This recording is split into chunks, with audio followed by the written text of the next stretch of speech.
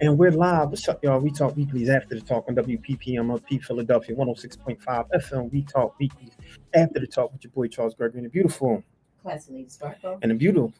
Lawrence Sisson. And I got my girl over there in the beautiful. She's definitely in the building, and my guy is in the building. Jefferson James. And we're going to have a dynamic show. You're listening to We Talk Weeklies after the talk on WPPMLP Philadelphia 106.5 FM. We Talk Weekly podcast today here at New Millennium Multimedia Studios. And we're having a dynamic time today, man. And we got a couple people that's jumping on. Super excited. Who we got coming on today? We gotta get hyper than this. What is this show? This is the Exactly end of the year last wrap-up. show. No doubt. In the 2025, so For much sure. crazy stuff has Yes. happened. Like you said, we at the New millennium. Like, why is it multi? Like, doesn't it Multimedia. multimedia? Multimedia. And why it's called Multimedia Studios is because not only do we have podcasts here, we have full-scale movie productions that can be done here. We have events that can be done here. Wow. We can have concerts that has been done here. Mhm. I mean, when I tell you all of the people who have blessed this particular location, man. You Black won't even- owned. Black owned. Yeah, shout out to my guy Rashid for making this happen. I mean, we have it's just dynamic to see the type of beauty, the beautiful folk that's out here doing some amazing work today. So we're super excited about that. And so, yeah, I always start with, how was your day? So I'm gonna go to you, Classy Lady Sparkle. Why don't you let me know how your day was? How was your day?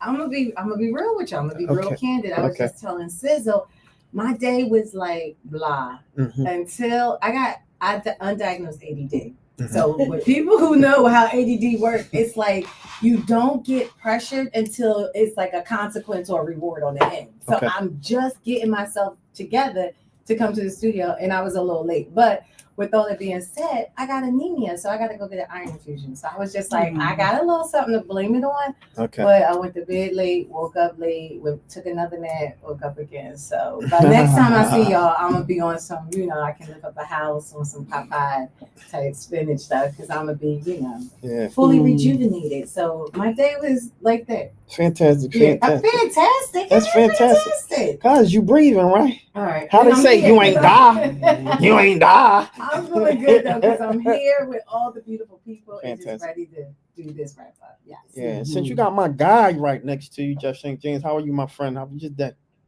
I'm blessed. Your boy is tired. Okay. This is probably the busiest year I've had since probably grad school. Mhm. But I'm grateful and honored for everything that's been happening this year with the podcast and platform. Yeah, fantastic. You've been doing some amazing work.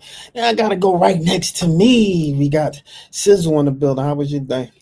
Oh man, how much time we got? No It's I feel like Nick Nolte and Eddie Murphy in the last 48 hours just has been crazy. But I just want to give a shout out to some good people out here. I was doing some Christmas shopping and Okay. I had the misfortune of dropping my wallet somewhere and got probably maybe 30 minutes away from where I dropped my wallet at, and then losing my mind, go back over to the place and was not there. And fast forward to a whole maybe like 12 hours later, and I get a text in Facebook, and then the person is like, "Hey, found your wallet, and All right.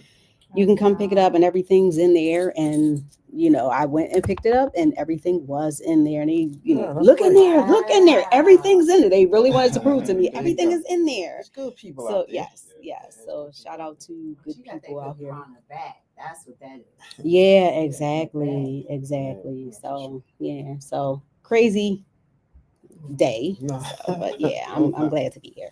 POC is definitely in the building. How are you? How was your day? Today was actually, Oh, yeah. for me, Saturday is still a work day. I don't get the days, too many Saturdays off. So Saturday's still a work day. And right after this, I'm going to another event to support some more, my friends and colleagues and end of the year celebrations as well. So just ripping and running all day as usual. No, fantastic, Awesome. fantastic.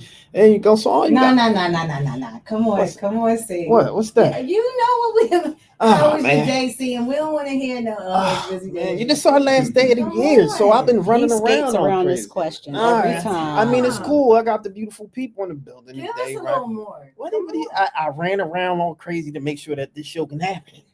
I mean, this is the biggest show of the year. You know, all of the production that has, you know, for people who's watching, you don't know all the stuff that happened on the back end. You know, and so it was a lot of work putting all this together, the cameras and just the location. So we super excited about things that's going on. And so yeah, we're just super excited about this. So yeah, let's jump right into it. You want to jump right into it? Hold on, we got some people in the back. Let's bring them up. We got Valentina. Hey, Yes. that's my sister. That's people's right there. That's people. Yeah, right. How are you? How are you? Hello, everyone. Assalamu alaikum. Hello, sister. Thank you for joining. So Val was actually at the Gilly and Wallow fight, and my cousin, she's actually the manager for her. And I'll let you know who won or lost when they join us. So Did they come in yet? no, they didn't come in yet. Not yet. Okay. They didn't come in yet, but we'll make sure we bring it in. But I seen you backstage, so I just wanted to bring you in real quick to say hello. Appreciate it, good brother. You already Hello, beautiful. Hey, sis. How are you? So good to see your beautiful face. Good seeing you too. Yeah, we need I to want to tell you guys are amazing. Thank you. Aw, Amazing. love you. Amazing. But you know what? You've been holding us down a long time too, so we really appreciate you for that. You know, we have actually one of our most viewed shows was DA that you Oh, happen to have on the show, so we appreciate you for that. All of the stuff that you do for Talk Weekly, I know your family, but they say you gotta get the flowers out while you're still here, so I'm gonna give you the flowers. Right? we'll be bringing Senator on to you guys soon. So Okay. tomorrow we have all these photo shoots, and we're getting ready for the primary. He's running for Congress, Senator Sharif Street. So I'm running his campaign on the Northwest Corridor. So yeah, so he'll be coming to We Talk Weekly Let's do it. after the new year. Let's do it. Okay, cool. So I want you to hang around. I'm gonna put you Yes, back again, yes. but I want I'm not gonna do too much talking. no, all right, so hold tight. We love you. We'll be right back. All right, so we got let's bring it. What's up, my friend? How are you today? Yeah, how you doing? What's the deal? How y'all feeling? We great, man. How are you? How are you? How was your day today? We gotta start like that. Oh man, I'm feeling blessed, man. I'm doing good, man. I'm happy to be here. You hear me? Nah, it's an absolute pleasure, man. So, one of the things that we do, and this is our weekly wrap up, well, actually our yearly wrap up show. And so anytime we do our yearly wrap up show, we ask everyone who's joining in because you're part of the family, man. So when you come on, you gotta talk just like you part of the family, right? And so Absolutely. the things that we do for the wrap up show is talk about like the top 5 standout moments of 2025. What would be your top 5 moments of 2025? What would you say they were? Well, my top 5 moments of 2025, I would say wrapping up my album with my label, dropping my final album, and it was like my best body of work yet. So that's one of them. Spending more time with my daughter, that's more personal. Like outside the career wise, that's one of my top 5 moments. Just spending more time with my daughter, and You know what? I can't have a top 5. I can't lie. I don't got a that's top all right. 5. But before you go further than that, though, I wanna pause on that moment, right? Because when it comes to Right. men, right, especially black men, we don't appear, or it doesn't look like in the media that we're around in the family, right? Right. It doesn't look like we support the kids and we taking care of our children and stuff like that. We're considered, or it always appear that we're the deadbeats, right? So I have to amplify the fact that you said your daughter, that was one of the first things you mentioned. So how does that feel, right? Knowing that you got baby girl growing up in the times today, I'm young, so it's like, to me, I look at it like a blessing, but I'm still like growing with her and experiencing life with her, Yeah. So I'm just trying to guide her in the best way I could. You know what I'm saying? Right. So yeah, that's basically it for real, for real. I'm just trying to guide her, and I'm still young myself. I'm still growing. I'm still learning myself. I'm only 24. Yeah, I had her when I was 18. that's right. That's Wow. right. That's right. So So what are you looking forward to in 2026? Yeah. as far as what? Career Yeah. wise, Go on. life. Mm-hmm. Life, both career wise, life getting closer with God, building more of a relationship with God. Life, I want to execute this new deal. I'm working on a new deal right now. Okay. You know, try to be in more movies. I want to get in another movie. Uh, that's basically it for real, just those three. Okay. And you Okay. said that for 2025, it was the record that you just did. You just dropped the album. Yeah, I just dropped the album. I signed 2022 with AWOL Sony. Yeah. Yeah. Uh, it was a 25 song deal, Yeah. 25 songs, and I just wrapped it up. You know, and I did good. I did good with the label so far. So That's I'm what's up. excited for my new project. Just growing. Congratulations. Yeah, Awesome. Yeah, yeah, for sure, for congrats. sure. Yeah. So since we're right there, why don't you to let everyone know? Why don't you give everyone a quick little background of who you are and some of the dynamic music you've been producing, man? You know, because we want to give you your flowers as we Right. are today in front of you, my brother. Because I mean, the lyrics, everything is just on point, and it's always good to hear that type of thing. So why don't you tell everyone who you are and some of the projects that you've been working on? For those who watching and don't know who I am, I'm Deform Sloan from West Philadelphia. That's right. Uh, you probably heard a few of my songs. I get a lot of radio play in the tri-state area, whether it's Swag Talk, Drive 'Em Crazy. I'm also an actor. I played in Bel Air. I played Darnell in Bel Air. Uh, Old Heads. I played Sloan in Old Heads, Mhm. and yeah, that's about it. You know, I'm one of the coolest guys living. You know, That was last night. That's what I was going to say. Yeah. You're not talking about the bells. Yeah, come on, bro. Like, oh, the belts. Yes. Oh yeah, and I'm also the face of boxing. See? I'm undisputed champion, $1 million per game. Won the 5 Yeah. belts. Hey, hey. Hold on, let me. I wish I could really show everyone. They a little heavy.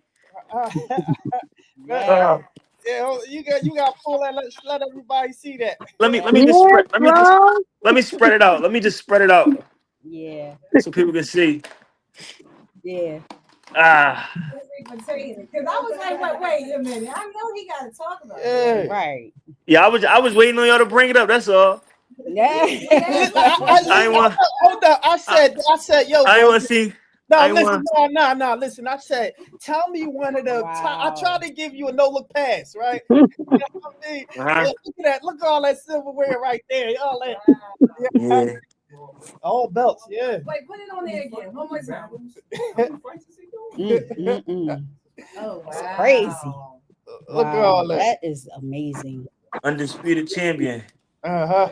Wow. Oh, wow. Mm. Yeah. I'm willing to put them all back on the line too. I ain't just taking them and ruling. I'm willing Yes. to. All right, so tell us how that was last night. Last night it was what I expected it to be. I really, to be honest, I didn't like my performance.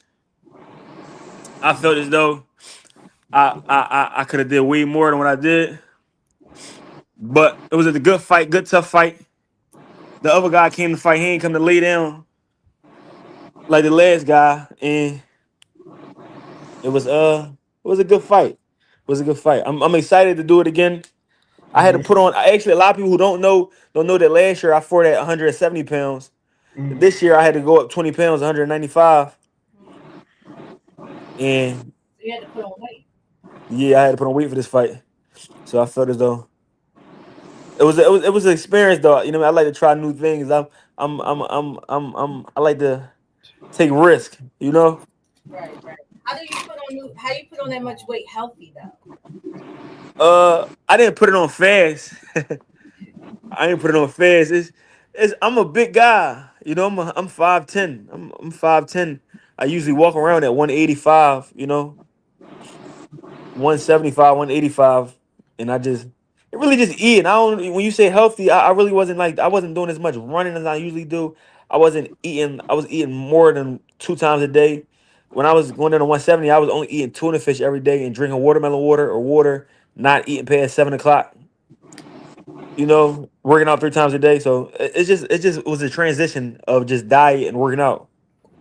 Congratulations on your W last night. Way to go, that was great. I want to ask you a quick question because right now in hip hop, we're seeing a change in attitudes. We're seeing a change in perspective. There's got a lot of mainstream rappers, a lot of hip hop artists that have the streets. You know what I mean? They're like bringing it back to the culture. And I wanted to ask you what you did last night. It's pretty much that back to the streets, you know, taking it to the ring, showing it the way of how you can handle situations without, you know, being in the streets with it. So I just wanted to know your stance on when you see so many rappers that you look up to, so many rappers that you know have reached out to you to do some work, now saying at the streets. Talk to me a little bit about that, especially since your partner, you know, back in about 2 years ago was killed and murdered because of the streets. Yeah, and when you say that too, I want to touch on like a few things you said. One of the first things you was just saying was, how you can handle stuff like that, like throwing the gloves on. Like I feel as though I always felt this way, and it's true. It's not that I just felt this way. That a lot of situations could be handled with hands rather than like a lot of people didn't have to die in life. You get what I'm saying? Not even just artists, not even just rappers and hip hop artists. Because being a hip hop artist is one of the most dangerous jobs in the world. A lot of people don't understand that, but it's one of the most dangerous jobs in the world, Yeah, especially when you get to a level of status. yeah, You get what I'm saying? So just lead by example, showing that you can. Even last year, me and another rapper from my hometown threw the gloves on and hugged, and we had no beef or nothing, but just showing that we could do that and show unity within our city. I hope that like a lot of upcoming guys seen that and got motivated, like, because it don't have to go further than that. You get what I'm saying? for sure. It's enough money in this world, in this industry, for everybody. So do you think like the drill rap music, the drill rap scene, what the culture of drill rap has done is going to actually stay in 2025? It's not going to go past what everyone right now is thinking that doing something. You know what? That's the street. It's crazy. It's funny. I don't want to sound too cliche, but that topic been like, it's crazy. Like since I've been an artist, I blew up in 2019, and that topic has been a question for a long time. Sure. And and I can say there's no right or wrong answer to that.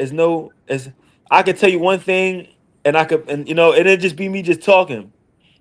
I feel as though like music, like since drill is basically just this in between hip hop, and that's always been hip hop since Biggie and Tupac.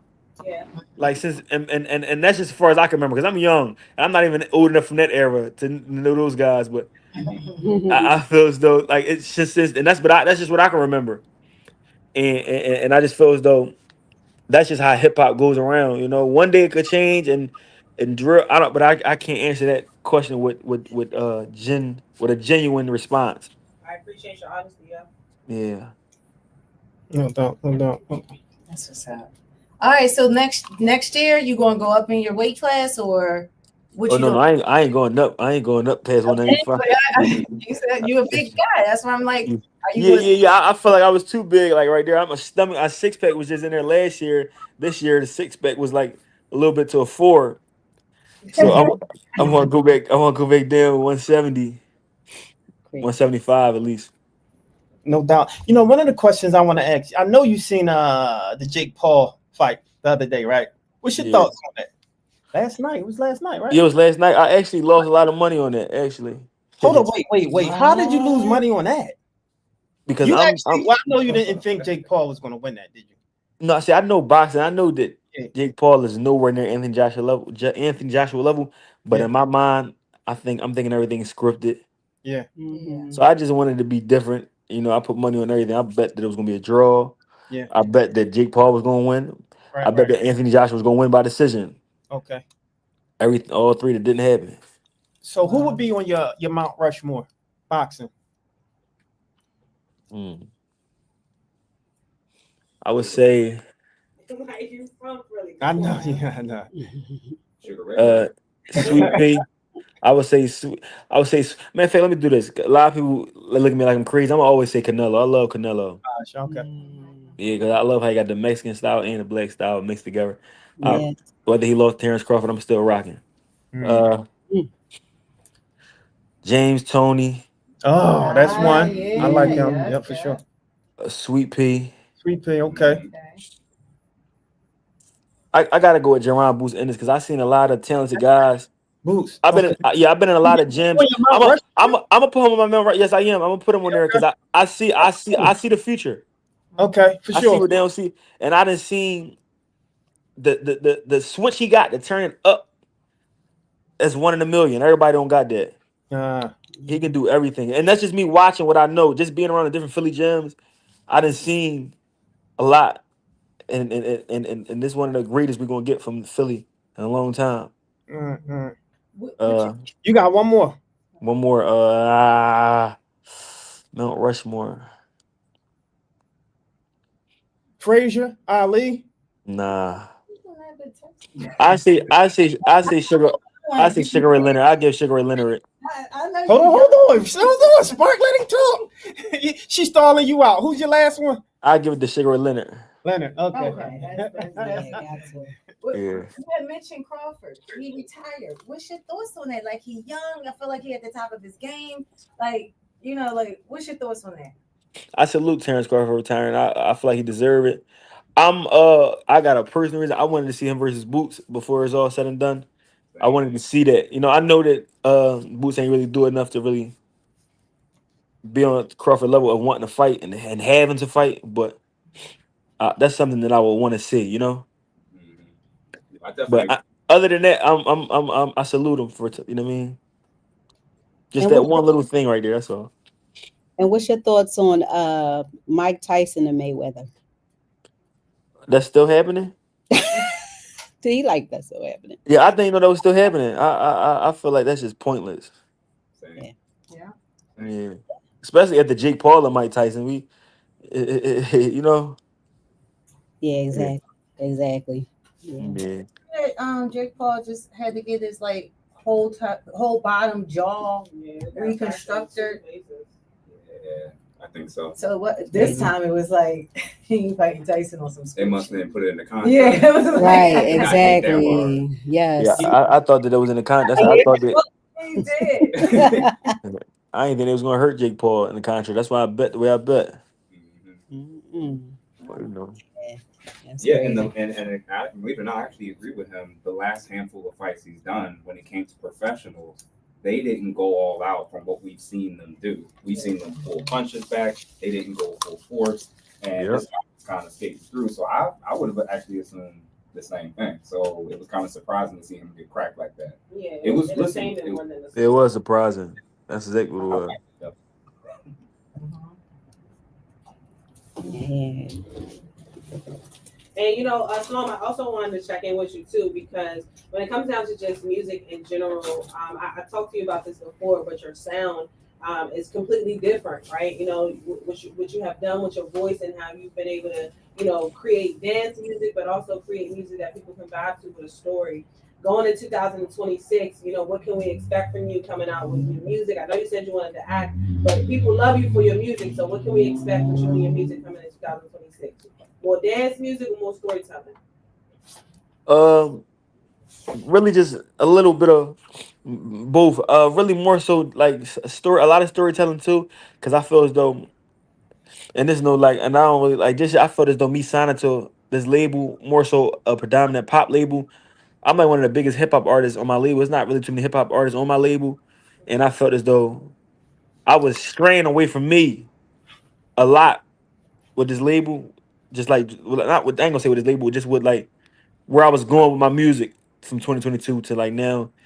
That's why I want to give them more real, the realness of me, Yeah. how I feel at the moment, because I got a story that people know about that I really don't speak on too often.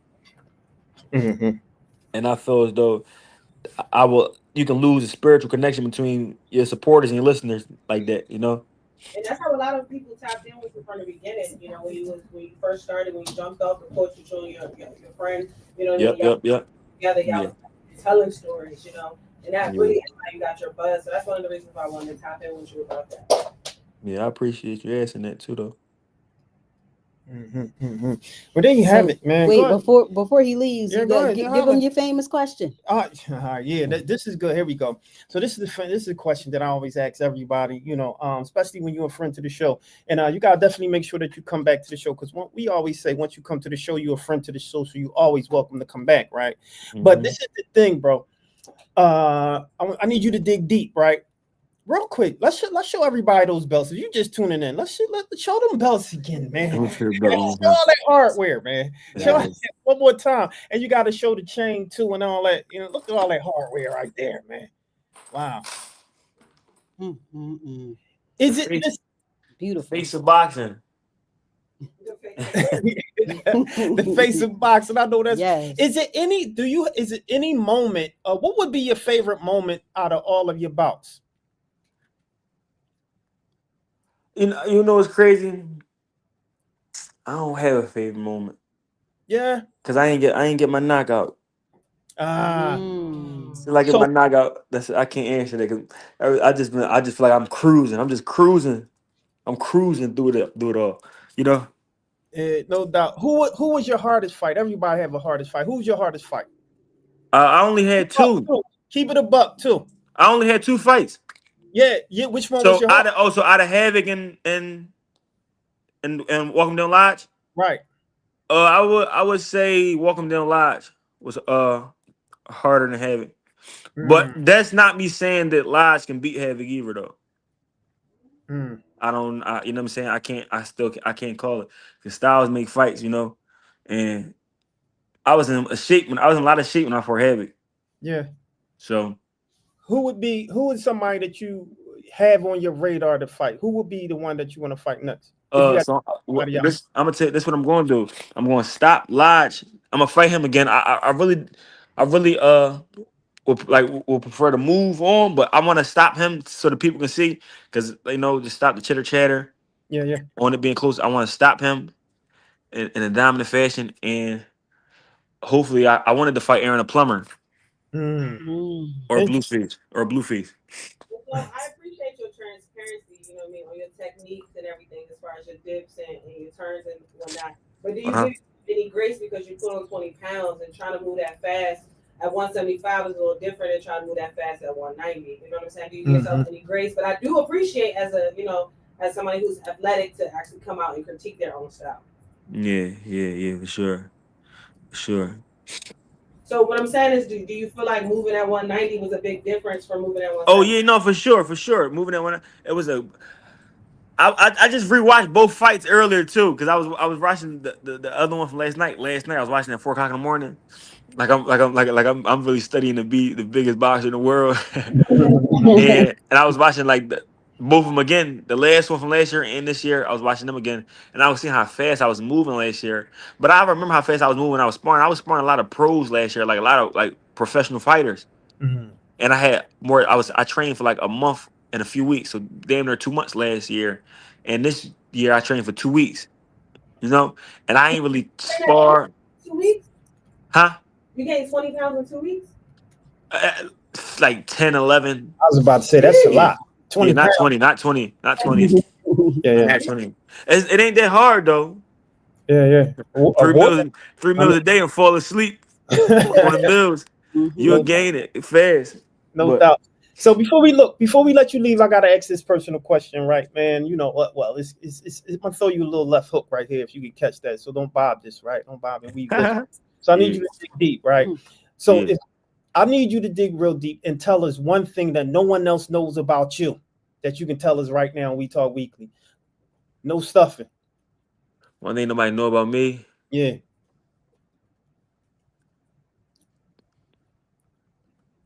I know how to paint real good. I'm lying. I said no bobbing and weaving here. I don't know. I don't know that. One thing. I'm in a fashion a lot. I'm really in a fashion a whole lot. So, but I don't know if people don't know that because I get dressed on the internet. But I used to know how to dance real good. Let me say that. I'm gonna just believe you on that. I'm gonna just believe you on that. No doubt. Well, look, we really appreciate you for chiming in, man. We want you to let everyone know how they can get in contact with you, all that good old stuff. Oh man, I appreciate y'all for having me. You can find me everywhere at D4M Sloan with the money sign on the S or without the money sign. Either way, I'm gonna pop up. Any website, anywhere. D4M Sloan. Can we get that voice out? Can we have one time for Yeah. No doubt. Yeah. I usually have my applause I was- on here. Yeah. I know I don't have my Yeah. applause today, but look, man, we really appreciate you for jumping in, man. And Yes. one So I thing, appreciate y'all for having me. once we come on the show, you always a friend to the show, so you always welcome to come back. But we want you to have definitely in 2026. Make sure you have a dynamic show, and we'll go from there. All right, my brother. All right, I appreciate y'all for having me. Yeah, for sure. Peace. Yes. All right. All right, y'all. So here we go. We talk weeklies after the talk on WPPMLP Philadelphia 106.5 FM. We talk weeklies after the talk with your boy Charles Gregory and the beautiful, and the beautiful, Lawrence, and the beautiful, and my guy. Jeff, same thing. Who we got up next? Can I get up and plug my thing up real quick? You saying you on TV? I'm Yeah, like, yeah, wait. you showing. Look, she moving around. We live on air. She moving around. So- I'm not ready for the live interviews. Yeah. They don't finish. Shout out to It's no space. No. You can move mine up one. It ain't gonna be. It ain't gonna fit. It's still Ain't not gonna fit. enough. All right. Well, I just. All right, we trying to work this thing out, yeah. Yeah, messing up because Spark. Yeah. Okay. Yeah. It's going behind you. Yep. If you got it. Thank you. Hey, Tay. No doubt. Sorry, it's almost over. Yeah, no doubt. All right, so we got Femi in the building. So before we get into anything, we got to ask you one, how was your day? And why don't you let everyone know who do we have today? Yeah, for sure. Today was chilling today. I had to sleep all day because yesterday was a long day. No doubt. Long day. Yeah, for sure. It's like Shoot, that. this month has been long. I'm just glad it's over. Yeah, real that part. So, Femi, why don't you let everyone know who you are? Why don't you introduce yourself to the world so everyone know who you are? I am Femi Blango from North Philadelphia by way of Uptown, of course. I can never forget Uptown because they raised me. But I am an influencer. I like to motivate people. I am a content creator. I sing. I do reality TV. Make sure you guys tune in to NGTV, the In Crowd. That's right. I got a lot of things coming up as well. So, we just clocking it for right now. For sure. Nice. Femi, this is my cousin too, y'all. So let y'all know that this is family. Oh my goodness, Sparkle! I did not peep. Oh my goodness! Hey, cousin. And we also going to talk about something that you added to that, from last year and now this year that you just added to your catalog. Tell them, I don't want to make the announcement on what was added to that. You tell us. What, my boxing? What? Yeah, come on, we gotta talk about those hands. Oh yeah, I forgot. Let's Listen, talk about those hands. I be boxing and beating people up in the ring and the Gillian I know, Wallow. So yeah, that's why that's why I've been in the bed, because I literally just got out the ring yesterday. I won the Gillian Wallow fight again this year, which is expected. Like, you put me in a ring, duh. Tell us what happened last year. Last year I beat up Gioso Global. And I got my belts as well. Y'all just had Sloan on here. He was there as well. Yeah, for sure. Sloan just said he went up in weight class. Did you go up or did you stay in the same weight class? I stayed in the same weight class. All right. Yeah, I stayed in the same weight class. I didn't go up. She was kind of smaller though. Yeah, she was kind of, but she called me out.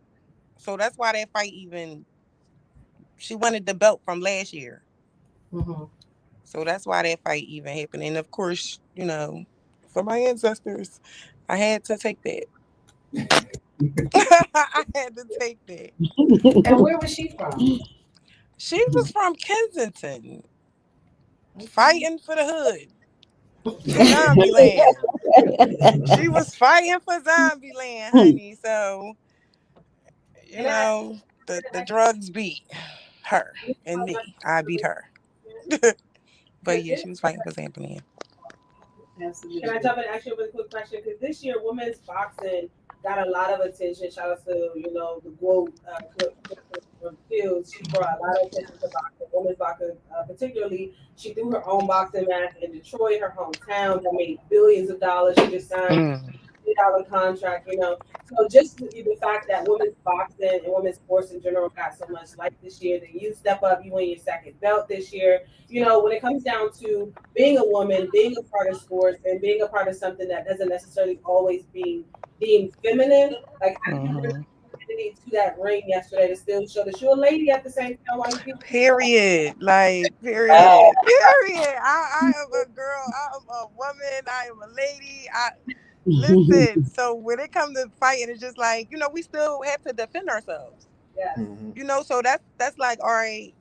That's why I want to be an influence. Like, we still have to defend ourselves. So if y'all want to look at it any type of way, we still women. That's why I did my little split at the end, because my name is Femi. I'm feminine, So don't ever take that from me. I love that. Yeah, no doubt. So Femi, so we seen another fight yesterday. Baumgartner, who won that thing. What's your thoughts on women in boxing these days? I mean, she did something that was phenomenal. She actually went 3 rounds, right? She did 12 rounds, right? She fought like men would box, right? And so I'm curious, do you think that women boxing is changing? Do you think the ecosystem for women boxing is changing? What's your thoughts on that? Change it. Long as we in there. Yeah. That's how I feel. Long as we in there, because it is what it is. We are women and we can do whatever. Yeah. No doubt. You had 3 minutes, 12 rounds. And so who would be on your Mount Rushmore of boxing? Of course, Clarissa. I love her. I don't really look at the crazy part is I don't even pay attention to boxing. Like I don't really know too many women fighters, like you guys said. Like, I just started looking up. It's a Muslim lady. I forgot her name. I looked at her. She's nice, but I just started, so it's just like, whatever. We in here. Like, let's win. Let's win. Yeah. I got those hands. Let's win.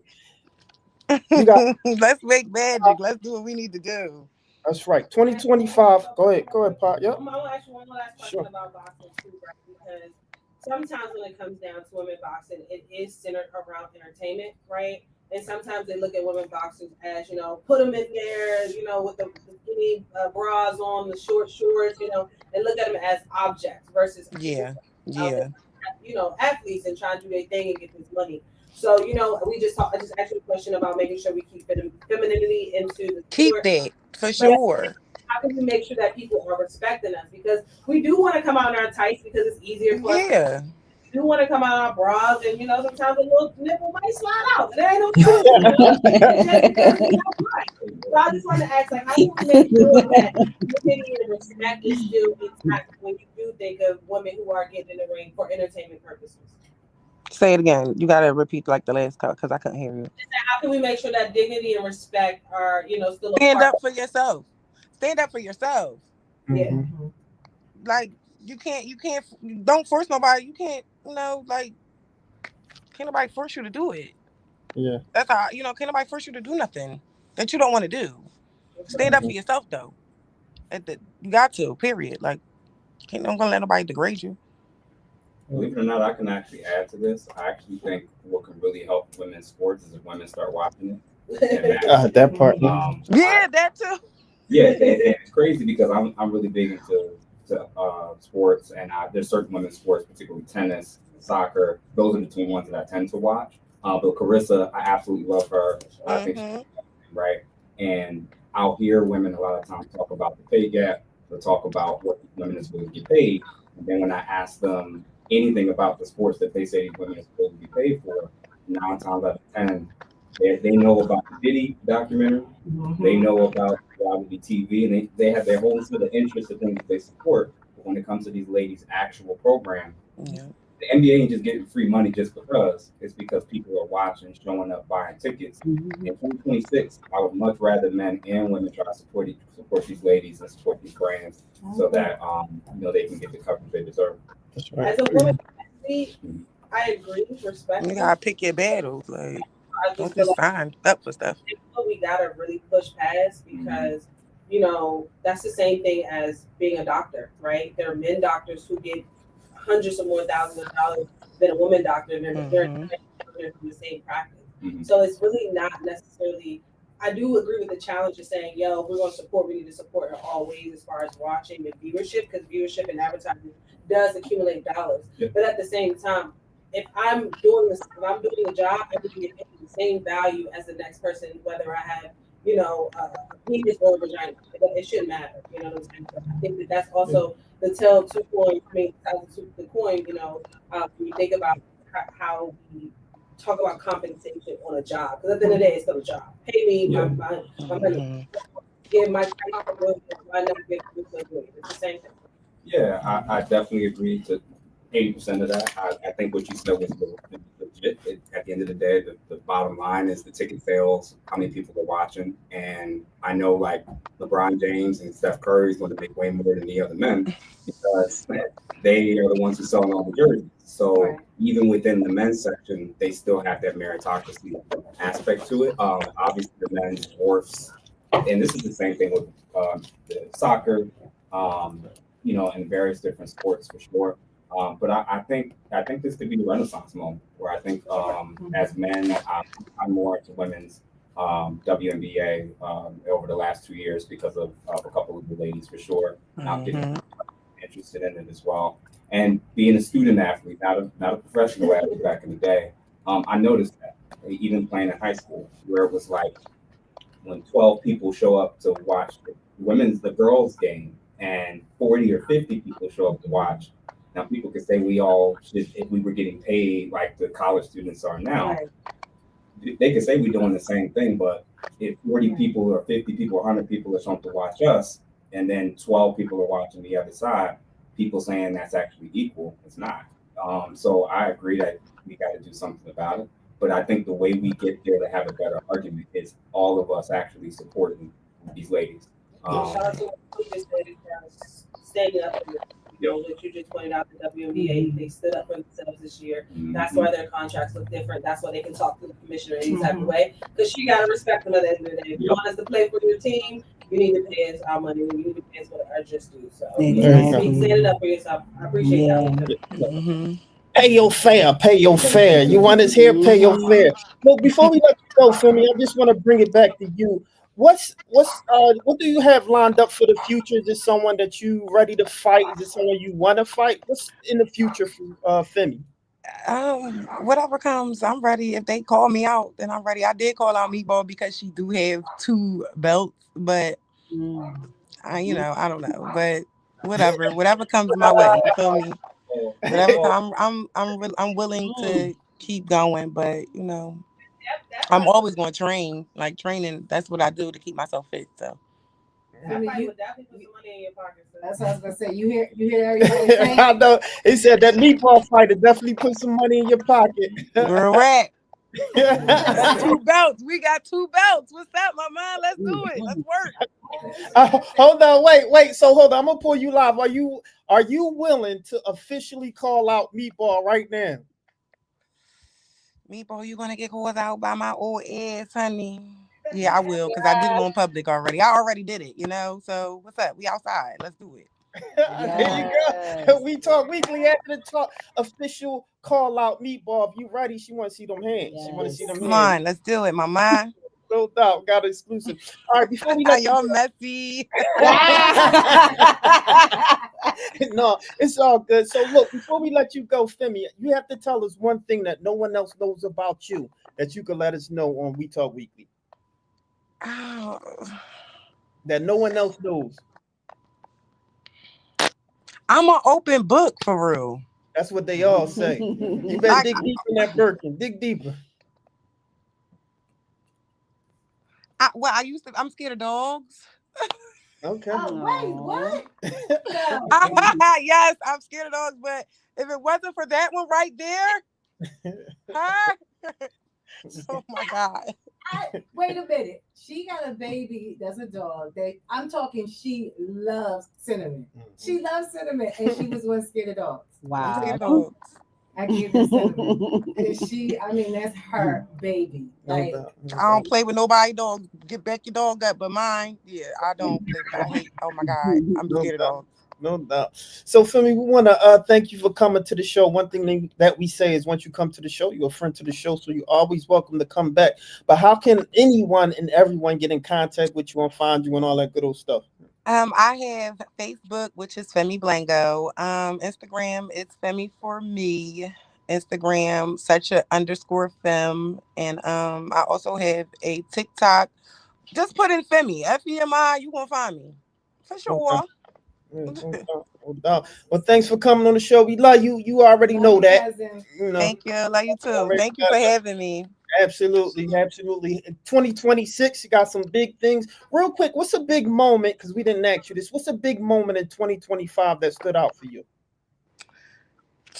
Everything, honestly, because I've been going through a lot. So everything, like, but Okay. especially this fight, of course. Yeah. I got to crash out one last time. No doubt, Yeah, no doubt. All right, no this doubt. fight for sure. Every year now, because yeah, this 2 years straight, baby. Mhm. You took a whole year off for another one, came back ready. That's it. That's all. That's right. That's what's up. That's what's up. That's All right, it. And well, there that's you all. have it, ladies and gentlemen. Femi is definitely in the building, and she'll be back soon. So we thank you for tuning in. We love you, Femi. Make sure you come I love back. y'all too. No doubt, no doubt. So here we go. So we got a couple. Let's see.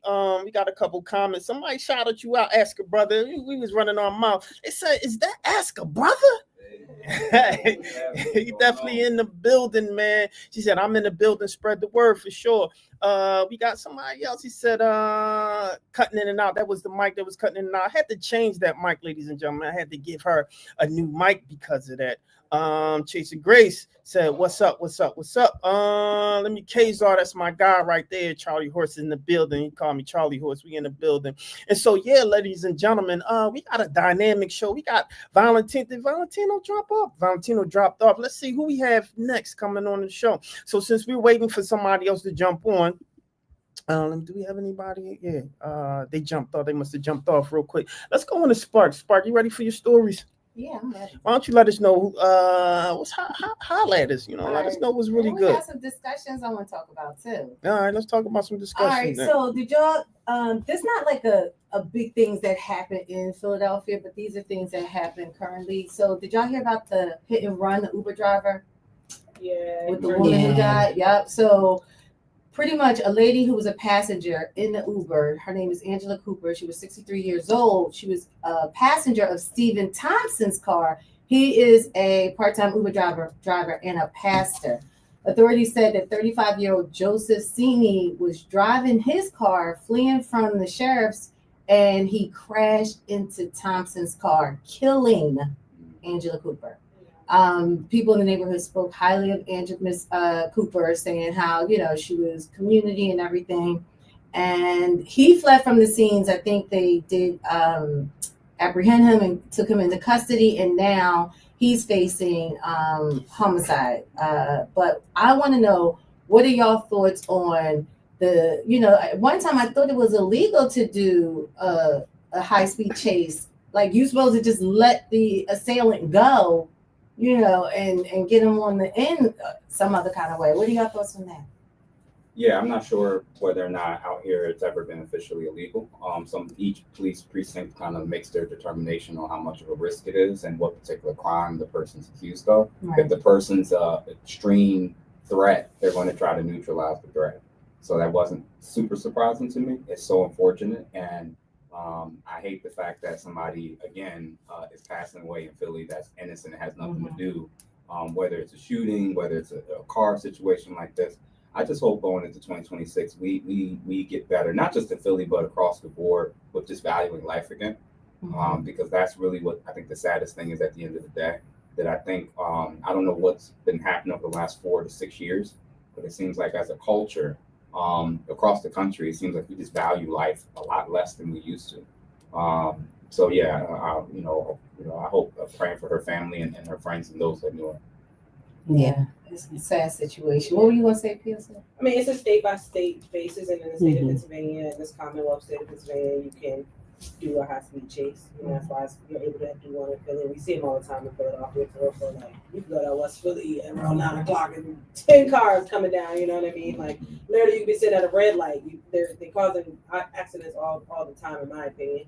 But yes, to get back to the story, this is not our first time seeing something like this, where a person was in an Uber car and lost their life. You know what I mean? So when you think about just the fatalities going up in the numbers of families who are losing their loved ones because of what we call a ride share or public transportation, you know what I'm saying? Like that's the most scariest thing in the world. So we want to make sure that we include public safety legislation and policies around these things. And Uber is a private company, you know what I mean? So it's not like you're driving with a taxi where you got to get a memorabilia and that's through the state and all those other things for your license.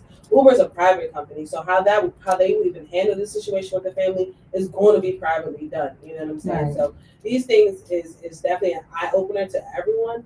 But at the time we live in, like it's not much we can do because Uber is part of our daily life. You know, it's a routine for people to get up, get to their ride share, and keep it moving.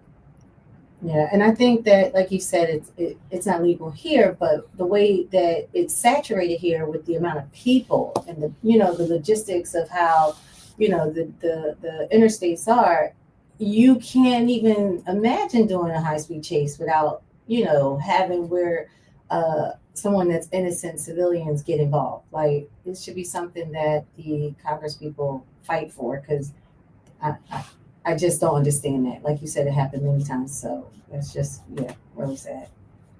All right. Y'all got any comments on that one now? No? Yeah, that's really sad. Okay, this next one was, it's about, have y'all heard of Marty Small? He's the mayor in Atlantic City. Yes. All right. So Marty Small back in the day used to be like a promoter. Like he used to be a big time promoter.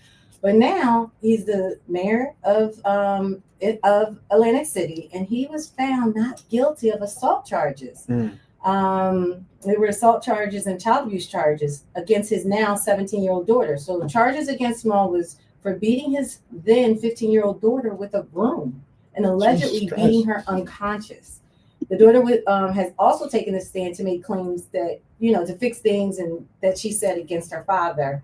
But Small called the verdict a win for everyone and insisted that he's a loving father. He also says that his daughter is his best friend.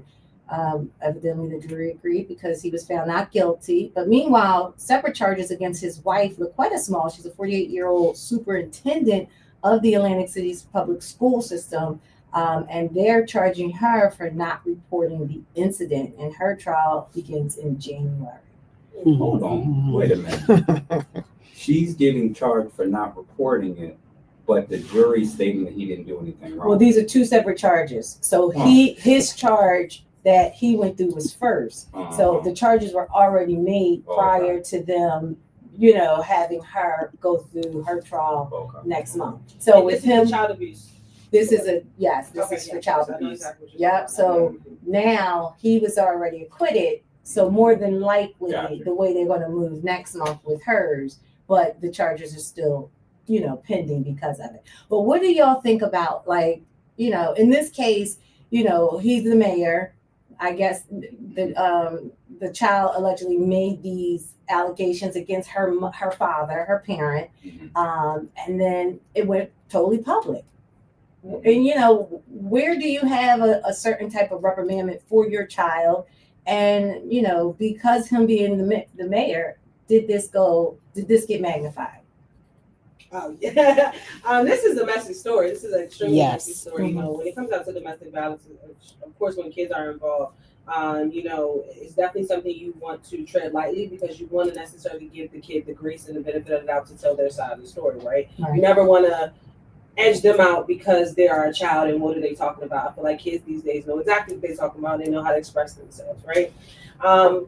It is wild that the fact that we're talking about a mayor and a school superintendent, yes, a superintendent, and they're married and this is their household, and the fact that the person who she reported to, speaking about the child who reported to one of her teachers who's friends with the superintendent, which is her mom, that's just our culture as Black people, you know what I'm saying? Trying to keep things inside the family, trying not to necessarily bring things outside of the household. But again, these children, we're living in a different time. These children are taking different stances on how they want to be treated and how they want to be, be represented in this world. And if you're my mom and you're this big time superintendent, like, I'm gonna bust your bubble, like if you're my dad and you're this big time mayor, but every time I go home, I feel like you allegedly might be slapping me around. Like, I want to say something about that. So, giving the child space and grace for sure. I was not necessarily raised like that, so I wouldn't have, went outside the household. The first thing to do. I wasn't raised like that. But I understand. Right. I do understand why she did it, and she thought that she can go to a family friend,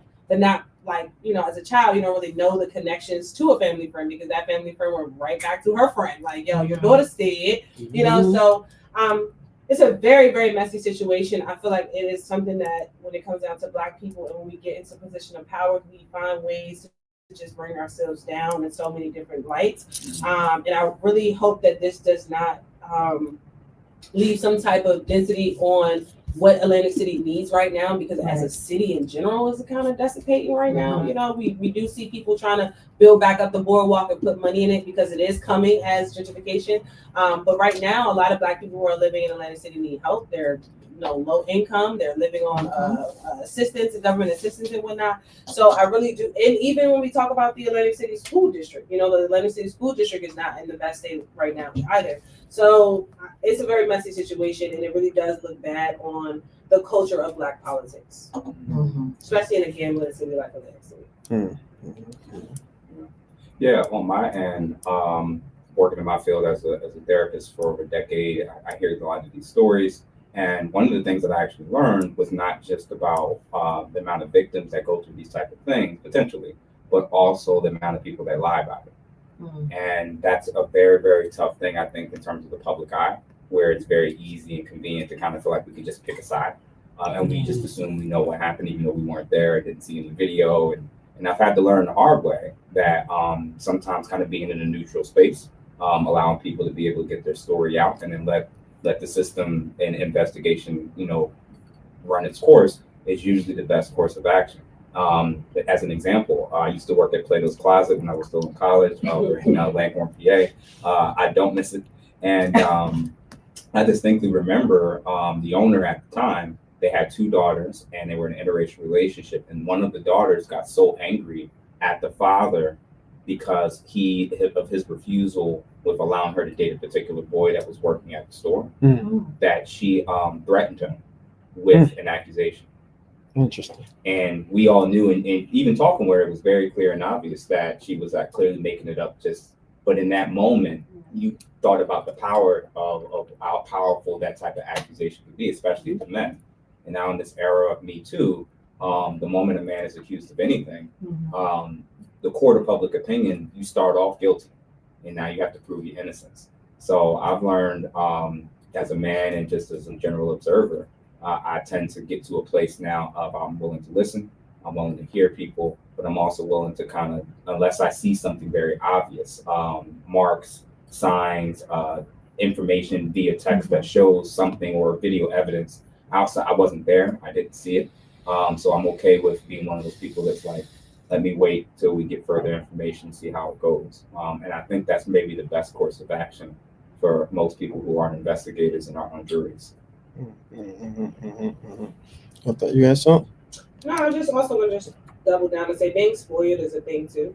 You know what I'm saying? Growing up in a life where your dad is the mayor and your mom is the superintendent, that does put you in a different type of, bracket as far as like how you have to hold yourself and how you got to go about things. And some people, revolt. Some children revolt.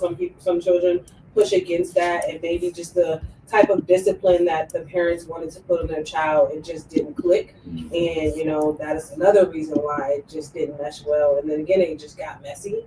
And because we live in a really messy world right now where you can say one thing, put it out on social media, and people can run with it, So I just think that it is a very, very, very messy situation for the mayor of Atlantic City.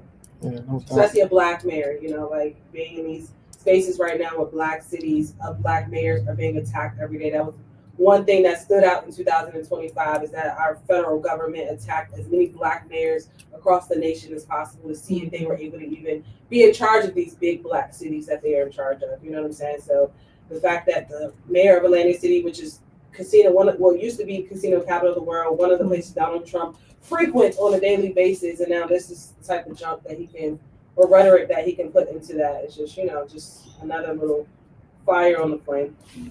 Yeah, good point. Yeah.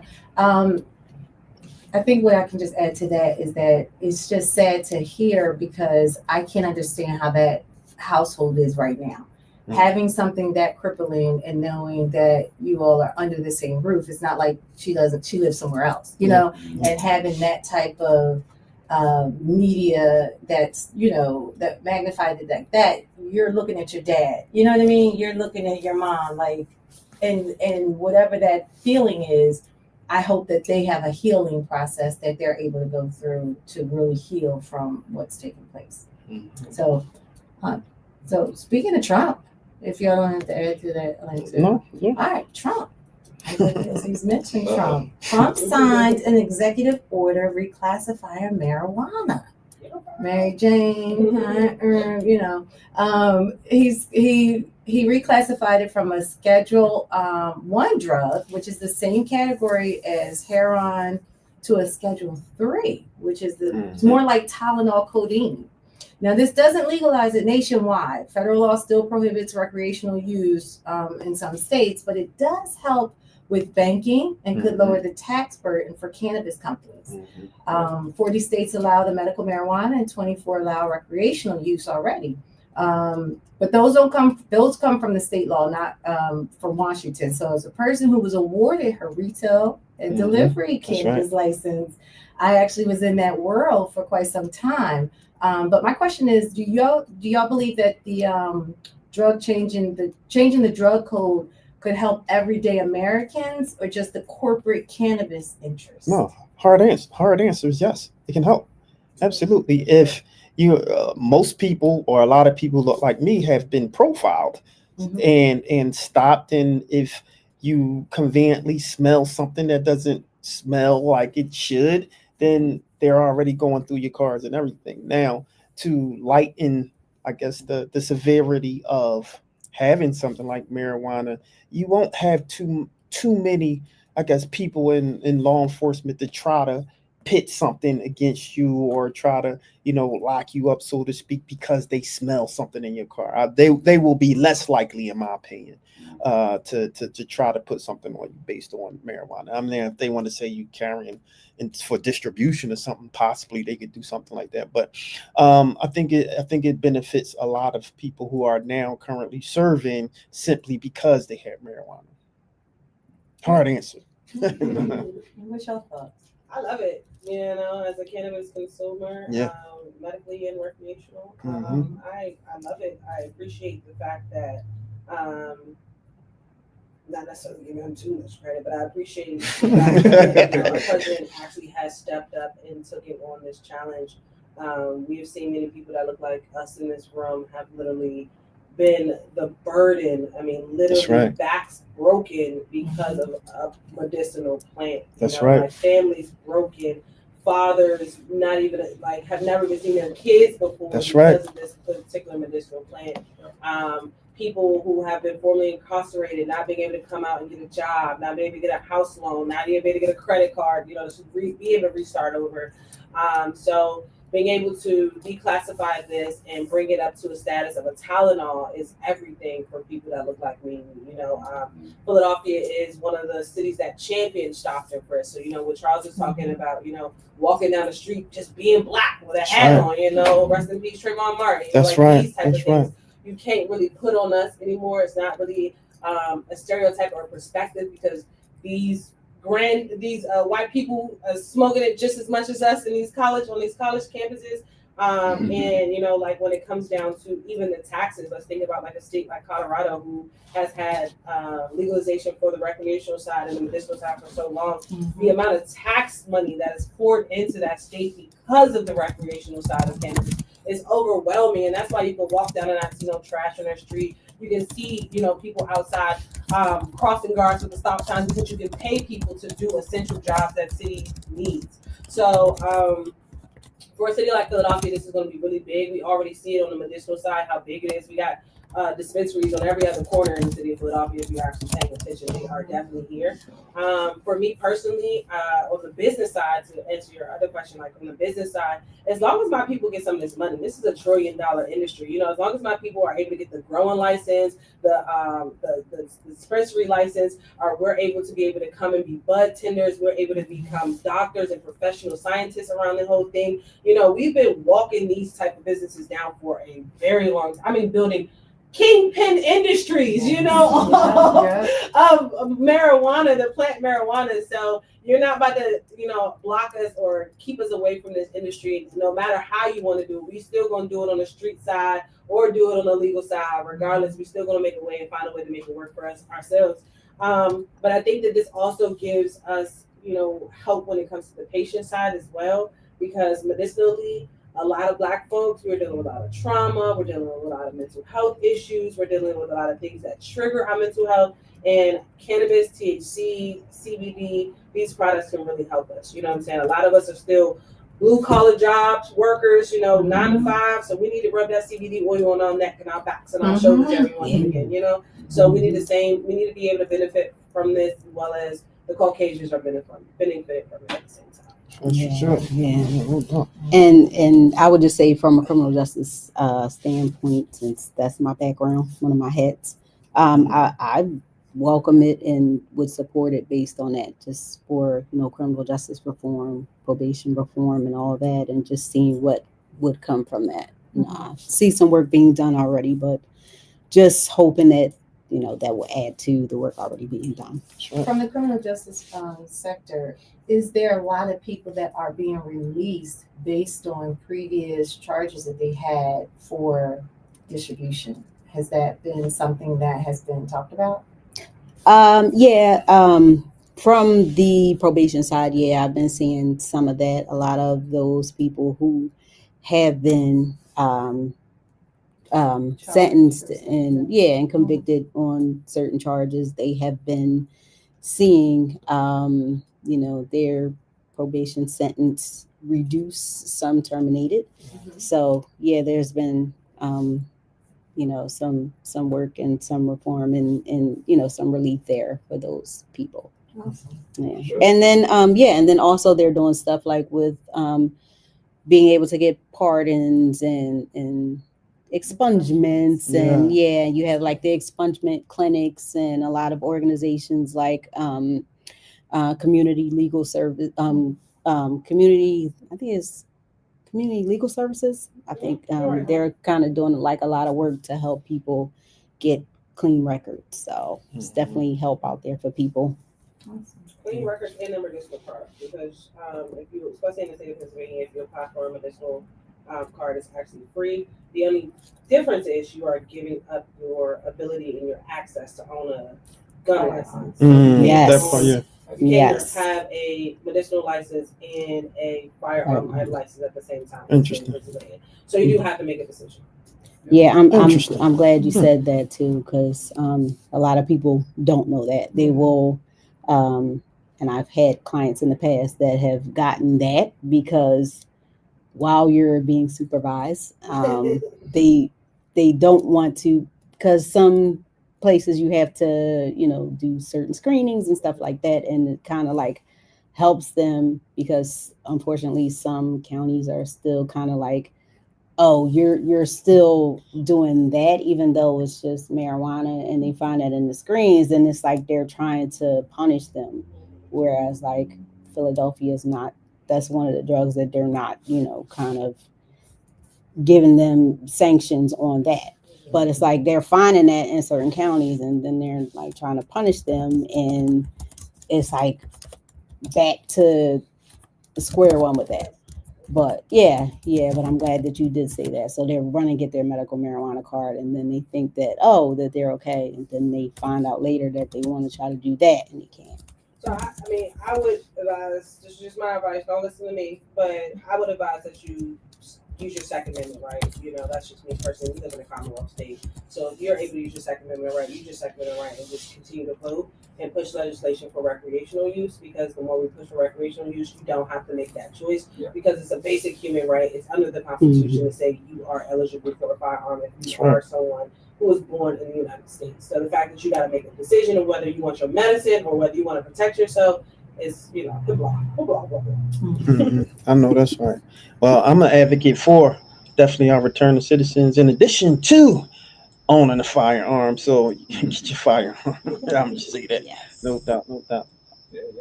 I think everybody has such really, really great points. Yeah. My background is a certified trauma consultant and therapist. So we deal exclusively with just dealing with helping people with PTSD. And this has been a tough issue to navigate around because of their legal issues, challenges, stigmatization about marijuana. So I think this is great in respect to that for sure, and it can exceptionally be helpful for people who struggle with attentiveness, with sleep issues, with anxiety issues. It could be a very natural alternative to many of the things that they're often offered in my field in terms of other prescription drugs and whatnot. So with respect to that, absolutely think it could be very, very helpful and beneficial. I do think as it becomes less stigmatized, I do worry about the ramifications in terms of the younger crowd, the youth.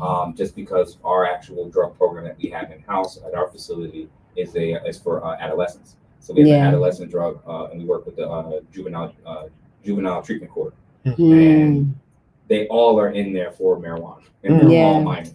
So reimagining a world where the parents, the culture, everything is much more normal. It's on living room tables. It's just out there. It's just normal. And you got youth that are struggling, and now it's just everywhere and regular. And I'm just wondering that disconnect. Not so much disconnect, but wondering if things if this starts to look like other places. I do wonder what the teenagers that are 16 and under, what could potentially be the ramifications of that. Good or bad. Good or bad. And part of it is I don't know. Just because when I look at other countries like in Europe, the stigmatization about drinking beer is just not what it is over here. And then you don't have the same type of alcoholic problems and issues over there. So it's almost like it's so normalized in the culture to where it's just not nearly as big of an issue between DUI. So I'm wondering. I'm wondering if that's going to happen here, with stuff like this happening. But I agree, the criminalization of it, it looks like it kind of ran its course for the most part. And my hope is that, and especially the expungements part, I think that, these people can get a second chance for nonviolent offenses and be able to really get a chance to kind of actually experience the American dream when they made decisions when they were 15, 17, 22 or whatever, to get a second chance over something like this would be, I think it changes everything for us. Yeah, absolutely. Yeah. All right. Well, last story, we're going to talk about this. You talk about firearms and carrying a gun. Hope you don't have to use it for this one, but Philly was ranked number 2 as the worst city for package theft. For package Ooh, theft. Package theft, yes. Stealing stuff off of your porch or property. So we live in a world where there's online shopping, and when packages get delivered, people take the chance to get those items stolen. These items not only, materials and retail like food and clothes and stuff, but sometimes it's prescription drugs, and people are stealing this off of your property. Food. So many lawmakers across the country are debating on how to deal with package theft. But New Jersey is pushing it a little further. New Jersey Congressman Josh Gottomir is pushing for the Porch Pirates Act. It's a bipartisan bill to make stealing packages from private carriers like FedEx, UPS, Amazon a federal crime. It should Federal be. crime. It should be. Yes, mail is mail. That's right. Yeah. So just like when someone steals the mail delivered by the United States Postal Service, It's- this will that's it. involve the federal authorities like the FBI. Penalties could be 10 years in prison, up to Okay. 10 years, or up to $250,000. Keep your hands to yourself. Yeah, and mine. But that, Philly is number 2. I'm Interesting. not surprised by that. Right. We Wow. prior to moving last year to South Jersey at our current home, we were renting in Kensington for the last 2 years. Mhm. Well, prior 2 years, and the amount of packages that went missing. Well, again, to be fair, it's Kensington, but still, it was being renovated. A lot of stuff. It's Was, gentrified, a lot yeah. of it was getting gentrified, but it did not matter. Wow. If you didn't, there was one thing I saw on my phone. Wow. It said it got delivered, and I'm Mhm. driving to right by the house. Already and taken. Seconds. it was gone within maybe 2 minutes. Somebody was watching that. That's too. crazy. Yeah, Wow. 2 minutes. So What's that? I've seen it. I mean, we had to stop getting things. We had to pick up everything from the locker. Yeah. We could not have anything delivered to the house. So in Jersey, depending on where you are, it's nothing Don't close be to in what Camden. It's like, no. Camden is very similar. But what I noticed in living in both Jersey and Philly back and forth, it's a night and day difference Mhm. in terms of, and again, different areas of Philly is fine. But when you're in certain pockets, it's brutal. Like you're just losing money, you're losing stuff. It's Mhm. insane. I mean, it was ring number Yeah. 2, so Mhm. there must Wow. be numbers that I have ain't a list lying. of my packages. Wow. Yeah, my Oh, that's why you made the list. Listen, and I just said, 5 minutes ago, we got to value life more, and we got to Right. care about how people. Not in this category. Don't let me see you outside my Yep. porch because Yes. furniture gonna move. That's Yeah, why I well, said, somebody so, had a serious. case for shooting 2 people Yep. that stole something from his porch. Yeah, yeah. Like, that's You on why I somebody's said- property, you You gonna have your I your still have my marijuana package, in the though. mouth. Yeah. You like Yeah, your they gun. were juveniles though, And also, unfortunately. you gotta remember, like in Philadelphia, there's so many more things that our, police force actually is thinking about right now. So when you think about stealing a package, they're like, Yeah, ain't that's nobody it. think about me coming up on here and taking a package. You know what I'm saying? Like this petty crime. It's so much actual crime happening in the city. Like people cars are getting taken every day. Yeah. So it's like, and I'm not saying that we should lessen the Mhm. space of like how we hold people accountable for them Mhm. stealing packages off people's porches. But at the same time, I feel like the reason why it is something that's consecutively happening consistently and why we are the number 2 city in the nation for packages being stolen is because there's so much happening in the city and people are just like, ain't nobody looking at me, ain't nobody gonna do nothing. They can report it, they're gonna shit in their ring cam video, and it's still gonna take about a year, 6 months for them to come find me. And by the time they find me, that package long gone, they're gonna give me a fine, I'm gonna go about my business. Like, Right. it's all calculated, you know what I mean? Like criminal activity is Yeah. completely calculated at this point. So I mean, just to your point though, even with vehicle accidents, the Yeah. cops don't even show up no more. exactly. You can't even get if you get into a motor vehicle accident, y'all better talk it out Yeah. because other than that, You gotta let them know. You gotta call the ambulance. They're required to come out if the What? ambulance is called. So that's what you got. That's the trick, trick. y'all. Just because they'll Ah. ask you. You call 911. They'll ask you, "Is anybody hurt? Do you need the ambulance?" Say yes, Okay. Say Yeah. yes, Yeah. and then they'll Okay. come out. Yeah, no doubt. So Do I they mean, even talk about like from the business side of some of these companies that are losing money from the packages being stolen? Like, do they talk about like, well, because how quickly do you get a refund? Right. Do you get like a product replaced and like what happens? That's Like, a what's great the question. loss? I Yeah. just saw it. I want to say last week, a bunch of big retailers are finally ending free returns returns. Mhm. So I won't be surprised if this or replacement. Yeah, replacement. replacements Yeah, as yeah. well. So Yeah. they're actually going to. It's not going to be the same cost, but I think it's That's finally crazy. hitting the big corporations as well. Mm. Because you got to remember, it's also happening in the the actual tariffs are stores. hitting the big Right. Yeah. Yes. Yeah. Yes. So Because it's that. happening in the stores. Yeah. Obviously, depending on which part of Philly you saw, the stores Mhm. where Mhm. the Rite Aid before it closed, you couldn't grab anything. Yeah. Everything you had to Yeah, get it was unlocked. locked So, down. Yeah. so I think Yeah. across the board, between the porch pirates, Mhm. the people bragging, the tariffs, like PLC yeah, said. that Yeah. people bragging about they're gonna hit up Walmart during the shutdown, Yeah, and they're yeah. gonna do like a Mm. lot of this stuff is simultaneously happening, and the cost of living is crazy. Yeah. So, like you said, it's so much happening, and I think the people who are doing it in the moment, in their minds, this is so small on the scale of things, but in the grand scheme of it, it just comes back to all of us. Yeah, they have They have. I was in a store. I was actually in Wawa, and a few kids came in, and they was taking, and I'm looking like, what y'all going to do? They said that we can't do anything. We just have to let them take it and let them go out. It's like, wow. And that's New York. literally why Yeah. there's no more Shame. Yeah. Wawas in Philly right now. Pretty much. Yeah. Wow. What you got? Is That that it? was pretty much it. Your good news, bad news, year and rap. We Talk Weekly. All right, there you go, ladies and gentlemen. It's your good news and bad news by Classy Lady Spark. On your boy Charles Gregory, the beautiful, Classy Lady the Spark. beautiful, Lawrence the beautiful, and my God. And we have have somebody coming up next, and I really appreciate you being patient and waiting. This is Dr. B. This is one of my favorite people on the planet. This is one of my favorite people on the planet. So I want to bring her up. How are you? How are you? Look like you on mute. We can't. Hold on one second. Oh, There we go. okay. Hi, How are- everybody. We Yes. call her Dr. B. She definitely in the don't call me that. I ain't not, we call you that because we love you to death. So how are you? Why don't you let everyone know a little bit about yourself, who you are, and we want to get into your top 5 fantastic moments or interesting moments of the year. So why don't you introduce yourself, tell everyone who you are in your field of study.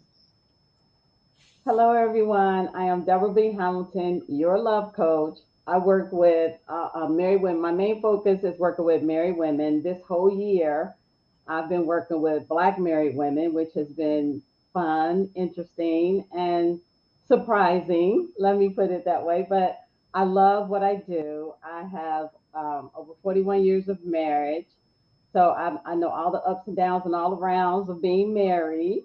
So I really love what I do when it comes to helping married women deal with all the trials and tribulations that they're having. And especially this time, this whole year has been crazy.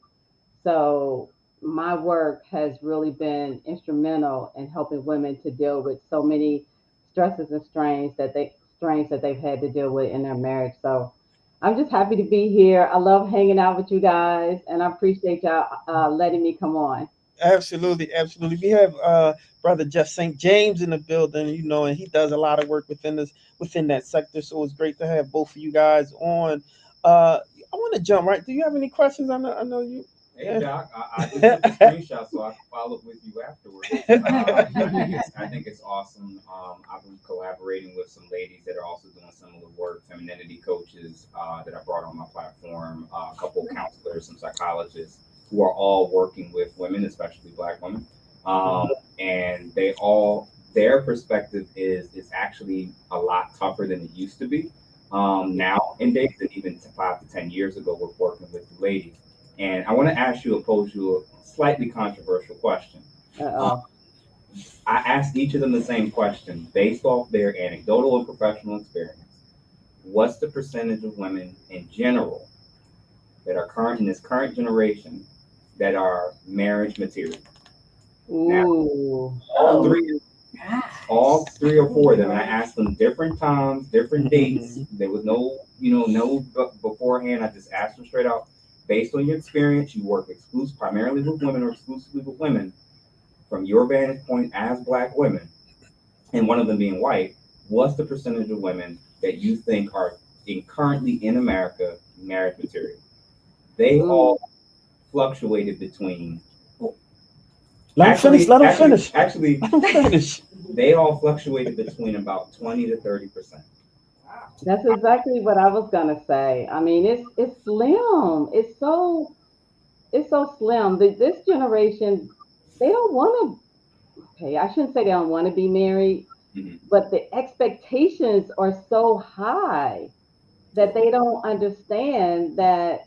And don't get me wrong. Everybody has boundaries. Everybody should, have expectations, but the expectations sometimes can be unrealistic.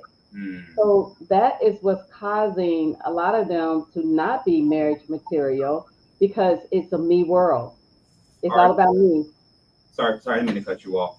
When you sense that and you're trying to correct that, have they been more receptive with you as a woman that's been married for so long, or is there a lot of pushback for you?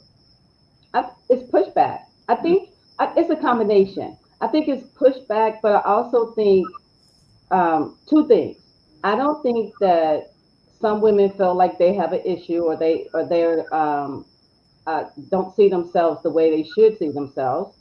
And then the other aspect is not realizing what it takes to be married, what it takes to, be in a marriage. Let me put it that way.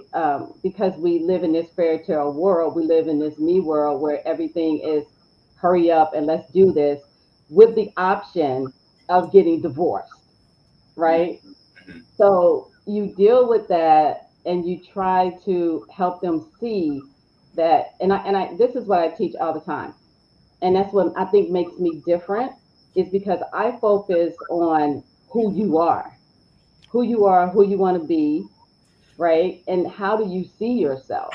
Yeah. Because if you don't have those answers, Mhm. then how can you express them to someone else? If you don't understand your wants, desires, and needs, how can you tell someone else what those are? So Doc, that's what, go ahead, I'm sorry. I like her already. I definitely gonna be reaching out to you, and I appreciate your words, because me doing this podcast on my end, starting this year, Mhm. that 80%, they hate your boy. That Yeah. 80%, and I'm trying to explain that I'm seeing what you all are seeing. I just have to be a guy saying it. And Yeah. I'm gonna explain. And the analogy I try to use all the time is like almost like a job interview. Imagine applying for a job. You go in for your interview, and you're late. You're wearing pajamas. Your resume, your name is misspelled. You showing showing a background that's completely irrelevant to what it is that's there. And then when you're sitting in front of the potential employer, you say, "Oh, by the way, I don't need this job." And I'm like, that's how a lot of ladies are functioning right now, where they're doing the antithesis, the opposite, in Right. every way, shape, or form of what you typically would think a person that wants to be in a relationship would do. Where, in terms of what the talking points, the attitude, what they're saying, who gets to be a leader when, I'm like, y'all, Yeah. realize, like, if marriage rates are declining, if if if if things are getting tough, everybody's talking about the so-called gender war. Maybe part of it, maybe half of the issue, is maybe your approach to it, and maybe a lot of the things that you're thinking or your girlfriends or social media is saying is the wave. It's not translating into your actual lives with men. So I Right. appreciate that Right. you and many of the other ladies I've come across are still trying, because people are telling me this is a sinking ship. And in my mind, I'm like, well, at least can I help people get the life vest on? Yeah, I just had this conversation earlier today with another married woman, and we were talking about how women are sabotaging themselves. Mhm. Because it's very clear, if women really understood that men want to be respected, men want to be appreciated, and men want to feel like they're needed and wanted. If we could just get that piece, then it makes a relationship so much better. Mm. But instead, what women are doing is saying, well, I need you to do all of this for me, and yet I don't have to bring anything to the table. That's not how it works. Doc, can I ask you a question? So, do you think, like, with what the stats were from what was just said, do you think it's because of, or I guess, women who are now at the age of being, reproduction and marriage, that they don't have a positive, role model? Or is it that because the women now are entrepreneurs and, it's about getting that money and being single parents? Or is it because they're the single house, female, and the marriages, there's no one that is married to say this is how you be a wife, or there's no positive men that are saying, this is how positive marriage looks. Like, everything to me sounds like it's hearsay that's being told, but where's the positive reinforcement other than television that they can really see as an example? Yeah, I feel you, because that's how I grew up. I didn't have anyone that I could look up to that I could say, oh, they were in a great marriage. No, I'm a child of childhood trauma. Believe me, there was no one around me that I could look to get the answers. However, sometimes we got to look beyond ourselves. I learned uh, to do the things that I look beyond. I grew up. I say I grew up in Procter and Gamble because I started working at Procter & Gamble when I was 17. So I looked for relationships that were working outside of my neighborhood because sometimes we're living in this 9-mile radius that we don't even look beyond what's happening in other relationships or even just looking for relationships that are look halfway decent. But here's the thing. Like I said before, we have to look within. We have to look at ourselves to be prepared for that relationship when it comes. So yes, we might not have role models, but it's what we want personally that can help us. Because that's what I did. I looked at myself personally, and I said, what do I want in a relationship? And I looked at what I wanted, and I looked at what I didn't want. So I think when we do that type of work, it really helps us, irregardless if we have role models around us or not. So it's all about that self-love, that self-confidence, and it's work. And I think that's the other piece that women don't see is that you have to work on yourself, whether you're going to get married or not, because you live with yourself and you want to be the best you can be, whether you're married or not married. So Doc, for 2026, a lot of people are going into the new year with their resolutions that may or may not last past those first 31 days in January, right? What would be some advice that you would offer to people who are looking for, for single people who are looking for love in the new year? I guess based on like statistics and trends of what you see now or what you can predict for next year, what advice would you offer to men and women? The same thing I just said. Everything goes back to yourself. Mm-hmm. It's how you see yourself. How do you see yourself? How do you feel about yourself? And then look beyond where you've already looked. Mm. If you're not finding that love that you're looking for, sometimes you got to look beyond the areas that you're already looking at. Be open. Like I was talking earlier when I was saying that, yes, you're supposed to have boundaries. Yes, you're supposed to have expectations, but are they realistic? Mm. Because sometimes your expectations are not realistic. And also, I talk about this a lot too. Your expectations are not someone else's expectations, right? So you have to gauge what your expectations are and what the person that you're seeking, what type of person are they seeking that would match up to you. So first of all, learn yourself, love yourself, do something for you to be prepared for that person that might come into your life. I've been married twice. So this second marriage is like unbelievable because of all the work that I did on myself, right? Mm. So until you are working on yourself and know who you want, and I said this before, your wants, desires, and needs, right? I learned what my wants, desires, and needs were. So I was prepared for the man who came into my life because I worked on me. And that's the key. Out of everything that we talk about on a daily basis, it really starts with us. I want to talk a little bit about. I'm sorry. Go ahead. No, go ahead. Go ahead. You can finish your thought. I'm sorry. No, I'm just saying, are we preparing ourselves for a future mate? Are we preparing ourselves to be a mate? Because, like I said before, sometimes we're so busy looking at what that man's supposed to do for us or that woman is supposed to do for us. What are we willing to do for someone else? So I had a follow-up question to that also. So in 2026 and probably now also, a lot of people are using like dating apps, and the dating apps do focus on AI-driven matching.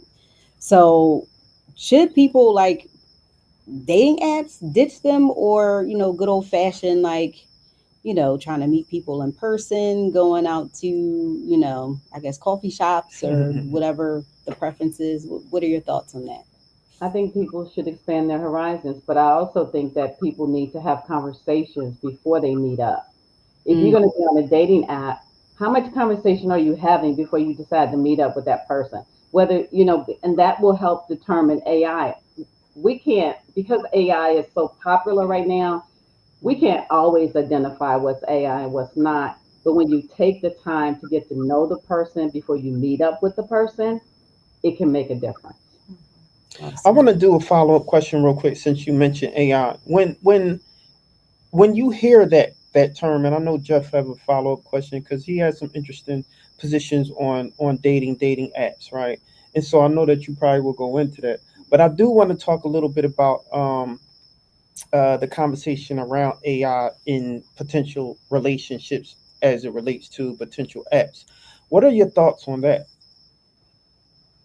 And using AI in what way? I guess I'm not clear on the Well, question. just the idea of AI, the idea of people dating through now being selected by way of AI, right? And so they're not necessarily having conversations to meet someone; they're being selected by virtue of what the algorithm may say about you. You know, some people have issues as it relates to that. So, what are your thoughts based around that? Do you think that the old way of meeting and courting, so to speak, and not knowing who this person is, and just kind of finally meeting someone, and that's how it normally would happen. You walk up, hey, how are you? My name is such and such. Nice to meet you, and boom, right? And you find out all of the other things about them later. Versus, this is an algorithm. This person says this about you. This is what they like. What are your thoughts on the AI ecosystem of dating? I don't recommend it, honestly. I really don't, because it's AI, and just like you were saying, it you don't know who you're talking to. You don't. I mean, I've heard where people said that they thought they were having a relationship and it was all AI. Mm. And that's why I say to people, get out of your 9 mile radius. If you want to meet people, go somewhere different that you haven't been before. You never know who you might meet, right? I So like try to do it the old fashioned way, but get out of your comfort zone. Meet somewhere in a different location. You know, be in an area that you might not, a safe area, of course. Let's be clear on that. But think of something outside of the box. Think about a hobby that you might have, that you can go somewhere else to take advantage of that hobby, or do more things with that hobby. It's looking at different ways to expose yourself to someone that you might be interested in. But I would not do the dating apps, because I've heard so many negative things about the dating apps. But of course, I've been married for a while, so I haven't had to use that type of, intelligence. So I just would not recommend it. But some people have found the love of their lives, on dating apps. So I think it's an individual decision on how they want to do it or how they want to handle it. I wanted to jump in a little bit too, but I actually kind of wanted to bring it back to something that the young Kevin Samuels was talking about when you all were talking about women being prepared Not for Kevin marriage, Samuels. and that percentage, and what does that look like, and how women right now don't necessarily know what they're looking for. And it's just me having the conversation on the outside, trying to come in. I'm not sure if you all had already had this conversation before, but I think when you speak about women and you just generically say women, I think that makes it a general statement. But there's no one generic type of woman. I think there's so many different type of women. When we talk about, are women ready to get married? What type of women are you describing when you talk about this percentage? What demographic does this woman come from when we talk about this percentage? And then also when you think about the conversation around women coming to a relationship and not having nothing to offer, or coming in exchange of saying they don't want to offer anything. I just want to bring it back just a little bit to our parent generation, or my parent generation. I'm a millennial for myself, speaking for myself. When you look at the generation that's above us, Generation X, a lot of them suffered through so much trauma as far as them trying to build a family on their own, because they were the descendants of people, as far as the generation before them, they were the descendants of children who came from government assistance, came from the food stamp era, where the removal of the black man, the black father from the house was Came from the block of cheese. yeah, the black cheese, removal of the black man from the This was good. in order for them to be able to have a sustainable life, right? Income coming in and whatever it may be. So when you think about the next generation of women, we only have an example. Shout out to what you were saying, we only have an example of women who did nothing but struggle in order to make it. So when we think about a success story as far as coming up and looking for a spouse and looking for a partner to be one with and be wed with, we want to make sure that we are alleviating all of the obstacles that we have already seen as far as an example. So when we say come to the table with nothing, it's because we're actually tired. Millennial women are tired. We are exhausted.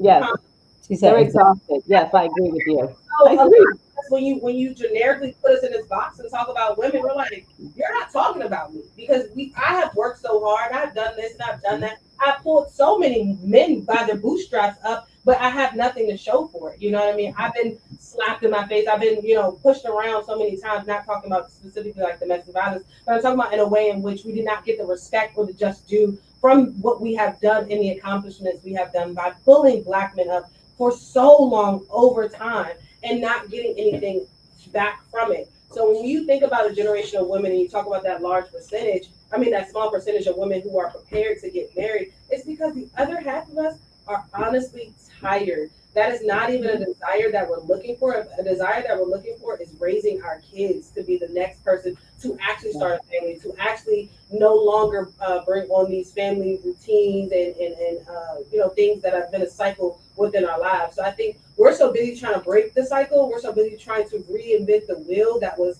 the examples of all we had. And when it comes down to the relationship and comes down to even, we were talking to Femi earlier about femininity and, what it means to be submissive and those things, it really we have to peel layers and layers, years and years of survival off to even be able to look at you like, okay, I'm going to submit to you today. Like, what? You know what I mean? Years out of this outer surface to walk through a crowd of men and not even want to cry. You know what I'm saying? So it is very hard for us millennial women. So when you just generically say women, it's just like, whoa, like you can't be talking to us, Kevin Samuels. Wait, Pac, you don't want to submit to me? Is that what you said? No, it's a joke. It's a joke. Go ahead. So Go ahead. Kevin Samuels, and I'll try to tackle on both parts, both the dating apps, which is actually related to this, and also a lot of your concerns. Whenever people have conversations about anything, they're going to speak in generality. So that's a given. Number one, you can't talk about any particular population. And then that's when podcasts becomes like, let me go ahead and turn this off. We need facts, we need data, we need statistics. If you're going to have a conversation about a demographic of people, talk about a demographic of people. Don't just generalize women because there's no one type of women. So you have 4 women in this conversation right now, and none of us are the same. We might be Black, we might got black hair, brown eyes, but we don't walk and talk the same way. And we don't even want to feel the same way, like how a man makes Lauren feel is not how I want to feel, Yeah, so back to what I was stating, when you try to teach courses, when you're doing lectures, when you're talking about any particular population, by default, you are going to talk in general. You can specify in terms of the Black community, you can specify in terms of Americans. And when I asked the doctor that particular question, I left it open, in meaning women in general. I mean, based on the women that I did ask that particular question. Some of them work with Black women exclusively.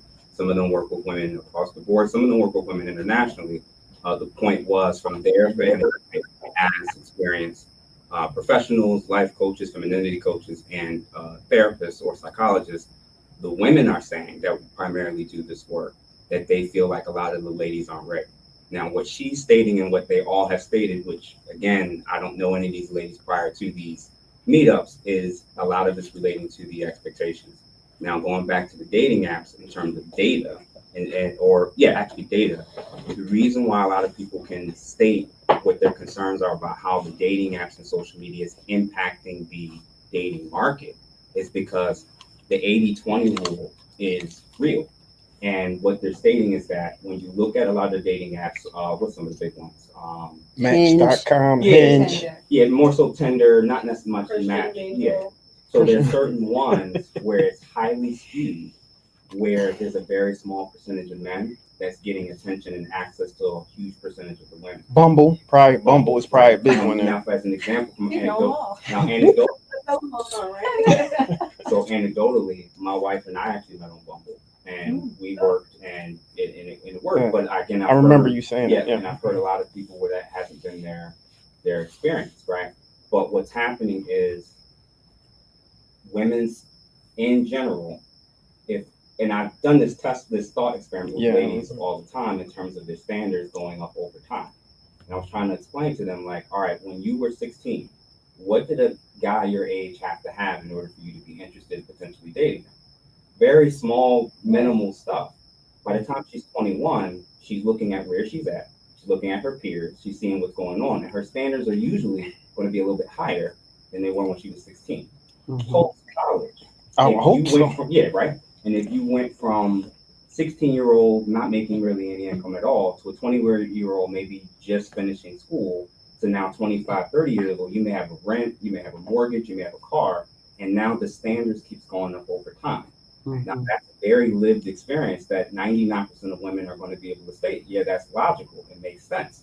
And that's why I say data, number, statistics are important, because when you generalize the conversation, it's really hard for people to swallow it. Because if you ask that same question to a woman who grew up in the household with two parents and her father being a full force present in her life, I promise you, if you would ask her that question at 16, she would say, I want someone that reminds me of my dad. Simply reminds me of my dad. She won't even give you a long laundry list of anything. She would say, I want him to be like my dad, because he was present in her life. So he showed up and showed her what it meant to be treated by a man. So when you ask her at 21 and now she's post-college and she's been around more men than just her father, she's going to have a different conversation. But starting at the point that you made, if you talk to a woman who grew up in a household and her father was a full force in her life, that laundry list that you just went over would be a completely different conversation. So again, just to clarify, if the ladies who are doing the actual work, meaning they're meeting women who are not successful in this area, and they're stating that their standards are going up over time.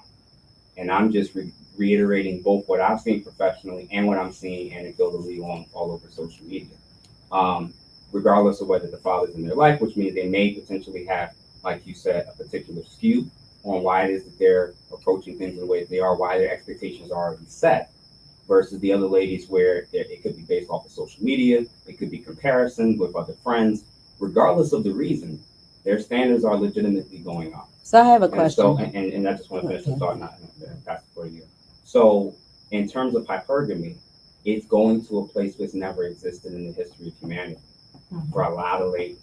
So, as a starting point, you have women who are now living in modern times talking about six figures being a default expectation. So, people can say that it's a social media thing. I'm trying to explain to people who, as a man who went back into the dating market at 29, 30 years old, of course you can't base it just on me, but what the men are complaining about and what the femininity coaches and doctors are explaining is that's becoming more and more frequent. Is that every woman? Of course not.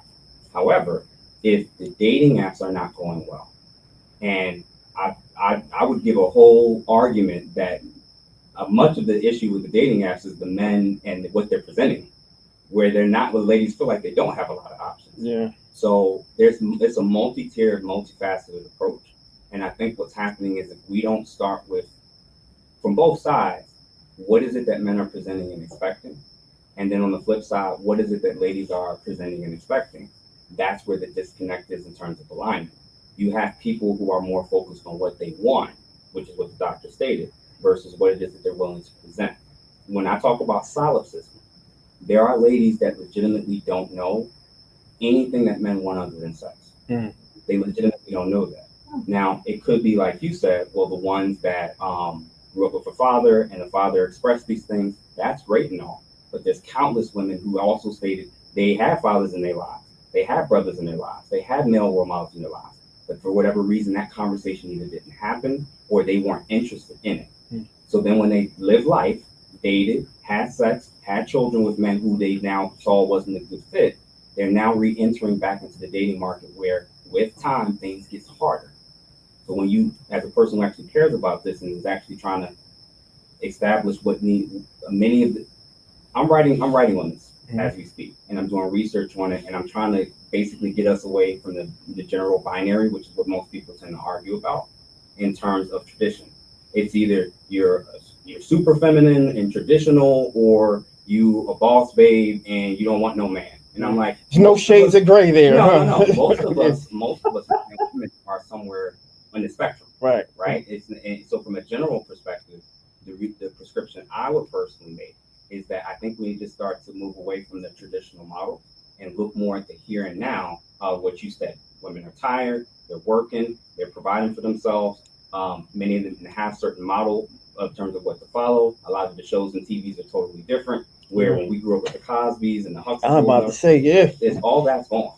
Yeah. And then you got social media pushing the gender war, and then you got dating apps that's not making it better for a lot of people. Right. It's a modern issue that's going on, and we're still trying to make traditional prescriptions. So my view and my lens is I think that we just need to reevaluate, all right, there's probably a spectrum of options for women, and there's a spectrum of options for men, and you need to now determine which one specifically. It's not just about how you see yourself, it's also how other people see you. Mm-hmm. So I can say and believe I deserve a woman like Beyonce all I want. But reality is, if I don't look the part, if I don't dress the part, if I don't act the part that can court a woman like Beyonce, highly unlikely I'm going to get that. So on the flip side, if you have women that are very clear and upfront about what their expectations are, but they never thought about the counter to that. So what would a man that checks those boxes, what would he look for? Right. That's where the disconnect is, where, hey, those guys aren't common, and maybe the type of woman you're talking about isn't common either. You need to reevaluate, do the work, figure out where you made your mistakes in terms of mate selection, and then let's make some general improvements. Diet, attitude, aesthetic, how you speak. This is, for people who look into this stuff, it's actually very fascinating. So yeah. What if you want a woman that's like Rihanna? No, that's not. I'm just kidding. Go ahead. Well, no, I just wanted to know about the research part of it. That was just my question. That was just my question. I was trying to understand the research part of it. Like, So my starting point right now is, before I delve into the particular types, and why it isn't around labeling them, and I'm not putting it out till it's fully done. I actually was starting with in my initial forward with talking about political, how we're more divided than we've ever been before. When I looked at the Wall Street Journal, where they were doing exit polls, and multiple different organizations were doing exit polls, they were showing how divided we were in terms of, I believe it was either 11 or top 13 priorities based on gender and party affiliation, or rather who they voted for, and how concepts like marriage, children, work, career, depending on if you were male or female, and if you voted red or blue, it was diametrically opposed. So, and then Gen Z in particular is more divided than even the millennials and Gen X. So this is stuff where it's like, where people could say, like, don't generalize, don't this or don't that. It's actually tangibly happening. We're seeing it in the outcomes. So in the outcomes, in dating prospects, if everybody's saying the dating pool is trash, and then you look at the exit polls that's saying, men who voted for Trump rated children and marriage top 5 of priorities. Men who voted for Kamala, it was like, let's just say, I'm just throwing the numbers out, like, let's say 6 through 9. And then the ladies, it wasn't even like potentially in their top 10. And then on the flip side, a conservative woman, it was up in her top 5. Something's going on. And it's not just happening in the US, it's actually happening in the UK and other spaces as well. Go ahead, real quick, because I want to bring Dr. B back in. Okay, and then yeah, bring Doctor, we didn't talk about. Okay, Yeah. so I just want to put a comment in there. So I believe that marriage is for under 35. Like you said, your list is different when you're 16 versus when you get to with someone.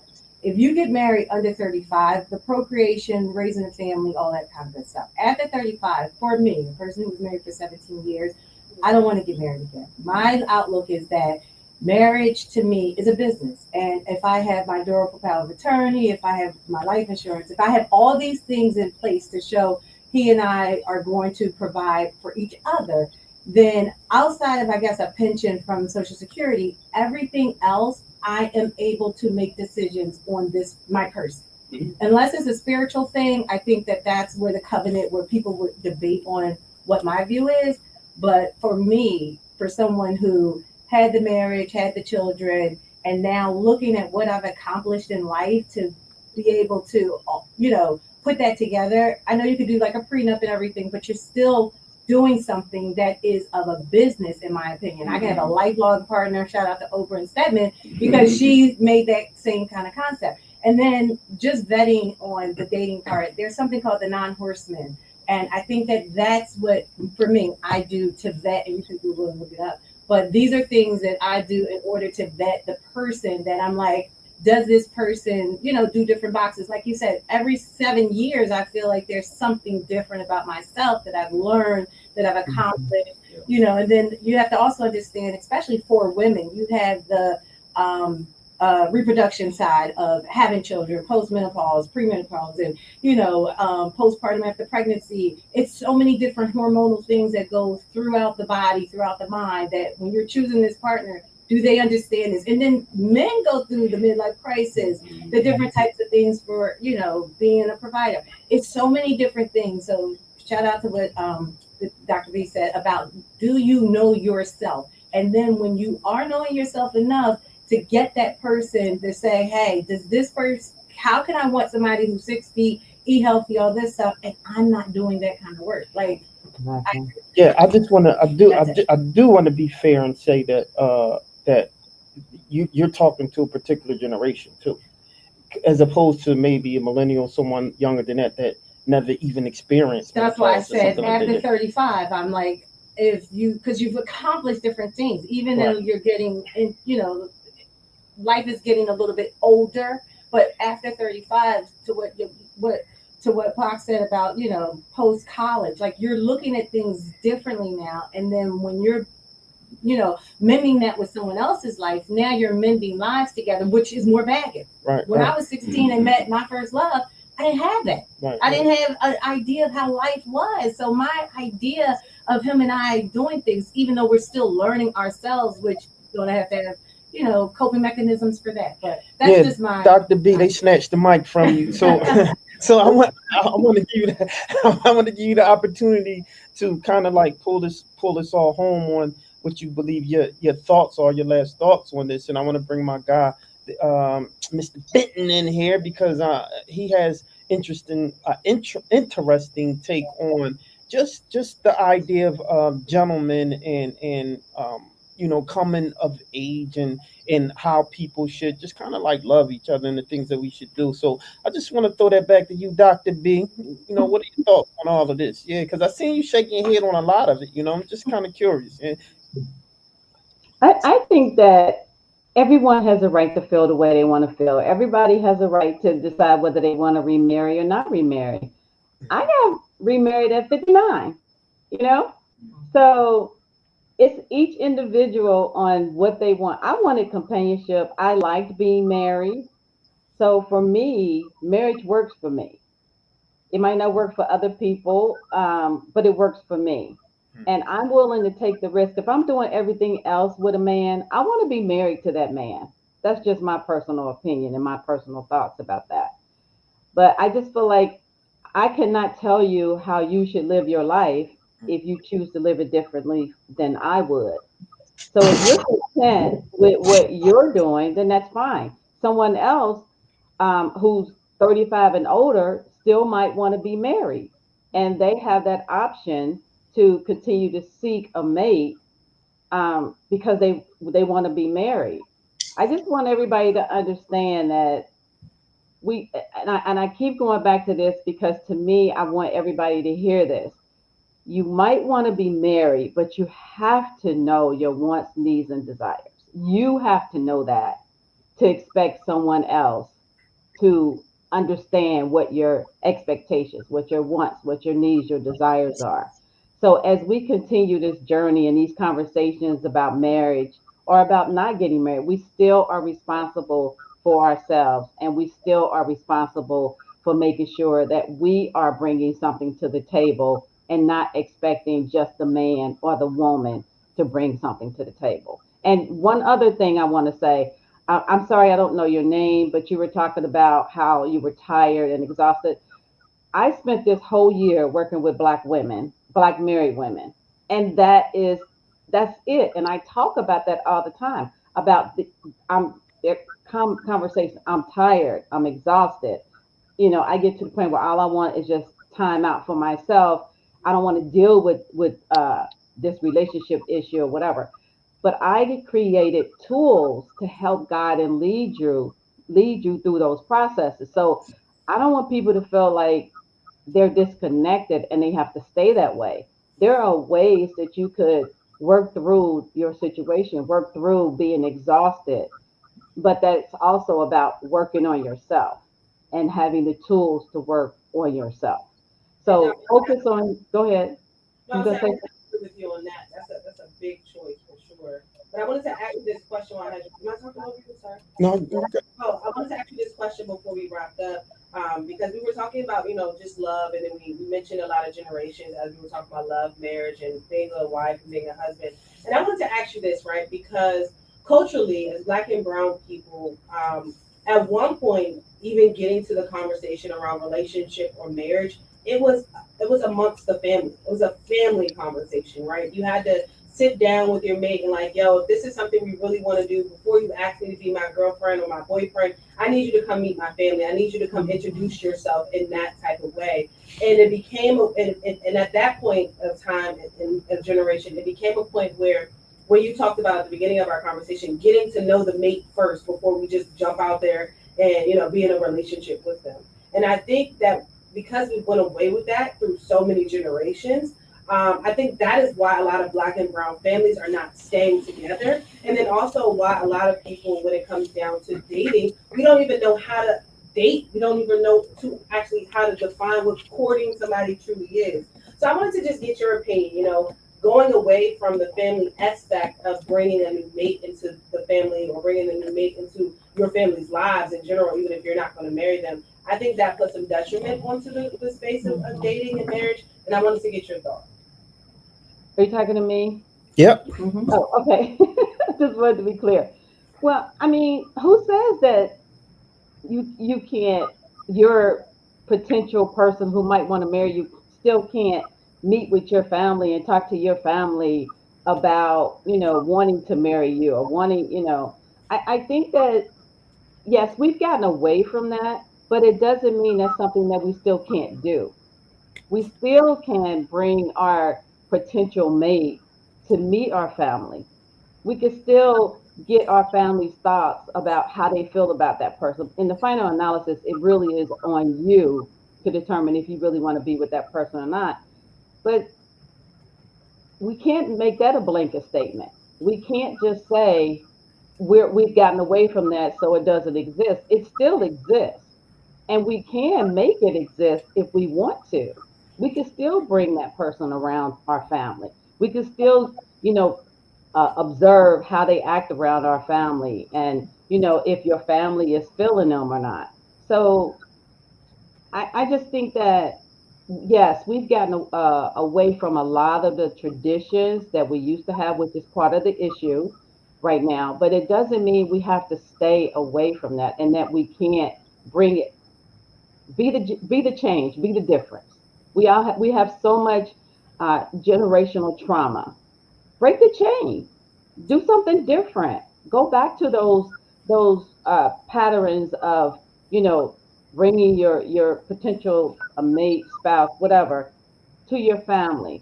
So I think that we need to back it up a little bit and say this is what I want. This is what this would look like for me, and then go for it that from that perspective. Mhm. Dr. B, before I let you leave, I want you to, for those who may be watching this, and for the sake of transparency, I call her Dr. B. I don't want y'all to be And I'm looking not a doctor. and instead I just call her Dr. B because she has all of the answers. Very well researched, I will say that. So I have to give her those flowers. But and a history of knowledge and a long years of research. So I definitely want to put that out there. But um I do want to ask you, for someone who may be watching this, when you say that it took a lot of working on yourself, right? Or for someone to understand, I need to work on myself. Can you elaborate on that a little more? Because I want people to truly understand what that actually means, you know? Okay, a little background. Like I said, child of childhood trauma, grew up, in a dysfunctional household. So when I first got married, I had control issues. Like I had to control everything. I had no control as a child. So I had to control everything until my ex-husband was like, look, you can't control everything. You're affecting me, you're affecting the kids, it's more people in this household than you, and your opinion matters, but it's not the only opinion. I realized I needed therapy. So I went to therapy. I went to therapy to understand my trauma. I studied childhood trauma, and I love psychology today because it had a lot of good, great information in there, and I still read it till this day. Um, so I constantly looked at myself. I constantly looked at my behavior, how my behavior was affecting other people. I learned my triggers through therapy because people who have childhood trauma have triggers. And I know that the other doctor can talk about that. But when you understand that you're going through something or you are, you need to resolve some things, think about therapy. And, as a love coach, I have so many tools that help you through so many situations, conversations, looking at yourself. I talk about childhood trauma a lot because it not only affected me, it affected my household. I wound up with my niece for 9 years who had severe trauma, and I had to take her to therapy. And I learned so much through her therapist as well on childhood trauma. So, childhood trauma is very crucial for us to understand how it affects our life, how it affects us long term, and the things that we can do about it. So that's why I said I worked on myself because I realized my trauma, I realized my triggers, and I wanted to be a better person. So when you take time out to make yourself better, then you show up better in your other relationships. Yeah, thank you for that. I know people can identify with that, or at the very least, have a benchmark to understand what are the potential and what are the causes so I can work on myself, right? Hmm. I don't think a lot of people truly understands what that means and the work that it takes to potentially heal and still have triggers and trauma, right? Because Hmm. Hmm. one don't heal totally. I mean, maybe you do, but I don't. You know, one of those things. But I want to thank you for coming on the show. We love you to death. How can everyone get in contact with you, find you, and learn everything else about you and all that good stuff? Yeah. They can go to my website at nurtureyourlove.com, or you can check me out on Instagram at nurtureyourlove. And I'm always on both platforms talking about what I do. And check me out because I'm here for you. I'm here to support you. And especially when it comes to marriage, I want everybody to realize that if you're struggling in your marriage, I'm here to help you through it, through that process. I've struggled previously, but I've learned so many tools and so many ways to deal with the different issues in your marriage that it doesn't have to stay status quo. You can always change it. And I also want people to realize that the main thing that you need to work on is your communication. Your communication skills is everything. Once you understand how to communicate properly, that's half the battle of being in a relationship. So again, nurtureyourlove.com. Nurtureyourlove.com. That's Dr. B.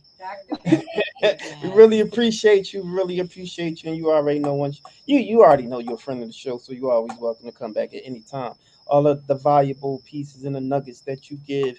And I always like to amplify some of the, perspectives, different perspectives, because some kind of get smothered in the sauce, the noise that's out there. And so we need to hear different perspectives and point of view. So I appreciate you for coming on the show. Is there anything you want to tell everyone else before you leave and get out of here? I just want everybody to realize how important they are, no matter where they are in their lives. You're so important. You matter. I always want you to know you matter. And also, the last time I was on, I had talked about my book, and I wanted to show you it's one of my books. But this is the latest book, Unspoken Words: How Unresolved Conflicts Can Erode a Lifetime of Love. And I wrote this book because of what happened at the end of my marriage and how I want everybody to prevent being me and experiencing the things that I have had to experience in a marriage. So check out my book. It's on Amazon. Also, you can go to my website and I can give you I can't even think of what I'm trying to say. Uh, a signed copy. I couldn't even There you a go. signed copy of my book as well if you're interested. So it's on Amazon, it's on Lulu. So again, check me out, connect with me. I would love to hear from you. Dr. B, can I get a signed copy, please? I'm That's surprised I ain't get one yet. yes, you can. Hey, cool, it's We Talk Weekly. So, we love you, Dr. B. Thanks for coming out. Absolutely. And guys, I don't want you to go anywhere. When we come back, we got my guy on. We call him Mr. Benton. He's been in all type of movies. He just was on one with Spike Lee that I'm gonna let him talk a little bit about the excellent work on there. So I don't want you guys to go anywhere. We'll be right back after this, y'all. Mama Club. Say that again. Mama Club. Mama That's a hard word. Mama Can y'all say that? The Mama Club. I started the Mama Club when I was pregnant with my son. I was learning so much, and I didn't realize how many options that we had. Like growing up in the hood, options not really presented to you. You just feel like you got to follow suit with whatever people say you got to do. And as I started to do my research, I'm like, okay, a lot of people could benefit from this information that I'm researching. So I would just share all of the information that I was learning so other people can realize that they got options. It don't matter where you're from. It don't matter what your income level is. You got options. So describe what the Mama Club is. So the Mama Club is a club for moms that's on a mission to make their dreams a reality. A lot of times when you have kids, you feel like your world is over. And no, that's when your world just began. Because like the true blessing to your children is a mom that's fulfilled, So I don't believe in stopping your dream for anything. You got to figure out how to balance both. And I don't like to say balance because when you think of balance, you're thinking like this, right? And you just never really steady. I like to harmonize, like see how it can all flow together. And I just think that as a mom, you don't have to stop your life. Men don't stop their life when they have kids. That's when they go harder. And I feel like we can do the same thing too. So that was that. It was just to encourage moms. You got this. Listen, you got this. You done birthed a whole human and you figured it out. That's the hardest job in the world. Nobody ain't tell me that. You figure that out. I'm sure you could figure this business out, I'm sure you can figure that out.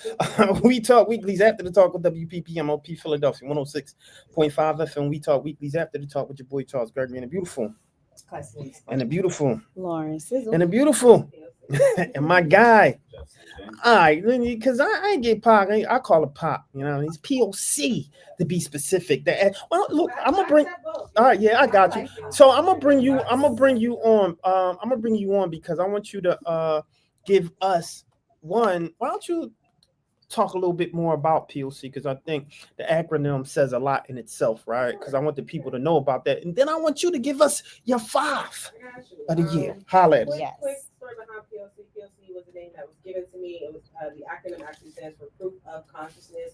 I was in a conversation, and as I was conversing, a gentleman screamed out, "That's proof of consciousness right there. That's proof of consciousness." But what he really was just saying, that I was just aware of what I was talking about, and I was just going in on the topic. But I just took that in. Took heed. You took that. You borrowed that. Let me borrow that. I am POC, Proof of Consciousness. So I ran with that. So POC, POC, Revive POC, I take it all because it's all me. Keep Revive Alive 365, 24/7, 8 p.m. Check it out, revivesalive.com. But I want to get into my top 5 really quick because, when it came down to this year, 2025, it was a crazy year. You know what I mean? I think it was a crazy year for us as media folks, journalists, us as taxpaying citizens. It was just a crazy year in general.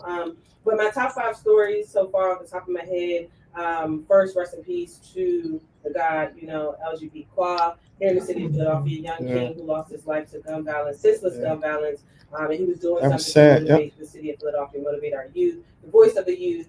My next conversation, I'm an environmental journalist here in the city of Philadelphia. So The Philadelphia trash strike was really big. That was my time to shine. To make sure that I put my foot on the necks of people in the city who was supposed to be holding up our workers, our essential workers here, our trash workers here in the city of Philadelphia. A next story that was really big was the DEI rollbacks and the cuts of Black women's jobs. I stood 10 toes down on that as a Black woman who advocates for Black women all the time. Let's go. Another story that really stuck out to me was, let me think. I kind of took notes while we were talking. Another thing that took the National Guard. Yes, the National Guard that was sent to the nation's capital. I'm actually born and raised in Washington, D.C., so my family is still there, and that presence of the National Guard was really a huge presence on the people who live in the district, but also just my family having that conversation day to day. They use public transportation, so going onto the train station, the buses, all of those things was like a big eye opener for us. You know what I'm saying? Shout out to Chocolate City. And then also one of my favorite things as far as my interviews, because Charles said we could put, a little something that reminds us of who we are as people. I got to interview Lil Romeo this year. Oh, wow. He actually was filming at Overbrook High School here in the city. And he was filming a movie, and I was one of the few media people that was invited to come over and get a glimpse of the movie and talk to some of the actors. So, and interviewing Lil Romeo, I'm a 90s baby, so that was like everything. Yes. So that was everything for me. So that was my top 5. On today, and giving my spiel and talking my talk. I appreciate that. But before we go, Charles, Lauren, Sizzle, I just really want to say too, it might shift the energy, but I feel like I have to put it out there personally because I work with this woman so many times this year. I just wanted to give a huge shout out and a rest in peace shout out to Roberta Fallon, who is the co-owner, co-founder of Art Blog. We just lost her earlier this month. She was in art, My heart goes out to her family, just the program of Art Blog. We lost a legacy, somebody who continued the art and culture legacy here in the city of Philadelphia, who built it from the ground up over 2 decades of work, consistently making sure that entrepreneurs, freelance artists got a platform, had somewhere to talk to. So shout out to Roberta Fallon, man. I wanted to make sure while we were in the room together, we did some words of encouragement for our family, but also making sure that we speak her name with truth into power. Before you move away from her, can you just share with the audience our connection with her, us, the group? Sure. Yeah, go ahead.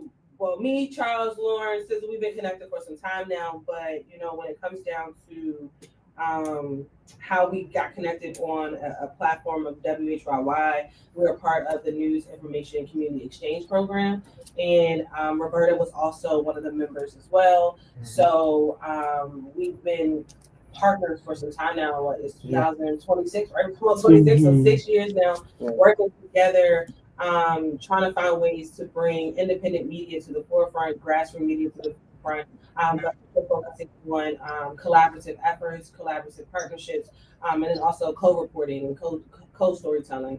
And that's something that we champion, being a part of the NICE initiative, but also something that me and Roberta have championed as far as going into the senior community. You know what I'm saying? Like we literally did 2 workshops together this year. Our last workshop was actually supposed to be in the month of November, and something happened, and that's why we're here today. But it's just so crazy how time is telling. And one thing that I've been thinking about, since I was told the news was that you get so far into community, you get so deep and rooted into community, you make so many different connections, and it's like you never know what's going to happen. You never know what the universe or just what time is going to tell. So this one just hit extremely hard, personally for me. So that's one of the reasons why I wanted to speak her name to power tonight. Thanks for saying. You had one more though. Yeah. Oh, because I was on the tip of just giving people flowers. Yeah.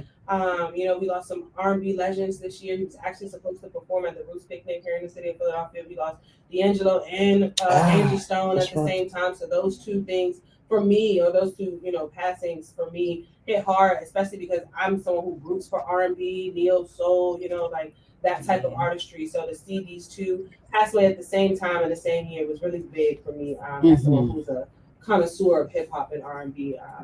So I just wanted to make those things present as we talk about our recap of 2025. A little messy conversation, but also giving him his flowers too, because he's done so much for hip hop Irv Gotti also passed away this year too, and he has done so much for hip hop, and I have championed a lot of the work that he's done around R&B. So I just wanted to put those things out there. So that's my top 5. Fanda, I wanna give you your flowers also while we're here. You know, I always do. You know, I love you to death. You're my sister, man, and you always been a rider for us. You always been a rider for me. Always held me down. So I just appreciate you. And I hate to use the word wish, right? But you know, I always want the best for you, and we always gonna ride for you and support you. So you already know if there's anything that we can do for you, just let us know. Yeah. Love is beautiful, man. We came out the county for you tonight. You feel me? I want to make sure I'm here. When I got the email, I was like, I'm pulling up, man. I'm pulling up. And then I walk through and I see everything that you all have, the setup and everything. The level up is amazing. You know, the growth that you three are growing through right now is amazing. The fact that we're still independent doing what we're doing off the muscle is amazing. So salute to all 3 of you. The teamwork, you know, like it's a beautiful thing. So I inspire to have a team like you all. And before you leave, tell everybody where they can find you. Keep up with everything you're doing. She's doing so much. She's just a phenomenal presence. That's true. That's real. But no, on social media at Revive_POC on all sites. It is literally the same thing on all sites. And my website again is reviveisalive.com. And every Friday you can check me out at 10 a.m. on 96.1 FM. Word Radio. I'm an environmentalist journalist, so we talk about environmental justice and what that looks like as far as sustainability. I walked into this space as our new mayor was pushing for a cleaner and greener Philadelphia. So I said I'm going to step up and be the one to challenge her every day what it looks like to have a cleaner and greener city. You know what I mean? And then you can also catch me on 98.5 WJYN every Friday at 3 p.m. I'm on your midday dial from 3 to 6 p.m. Yeah. So cleaner, greener. If you was to give the mayor a report card, what would she have right now? I would not necessarily give the credit to Sherelle Parker. I would give the credit to Director Carlton Williams, who is the overseer of the new administration that just was implemented last year, 2024, which is the Office of Clean and Green initiatives. And his office has done some amazing work. They have implemented 2-day trash pickup. They're just about to roll out the 2-day trash pickup from North Philly. He's actually going to be on my show on the 26th, the day after Christmas. So tap in with us, which is also the first day of Kwanzaa. Tap in with us because we're also going to talk about Kwanzaa and the whole experience around Kwanzaa as well. But yeah, so I will give the credit to the director, Carlton Williams. He has done a lot. When it came down to the trash strike that we just had in the city of Philadelphia, you know, 8 days might not be a long time, but 8 days felt like hell for us in the city like Philly. You know what I'm saying? So the fact that his office was able to incorporate drops and pickups and those things like that in order for our trash to get picked up, it was impeccable because it could have went left. It could have been, you know, back in the 60s when we had, you know, the other mayor who did not do any work. I didn't want to drop no names, so that's gonna start stuff. But I give the credit to Dr. Carlton Williams. I mean, Director Carlton Williams. My fault. You keep saying doctor, so now I'm saying. I know, right? See how easy it is. I'm trying to tell you, no doubt. So, my sister, you keep being the you keep advocating unapologetically because that's what you do. You stick your chest out, literally. Back against the wall, ashy knuckles, and you rumble that through. So we love the work that you're doing.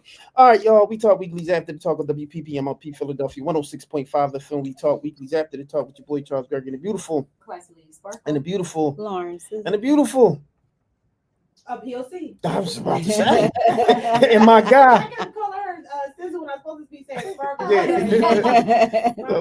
no doubt, my guy. So I want to bring up my guy, Kevin Samuels Jr.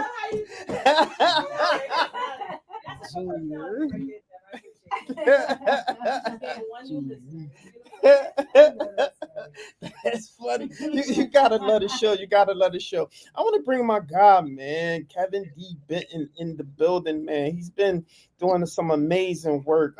Dynamic actor, has been in a lot of different.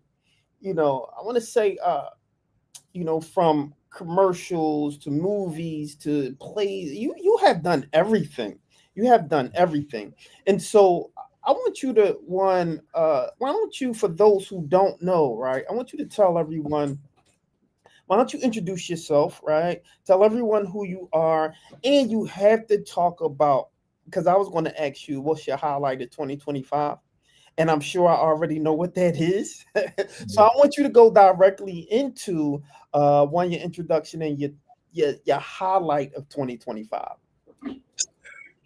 I'm actor Kevin D. Benton, and acting is my passion. I call it my positive addiction, my positive escape.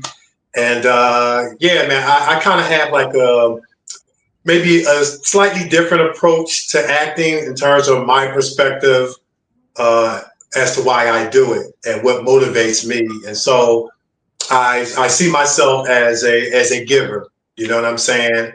And one thing about me, I'm going to be my authentic self. And part of me being my authentic self is that I view acting as a vehicle to be a giver. You might even call it an opportunity to be a healer, and that sort of thing. And so, there's a lot of pain in the world. There's a lot of suffering going on, a lot of pain, a lot of sorrow, a lot of misfortune. And so, like, one of my approaches, towards acting is like, I get to provide like a positive escape for people. I mean, as much as it's a positive escape for me. And man, I get to serve the world through the arts, and that's kind of what my approach is. And that's kind of how I approach it, and it causes me to, approach it with a level of professionalism, a level of seriousness. It's just not about being on TV and being on the big screen. It's about, what are you, using in terms of your gift, talents, and abilities to give away, to service the world. And if you can provide some kind of healing through what you do, some kind of escape, some kind of information, some even solve problems, you want to do that. So that's what I kind of do. That's kind of like my approach. It may kind of sound corny, but that's, me being my authentic self. And that's what's on my mind and what's going through my heart, every time I step in front of the camera or I'm involved in acting in any capacity. Of course, the highlight of 2025, was being in Highest to Lowest, the latest Spike Lee joint, and just being in the scene with Denzel Washington, man. It was just like, it was a dream come true. I'm gonna admit that I was starstruck. I was standing like right behind him over his left shoulder, and I was just lost for words. You know what I mean? Just really, really lost for words. But it was like a great experience from start to finish. I made a connection with Spike Lee, made a connection with Denzel Washington, and it was just great. And I would definitely have to say that movie was the highlight of 2026, and including being personally upgraded by Spike Lee himself. So yeah, man, it's been a year full of ups and downs. It had its trials, troubles, tribulations, pain, problems, persecution. But it's been, I'm going to say, God has been good. God has been faithful. Jeff St. James, I had a question for you. What was your favorite role out of all the roles you've played so far in terms of shows and movies? Oh man, I have over like 130 IMDb credits. I'm gonna have to go with Highest to Lowest. Just because I grew up on Spike Lee movies. I grew up on Do the Right Thing, Jungle Fever, School Days, and my humble expectation or desires. But I just wanted to be an extra. I just wanted to be an extra in this movie. And just be kind of like definitively seen. And if I could capture that screenshot and post it all over Facebook just to be able to say I was in a Spike Lee joint, I was happy with that. So to go in as a background actor and then get personally upgraded by Spike Lee himself, it was kind of like, man, it exceeded my expectations. So I'm gonna have to go with Highest to Lowest, being upgraded, probably. In terms of magnitude, being in the movie with Denzel Washington, being in the scene with Denzel Washington, and the Spike Lee joint, that would probably have to be the biggest. Nice, man. Well, one, I'm jealous, so keep that in mind. Kevin, when you were talking just now about why you became an actor, I want to know when you were on when the doctor was on, hearing the relationship stuff, right? Yes. All right, so as you as an actor, and based on your field and what you do, being in a relationship can be a little taxing because always traveling and having those having your schedule. What is your outlook on what our conversation was regarding marriage? The population of a small amount of women who know themselves or know wanting to get married or marriage material. What's your outlook on that? Well, I'm definitely an advocate of the self-care journey. And the self-care journey is a lifelong journey. Like, you never arrive to a point where you can say, I'm healed. So I believe that it's a lifelong self-care journey. And if you can get two people that are on that self-care journey together, it's going to make it a lot better. I know that the doctor talked about, I think CG asked about putting in the work, and she answered it, and I just want to kind of take it, maybe to maybe put a different angle, and use myself as an example. Like, for me, I put in a lot of self work every single day. Like, I'm a former professional basketball player, so my basketball disciplines has groomed me and conditioned me to work hard at everything I do. If you ask me to sweep the floor, I promise you I'm going to sweep it to the best of my ability, wholeheartedly, and I probably will come early and stay late to do it. That's just my DNA. So when it comes to my self-care journey, whether it's acting or it's a relationship, I'm going to put forth that same effort. You understand what I'm saying? So in terms of self-care, I put in a lot of work. Like I listen to so many these positive YouTube affirmations, and one of the things I hear them say is people don't know the work that you put in secret, but they get to see who you are in your public persona. So for me, I do weekly therapy, which I'm not ashamed to say I do weekly therapy. I'm an advocate of don't wait for the car to break down. Don't wait for the car to break down to change the oil. I think that every human being, because life is hurting us every single day, life is hurting us every day.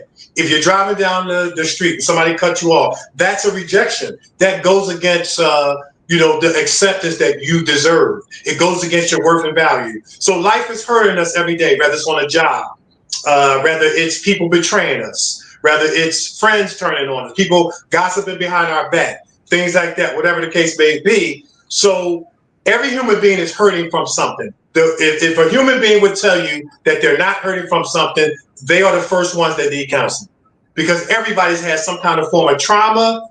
Rather, you can go all the way back to our childhood. So self-care is a need, and it's a need for every human being. And so I've learned about 4 stages of the self-care journey. First, there's introspection. Introspection is that ability to come to a conclusion that I need help and I need healing. There's only a remnant of people who come to that conclusion. There's only a remnant of people. All you gotta do is just survey the people that's in your life.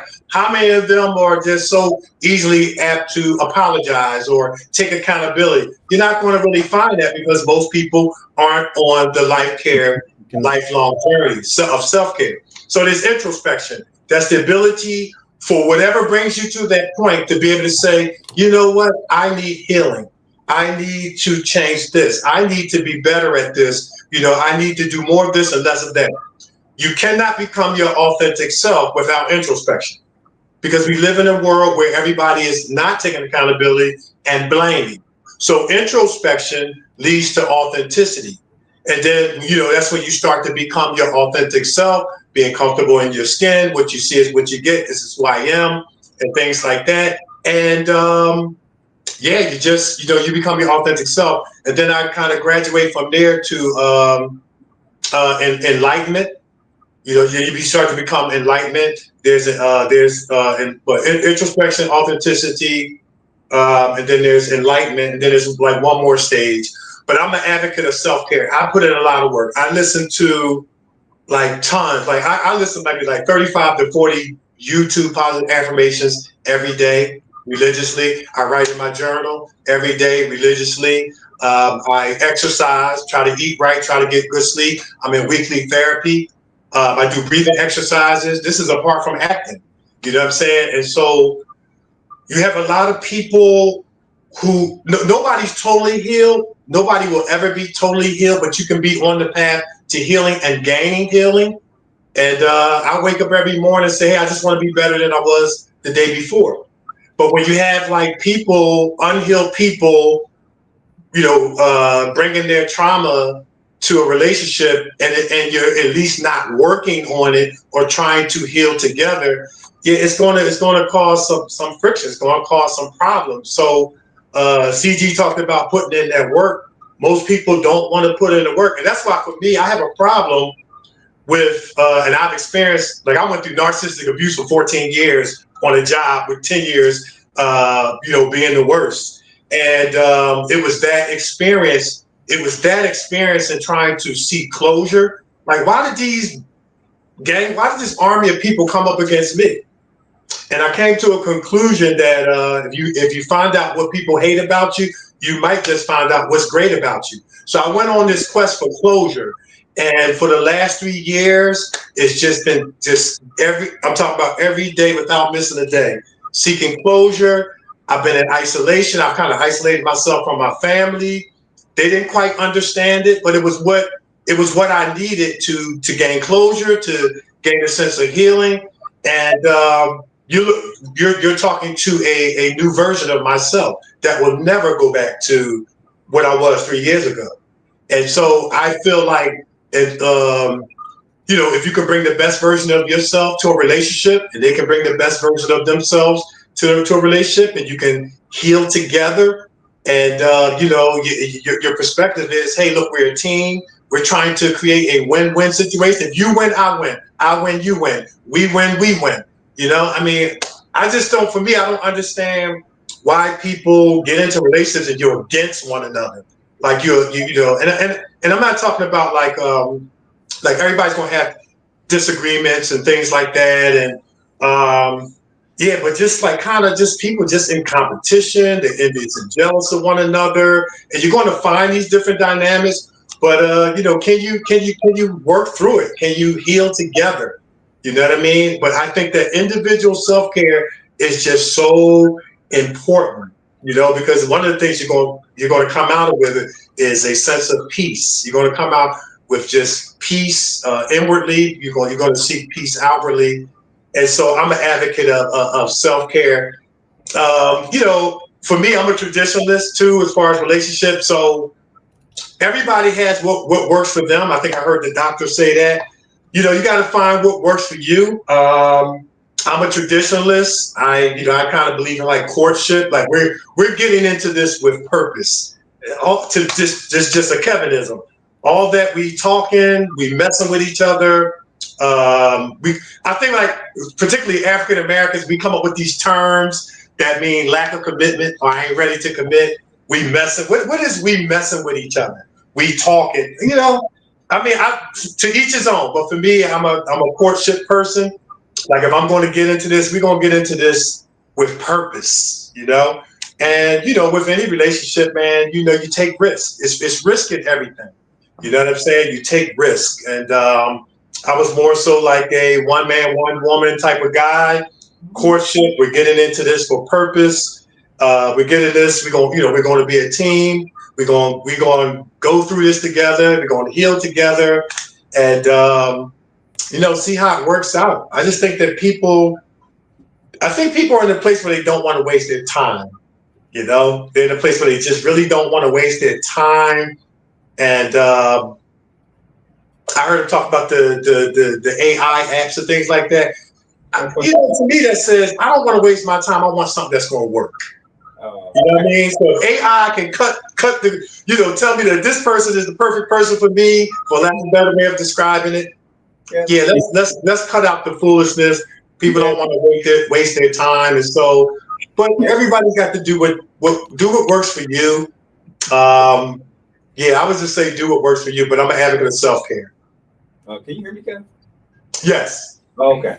I didn't think you could. Real quick, one thing I wanted to state real quick is I appreciate the fact that you shared your story about the work that you did on yourself. It's refreshing to see and hear that there's men that are actually putting in the work and they're actually doing it.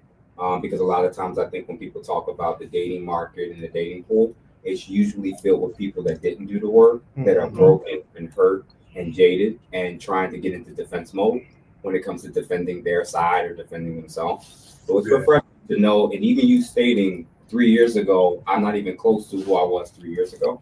Right. And I think that that's awesome to know that there's men and women that are still trying to, figure this thing called relationships out. So kudos to you, bro, for doing the work. That's what's up. Oh, thank you, man. Appreciate it. Yeah. Yeah. Yeah, fantastic. So Kev, right? That time went so fast. We only got about 15 minutes left. So Kev, why don't we talk about what is your top 5 moments? Because this is our year in wrap up show, as you already know.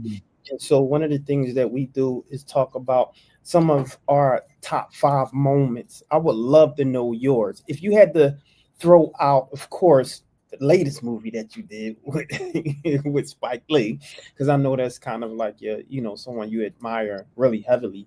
What are the other ones that you feel like stood out for you for 2025? I would definitely have to say, Dawn, I did stand in for LeBron James, and of course, being a former professional basketball player, that was great. Just to be able to meet him, take a picture with him. Kevin Hart was there as well. Of course, I already knew Kev, but Dawn, stand in for LeBron for that DraftKings commercial. Y'all probably have saw it when they hold the football, and he's running and all that other stuff, and they sitting in the chairs. I did stand in for LeBron for that commercial. So that would be my number 2 under highest and lowest. Number 3 would be I did stand in for Magic Johnson, who was like a childhood hero. I wanted to be Magic Johnson on the playground. And so, yeah, that was just a great experience. Magic was so cool. And I got the chance to take a picture with him as well. Got a chance to take a picture with Charles Barkley as well. But don't stand there for Magic Johnson. My number 4, I would have to say Christmas Day. Marty Supreme is coming out. And I'm going to play one of the Harlem Globetrotters. And Marty Supreme is already getting Oscar buzz and things like that. And so I had an opportunity during our lunch break to shoot hoops with Tracy McGrady. And that was just so cool. Tracy McGrady's in it. He's one of the Harlem Globetrotters. I got a picture with him, and also Kemba Walker. So we just finished shooting a scene, and I'm like the old head of the group, so I call myself trying to show off. So I grabbed the ball, I hit like 5 in a row. I walked away like I did something, and the teammate comes behind me and hits like 23s in a row. I said, okay, I'm just gonna go sit down over here. You know what I mean? But that was pretty cool doing Marty Supreme. So I'm looking forward to that. So I'm gonna go to the movies and sit among the people and just watch the movie and just kind of enjoy the vibe. That was great. And then if I had to pick a number 5, top 5, Devil Wears Prada 2. That was pretty cool to be on set with Emily Blunt and Anne Hathaway. But I must admit, like I was nervous because I'm like, okay, I cannot mess this up. I cannot mess this up in terms of like I played like a construction worker or something it was. And it was just really cool being on set with them two, A-list actors and things like that. And you do your best to try to not be Joe, what I mean, as they say.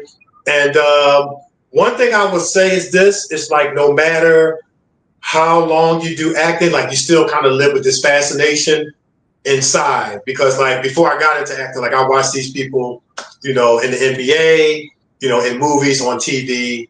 And so it's like when Magic Johnson walked on set, I was kind of like inside. I was this kid saying, "Dad, that's Magic Johnson. That's Charles Barkley." And then Samuel Jackson was there too.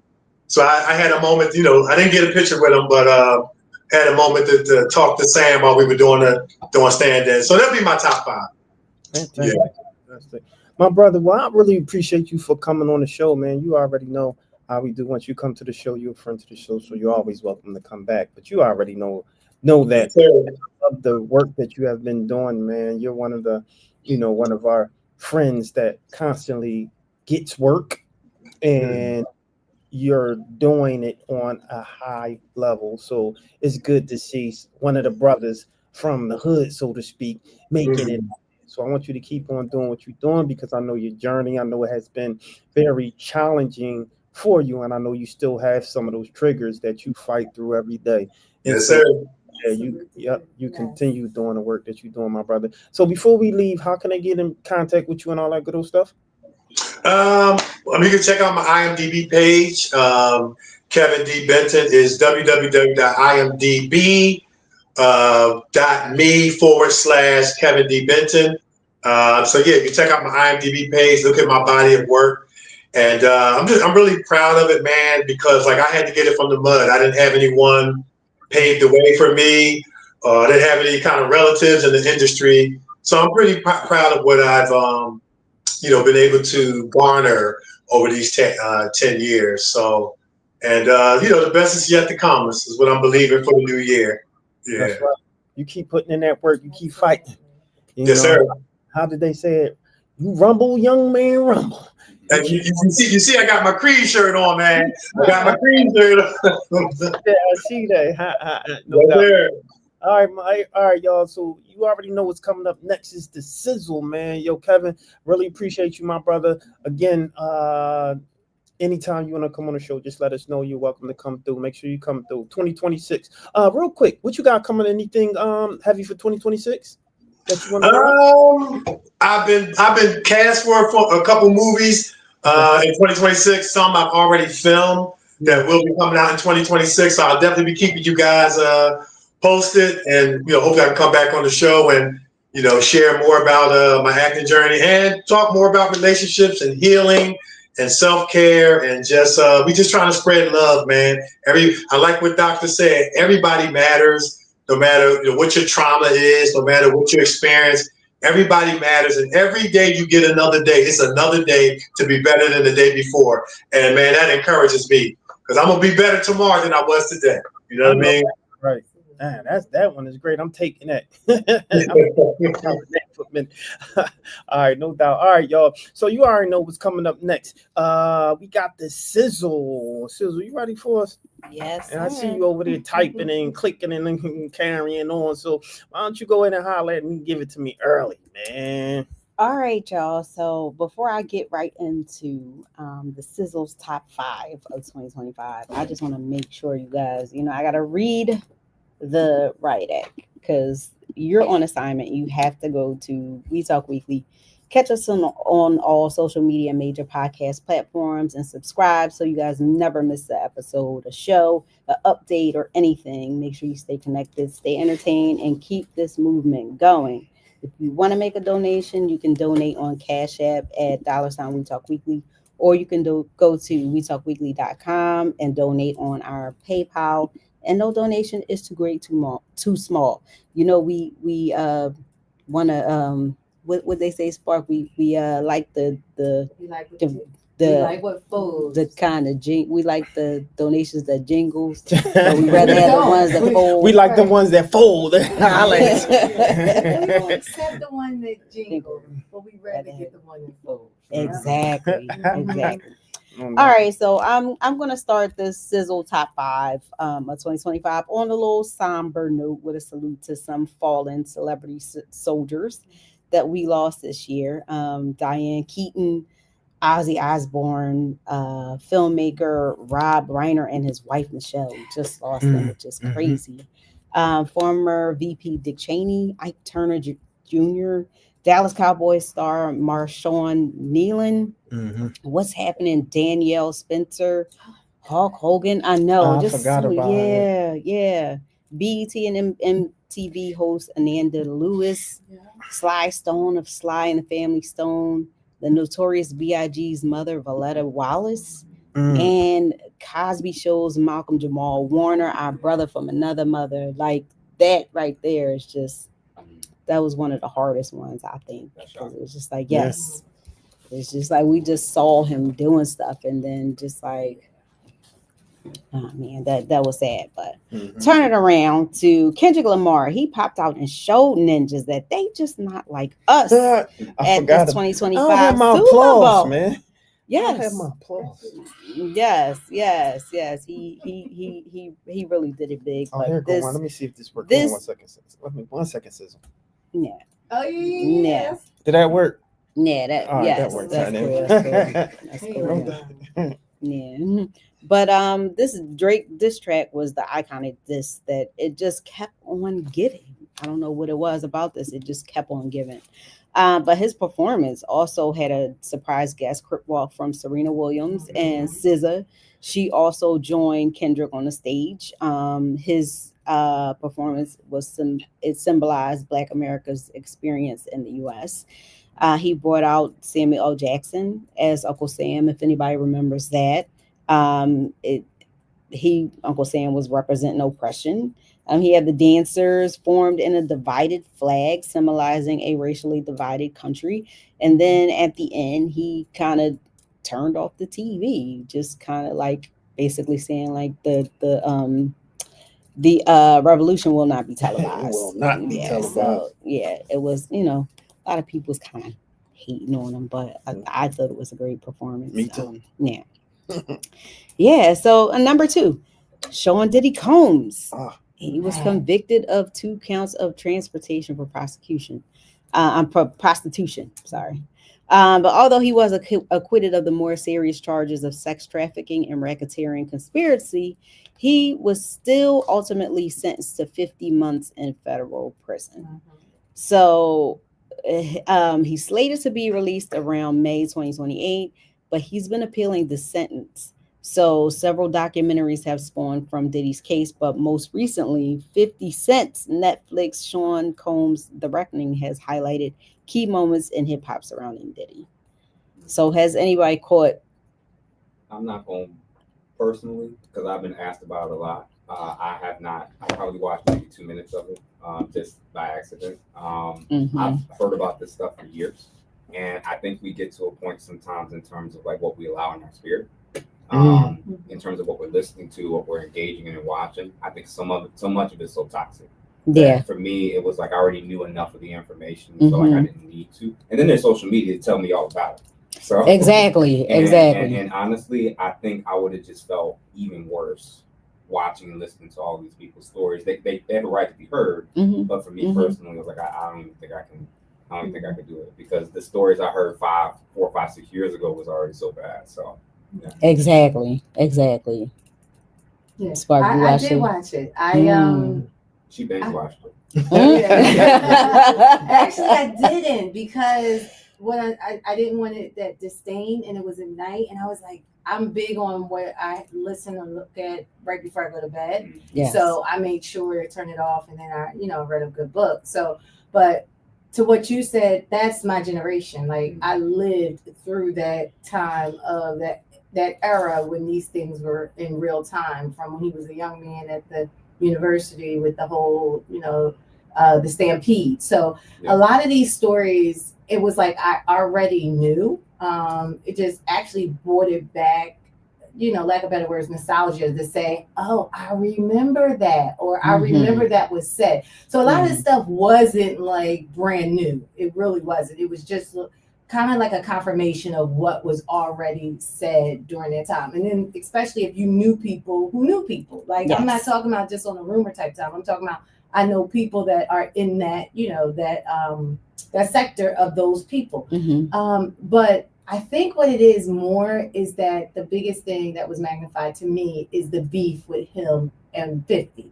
So getting these testimonies wasn't shocking.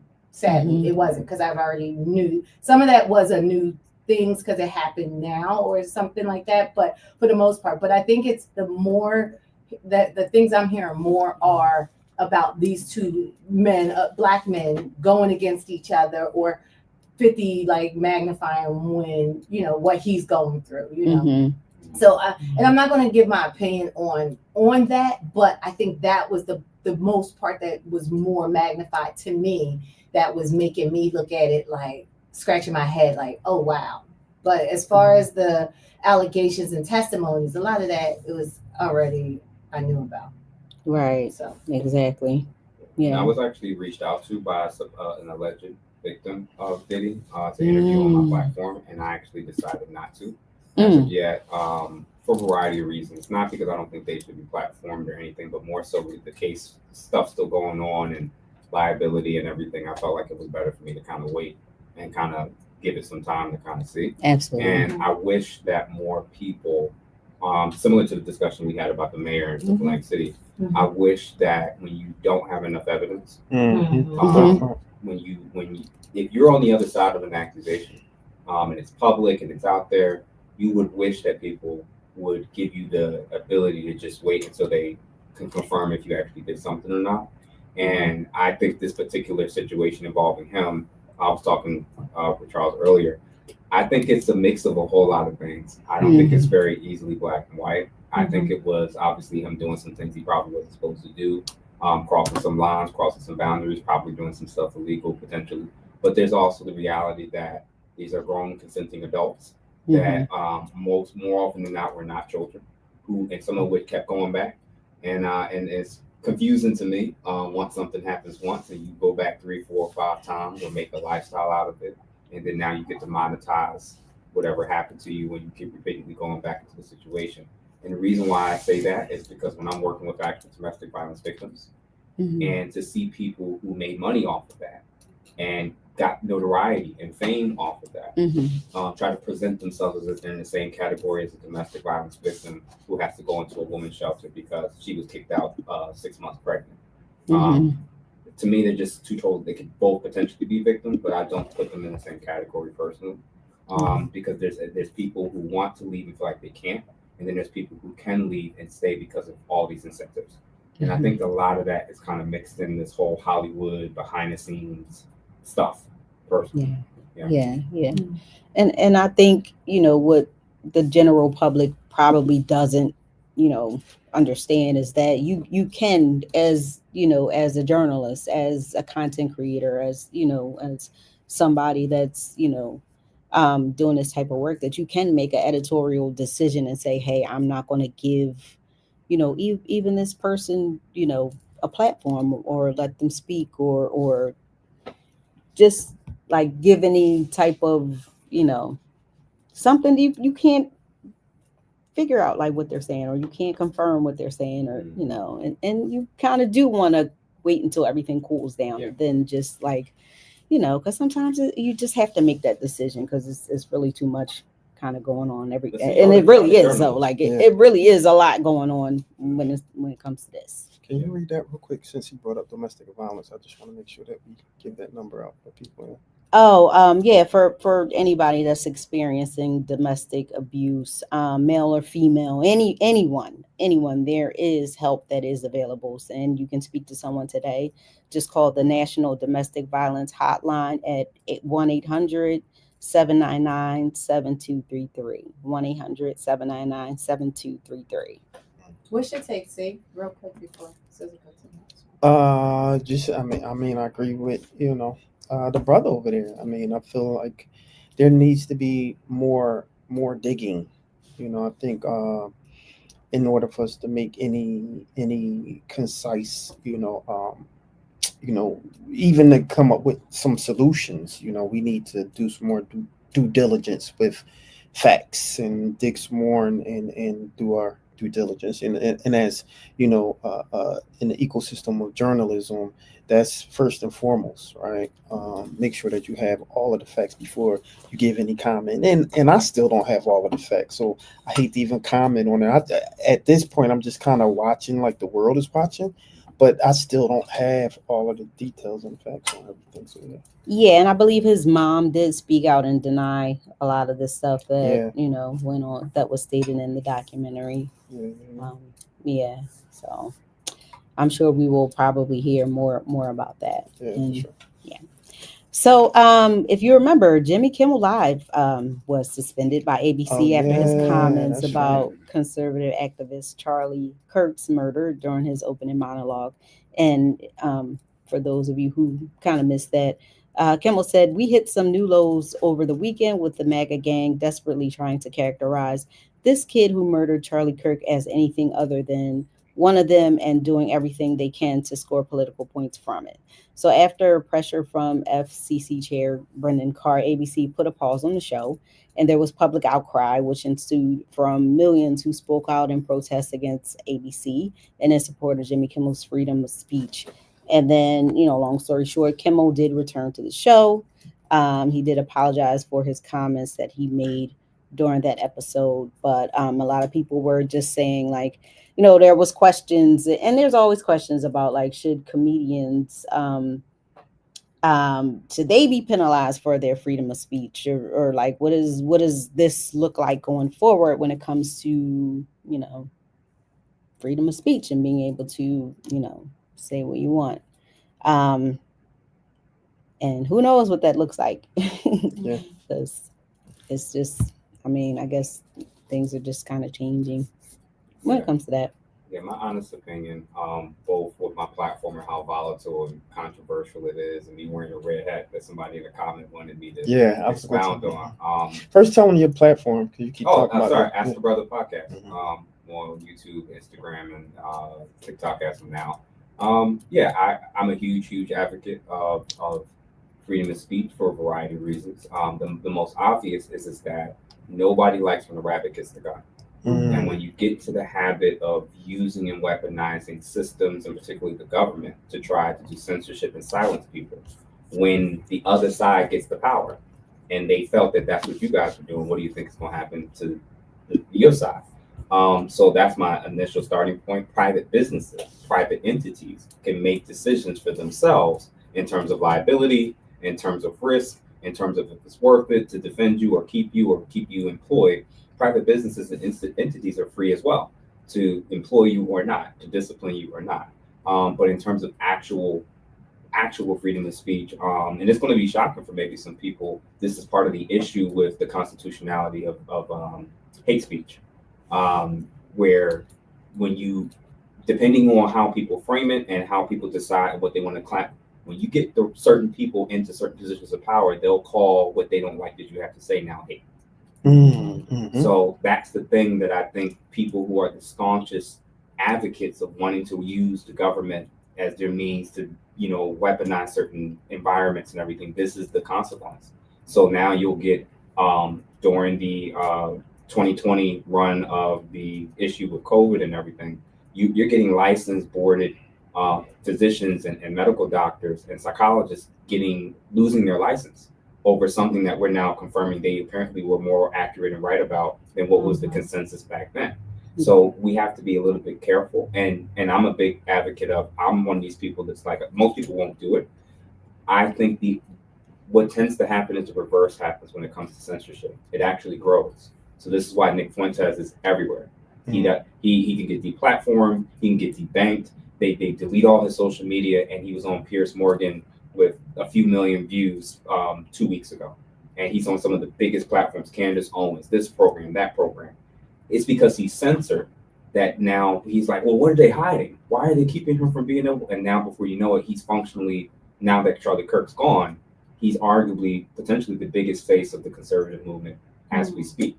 And that's actually a product of the very censorship that people try to implement on him. So it's stuff like that where I'm a big advocate for hoping that people start to recognize the way that you defeat this stuff, especially when it's words, is by better words and better arguments, not by censorship, because they're going to go to the places and spaces where they won't hold them under scrutiny. They won't challenge them. They'll actually welcome their horrifically bad ideas. I would rather welcome them in and be able to prove if their idea is so bad, if it's so toxic, I should be able to point out why it is that they're wrong. And if you're too scared to do that, you don't go on certain platforms, you avoid certain crowds, you're giving a vacuum and space for them to kind of dominate talking to young men, dominate talking to young males, dominate talking to groups that feel that they're currently disenfranchised. So for me, I wouldn't have personally wanted anything to happen on that end, but I know that came from the government towards that station. That wasn't just something that happened with the station. It wasn't just people calling in and emailing. It was actually some government officials who were also trying to put a little pressure. And I think that's where it gets a bit inappropriate. Yeah, it was a lot pretty much going on with that. And so much people were just protesting and just like, I'm not gonna, don't support ABC, don't support Hulu, and don't, do this and that and the other. And my thing is that, like, it's just so many different, like, it's such a gray area with it. And I don't want to get into it right now because we could be here all day with that. Yeah. But then when it comes to certain types of, I guess, from what I'm seeing is like racist freedom of speech, I would say, that's being celebrated. And what I will use as an example is these types of freedom of speech where like somebody is calling somebody the N-word and then they're being terminated from their job or whatever the case is. And then they're going to social media and I guess like starting a GoFundMe and then raising hundreds of $1,000s and now I need to move and find a new house and like all this, and people are paying for them to find houses and it's like There's certain people paying yes. for them. Say that there's certain people paying for these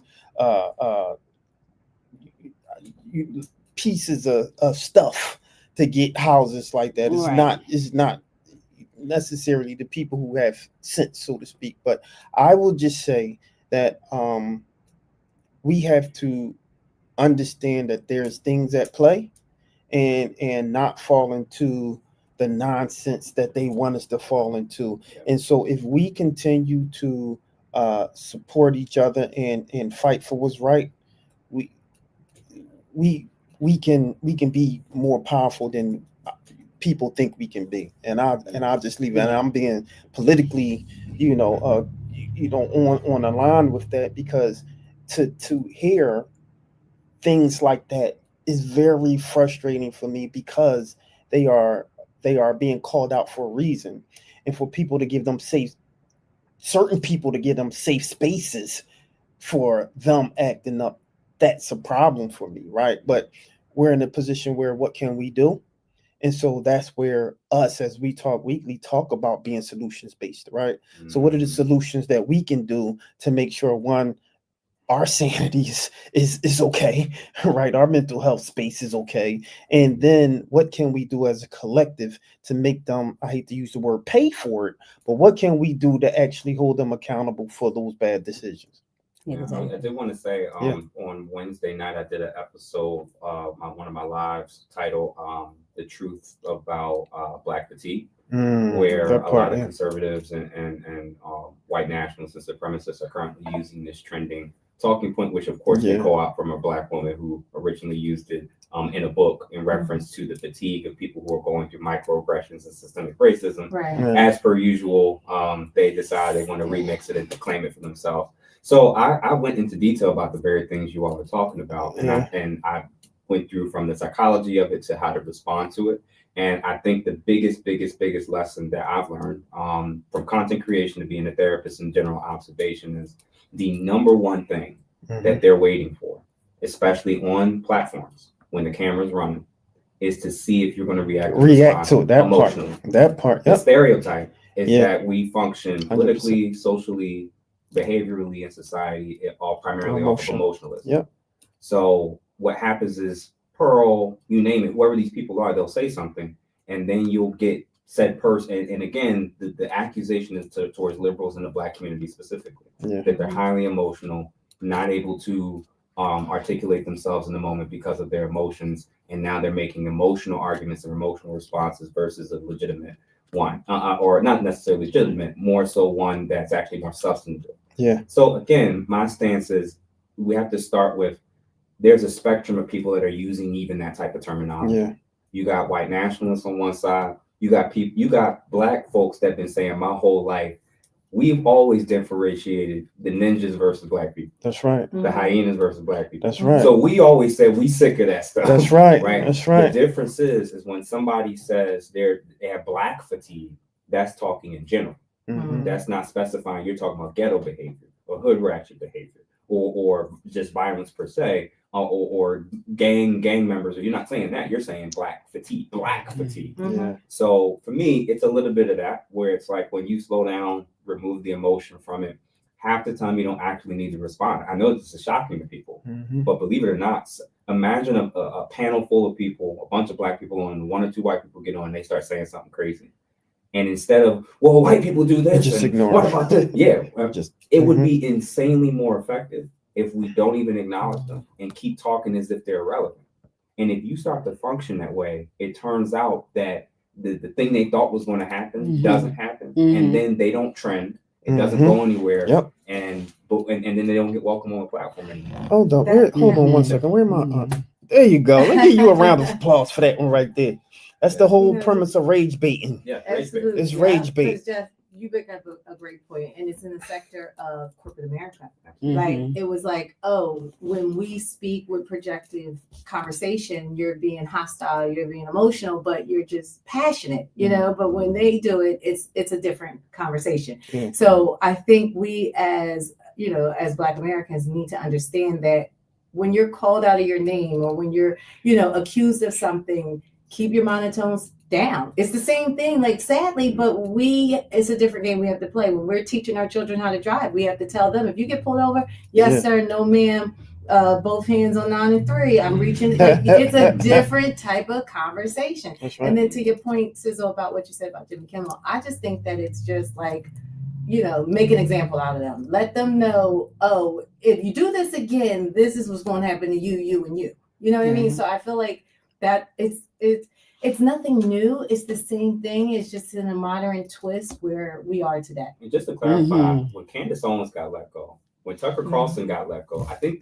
this is what I'm warning is going to potentially happen.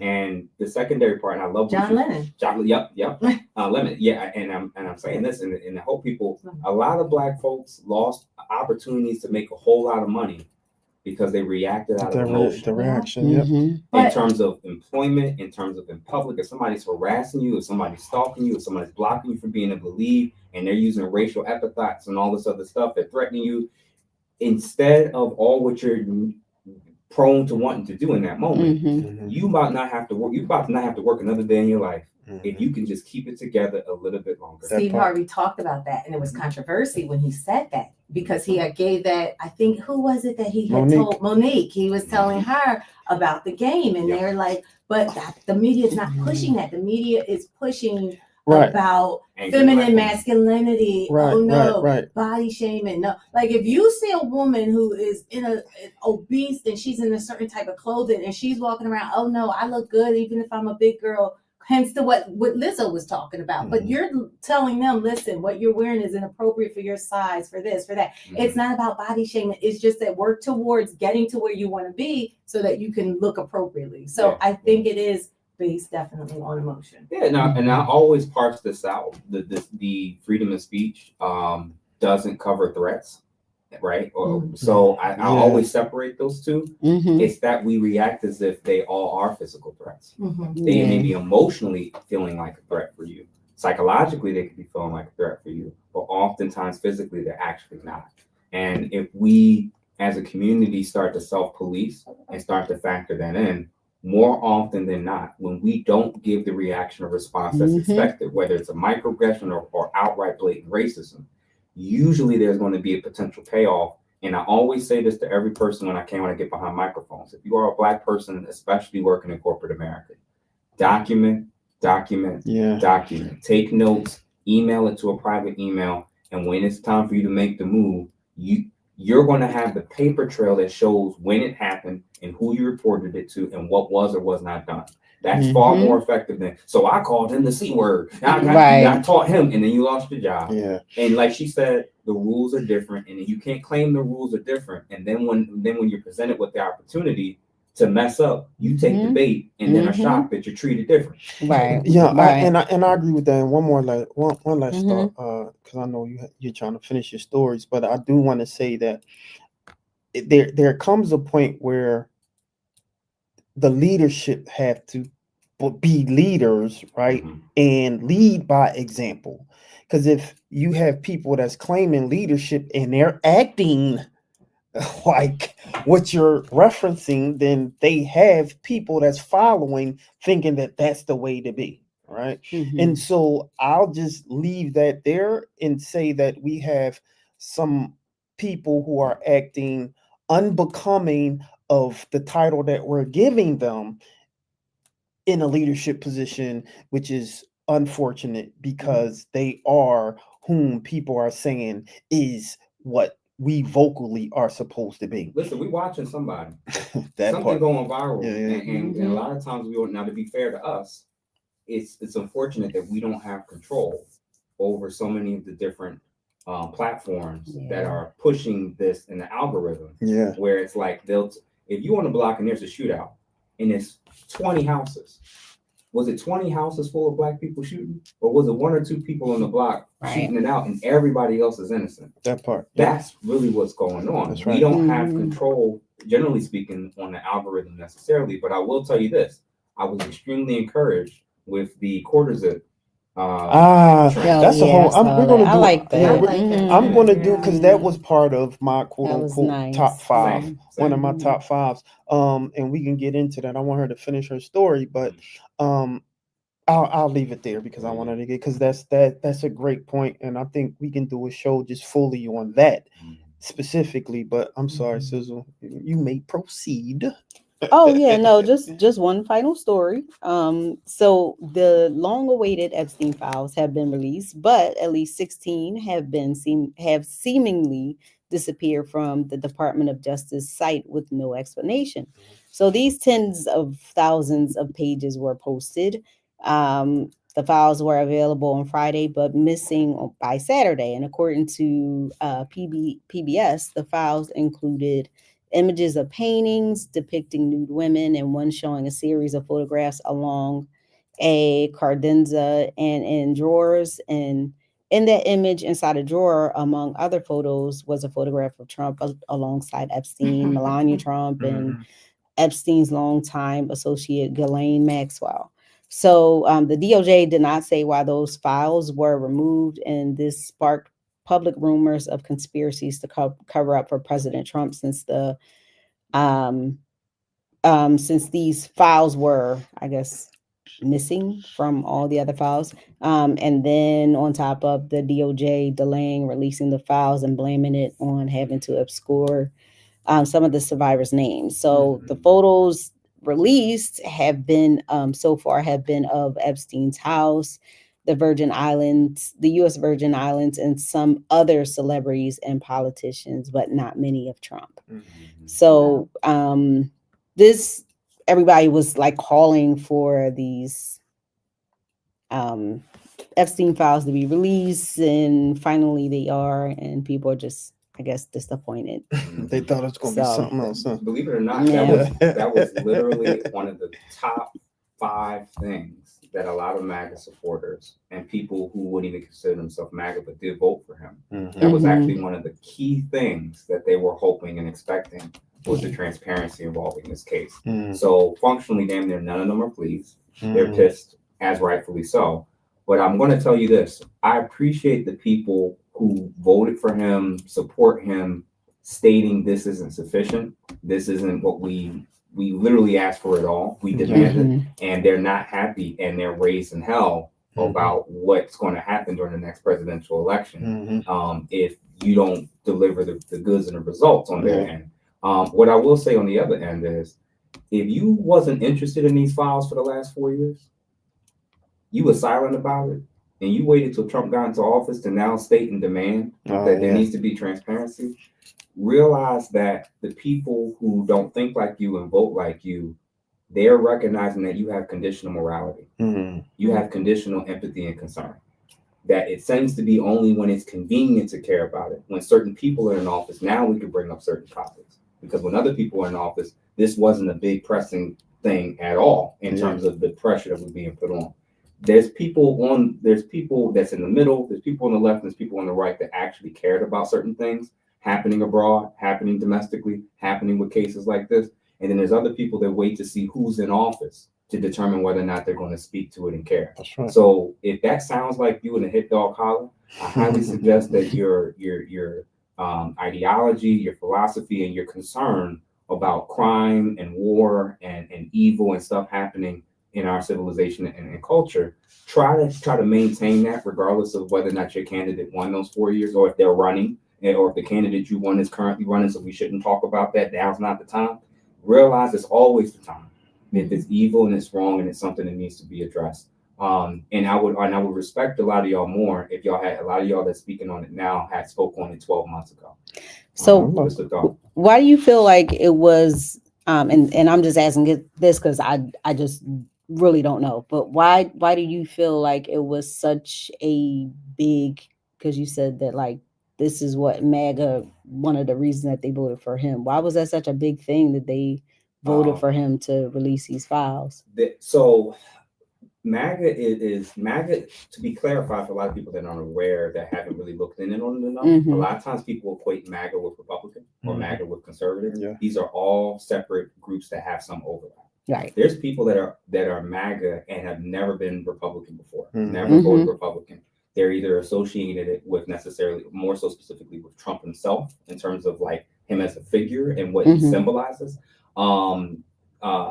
I forget, him being a populist in their eyes. Same thing with Bernie Sanders, where there were people that kind of gravitated towards their message, and it really didn't matter politically what they were running on. They were focusing on the message. Now, how he pitched himself, how he promoted himself, and how he ran anyway, was that he wasn't super big into war. So his first 4 years, he didn't start any new wars, which was a new one for an American president in modern times. So their lens was like, we maybe 50-50 shot potentially can slow down on these wars or decrease a lot of the spending.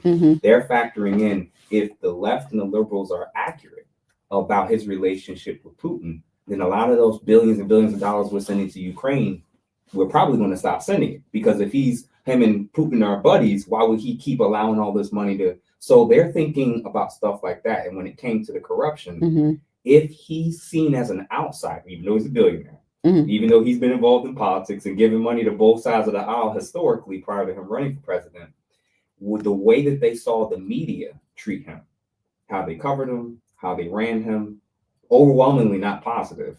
The politicians ragging on him, the justice system, in their eyes, if there was ever a politician that was going to say F you to all these people that may be involved in it, they said it probably would have been him.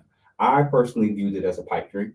When you think that somebody that's a billionaire who's worked and been around these people and invited them to his weddings and him to theirs, is suddenly, when he gets in, going to turn on all the people who behind the scenes he's done business with, he's making money for, he's made money from.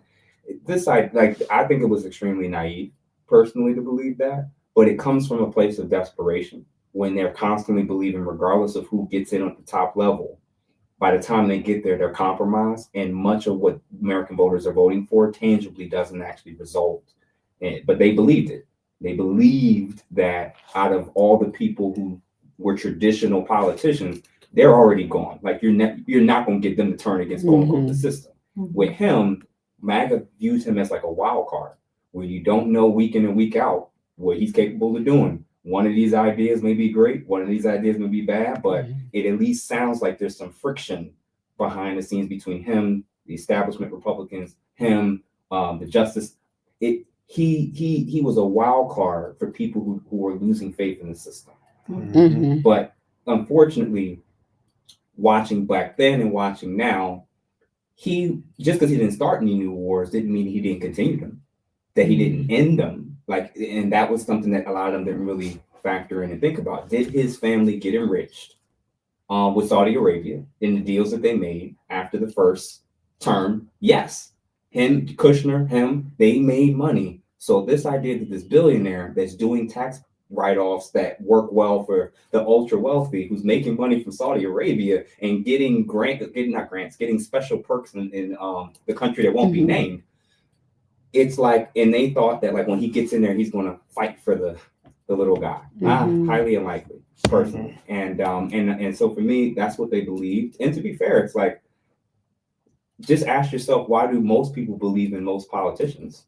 It's the same logic, where you get super hyped, you get super excited, you vote, and then by the end of it, maybe 10, 20% of what you hope for maybe might translate into your actual everyday life. it happened to them as well. So that's the truth. Yeah. So what do you feel, or I guess how do you think they're feeling now? I guess going, or like, what are they like? Are they still kind of loyal to him? I guess I'm trying to. Absolute split. It's still kind of absolute split. So you have people like right now, Candace Owens, Tucker Carlson, Nick Fuentes, who are really big faces of the conservative movement, who have been calling him out about certain policies abroad in the Middle East, and stating, "Hey, bro, you was voted like we were standing on business when we were calling this out when Biden was in office. We're calling this stuff out while you're in office too." So the fact that hadn't been resolved for well over a year, that was a huge issue for a lot of them. The Epstein situation, especially when they tried to do the whole "it's a nothing burger, drop it," that just made it worse. Then there's those who are like actually happy with certain measures and things. Like for some people, depending on people's personal preference, I'm one of those people that doesn't believe a male sexual genitalia should be in a female space.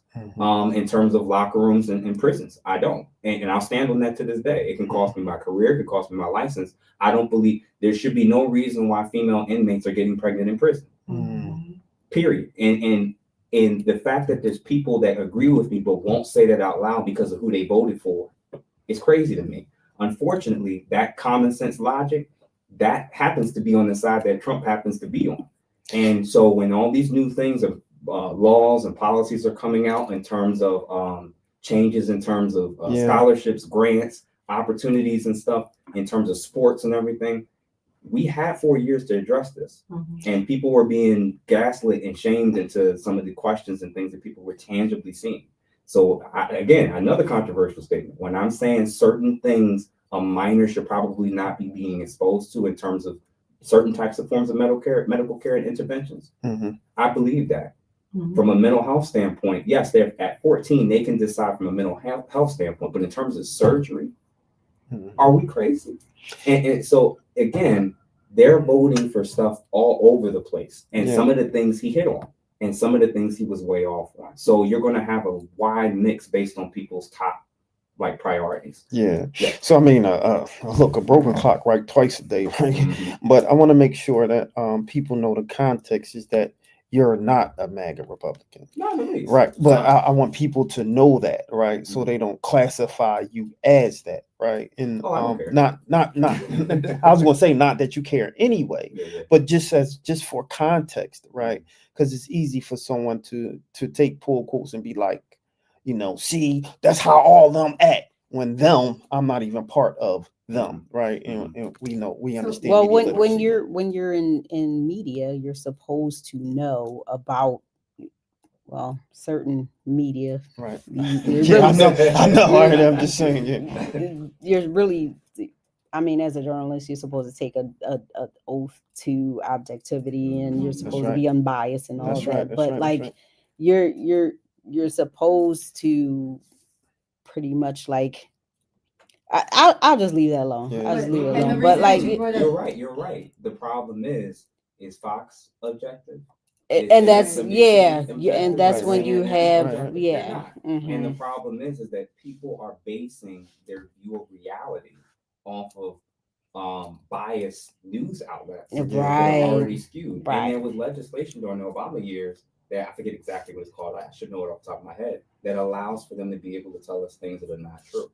And so, this is to one of the comments about what's the wording on your red hat. The wording on my red hat, for those who haven't read it, and for those who ask when they're on my platform, is actually "Make Masculinity Great Again." And part of the irony, I had a couple goals and reasons for why I wear the hat and intentionally wear the hat and wear it on the platform sometimes. I have to start with getting people who I've traditionally, historically voted alike to again stop operating out of emotionalism. You got people where I'll quote something, state something, reference something, and even state something that is objectively true, but because the hat is red, they can't hear it. And what I'm suggesting is the reason why we're as divided as men and women, politics, sexuality, et cetera, is because we tend to make very emotional reactionary responses versus actually listening to the substance of what it is that somebody is stating. Anybody who's actually listened to my content would actually know that A, I'm an independent, and B, I am a Black political deconstructionist, because I have a philosophical viewpoint that I think both parties are compromised.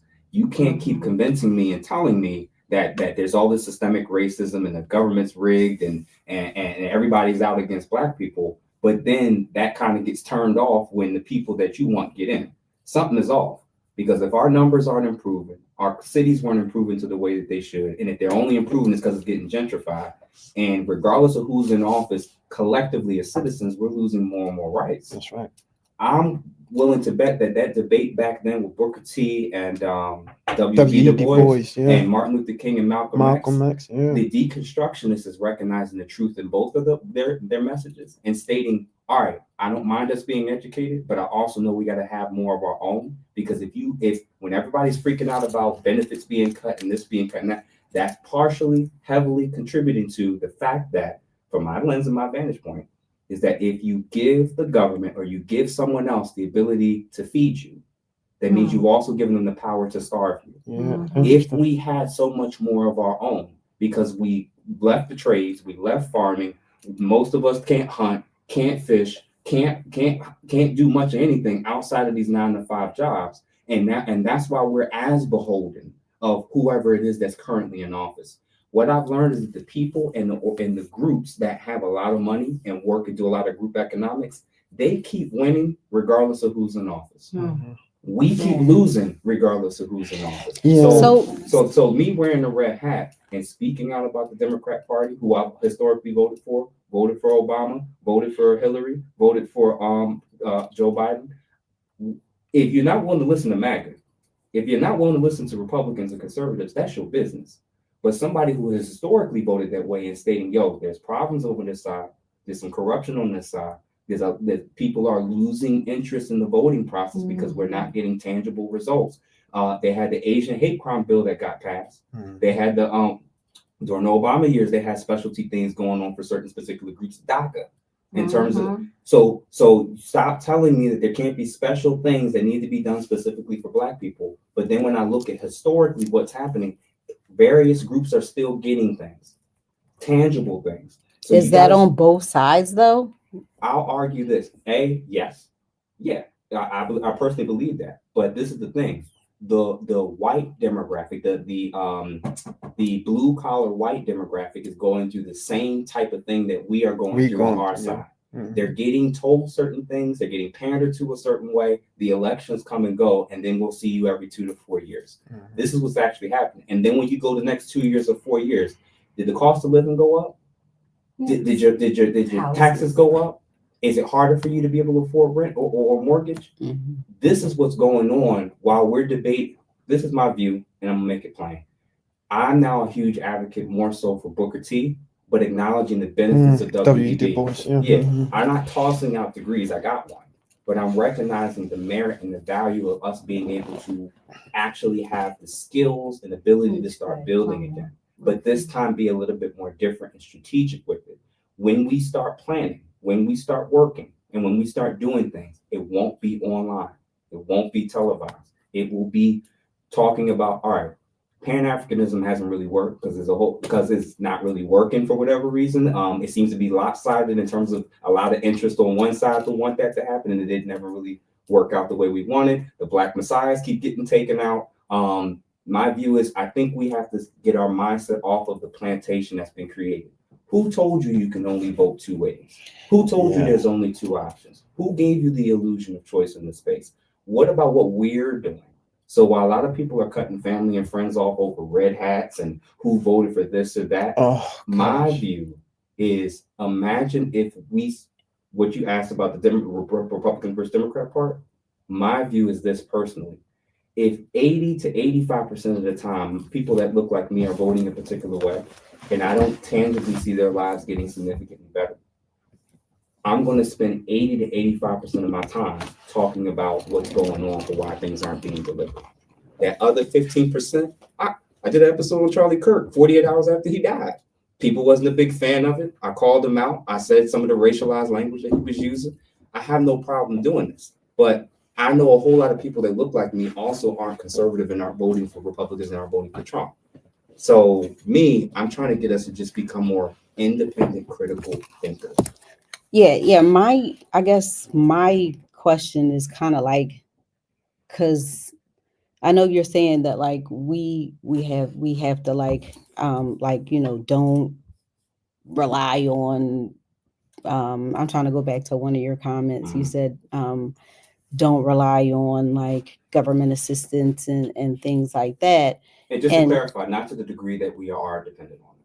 Yeah. The government's there. We can try to get what we can from them. Right. But that's what I'm going. Right. And I'm just asking this question because like I'm and this show is like solutions based. So we are always looking for solutions, and that's not like specifically just for us to just it's for our audience to know that there's solutions out there, and we're just not having like a dialogue, like there's answers and to the questions that people have in their head. How just talking. So I mean, how does that look? Because I mean, for me, I'm just kind of like, I know that like this can be done, and I know there's people out here that are just like, all right, this can be done. Like we can like build stuff on our own, but like when there's so much like systemic and institutionalized things that are just built to just keep us oppressed, like how do we navigate and get around those things? Like what are some things that like we can do as communities to, number one, support one another, and then just like, just like build each other up and get away from like maybe some of those what's the word I'm looking for? Some of those some of those things that we've kind of like leaned on to kind of help us get by that, that are being either taken away from people or like, and that's people our handicaps. Yeah, exactly. Those little lifelines that people use that they think that's all that there is, but like, I mean, you can like work towards getting away from that. Yeah, and before you answer that, I want you to land the plane with it, so we can jump into your file. I ain't realized. Oh, I'm sorry. No. Let's put that. No. I'm done. Yeah, we can put that in the parking lot so he could finish his 5. But I want you to. No, I want him to be able to answer that, and then go into your file. Absolutely. All right. So my initial starting point for starting my show and going live and going viral a few times was actually getting us to start reading again. It turns out some of the most passionate people have the most to say in this topic when you actually start talking to them about politics and the very stances that they're holding. It turns out that they don't read. And because if they did read and if they did research, many of the things that they're against today, the people that they're in support of were in support of those very policies 4, 8, 10, 12 years ago. So we got to start with, we actually have to start being a people that's not just known for being emotional and watching and being entertained, but actually reading again, and not just reading random stuff, actually reading history, actually reading political science, not assuming that we take for granted that what we see and what we're told is the truth, is objective truth. And I'm confused how we can say, like you just said, there's all the systemic oppression going on, and if it's systemic and it's organizational and it's on a federal level, we keep stating that and simultaneously stating that we trust that it's going to do what it needs to do. And I'm like, well, how much more years of data do you need to see to make a change? That they keep figuring out ways every election cycle to get the votes from us, from either us or the poor whites, to get in, and then they don't deliver on the population that got them in on much of the tangible things.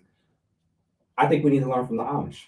I was going to say that. Right? You don't reinvent the wheel. You just customize it to a lot of this yourself. stuff is actually tangibly happening. Yeah. And already, and other groups are already doing this. So as an example for me, what I'm going to do in my small little way, because I'm not big and a whole lot of people don't know I exist and I'm not a political figure. Obviously, I know on my end, I've been very intentional and strategic with the people I've been working with, collaborating with, bringing on. And many of these people in 2026, we're actually going to be flying in together doing a closed house meeting, and it's actually going to be men's only, not because I'm sexist, but because I believe much of what's wrong in the community is because of the lack of masculinity and men being able to lead. We keep saying that we're culturally a matriarchy. And if we're filled with single mother households and we're culturally a matriarchy, that means the men drop the ball historically and presently. So my initial lens is to start with the men. My view with the men is that from political to educational to financial, if we come up with a 5-year, 10-year, and 15-year plans, and we figure out locations, skill sets, networking, resources, and just start, we're going to be a lot further than going back and forth about a duopoly that doesn't really care about us either way. So is this like rebuilding, kind of, so to speak? Because it's a mix. Okay. So for instance, we're not totally rebuilding. You're successful. You're successful. You're successful. You're successful for yourself. You're successful for your household.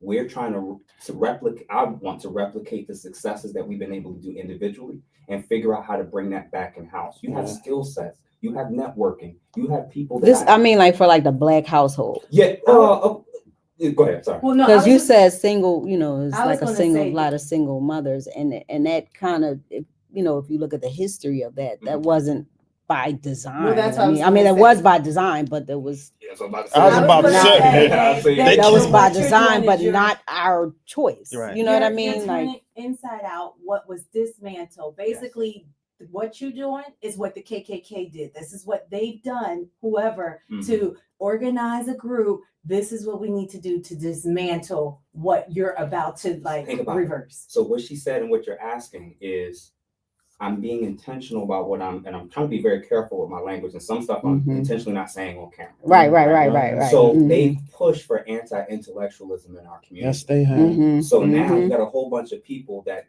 vote off of emotion and not intellectual decision making, critical thinking. It's all groupthink. And I said, you can't be a group thinker and a critical thinker. It's one or the other.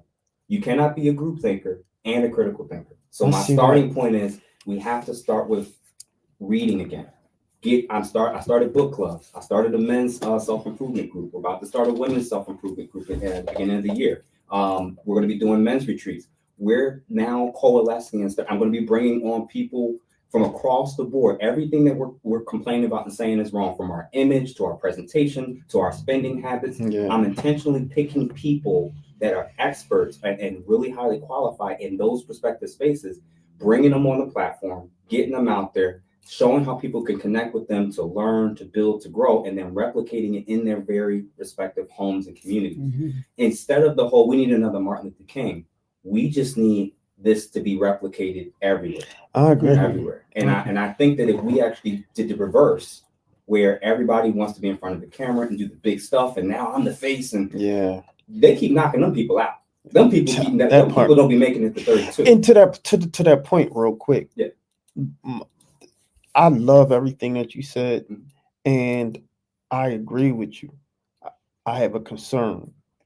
And the concern that I have is if you look through history, any reconstruction, something comes up and they dissolve it or kill it. We get destroyed. And it's like from the Tulsa, Oklahoma, is, Black Wall Street, to the Black Panthers, to the Malcolm and Martins. It's true. It's true. Yeah. So as soon as they say, oh my God, they found the missing link. They got it. Now someone is out there to destroy it. And that's the biggest concern. That's my issue. If you know that, I know that, she know that, we all know that, as does everybody listening. Yeah.